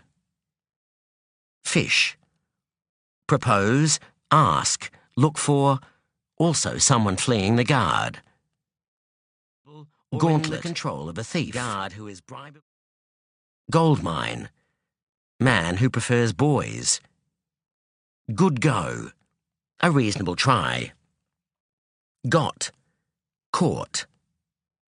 Grandmother, pimp. Gutter, dealer in stolen goods.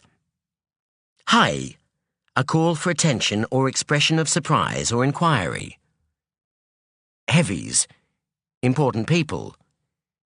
Kin, a thief's closest and most trusted. Knife, assassin, hired killer. Messenger, thug who delivers or carries out a threat. Mind, hide, minds his business. I'll mind that for you. Mug, mouth, as in vessel for bowl. Out for, looking for. Pick, recognize, understand. Punt, smuggler. Right-sided, trustworthy, heart in the right place. Rope, freedom. Rub, trouble, got into some rub over it. Shine, attraction, got a shine for him. Show, introduce. Space, allowances, permission. Scrimp, someone who double-crosses the thieves. Style, manner of performing business. Tag, recognize, also means a spy, usually undercover. Thief, leader of a criminal group. Watcher, posted to observe something or someone. Wild, difficult. Visitor, burglar.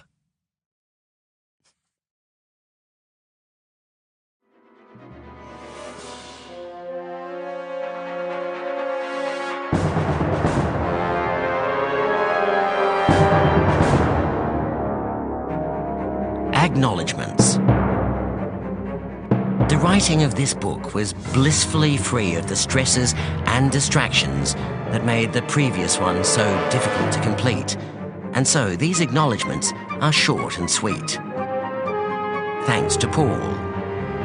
A big cheer to the Orbit team, especially Darren Nash and Joanna Kramer, who have always been patient and delightful to work with, even during times of frustrating technical glitches. An extra nod of appreciation to the local Orbit team, and especially Adele, Amy, Linda and Todd, who took me on signing tours of bookshops in their respective Aussie cities and was such great company. A special thanks to Marianne de Pierres for launching The Magician's Apprentice with style and statistics even I was amazed to hear. Thanks, as always, to Fran and Liz and all the agents around the world doing the hard part for me. And the feedback readers, Donna, Nicole, Jenny, Mum and Dad. Finally, as always, to the readers, may you never run out of good books to read.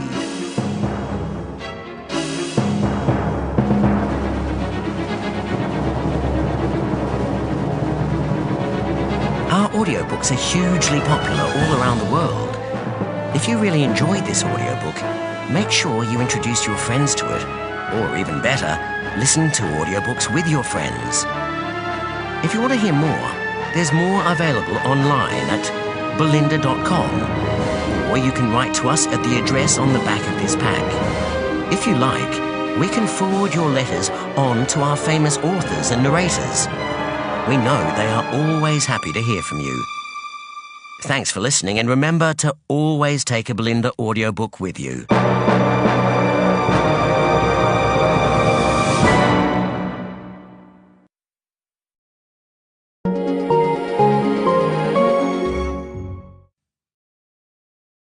Audible hopes you have enjoyed this program.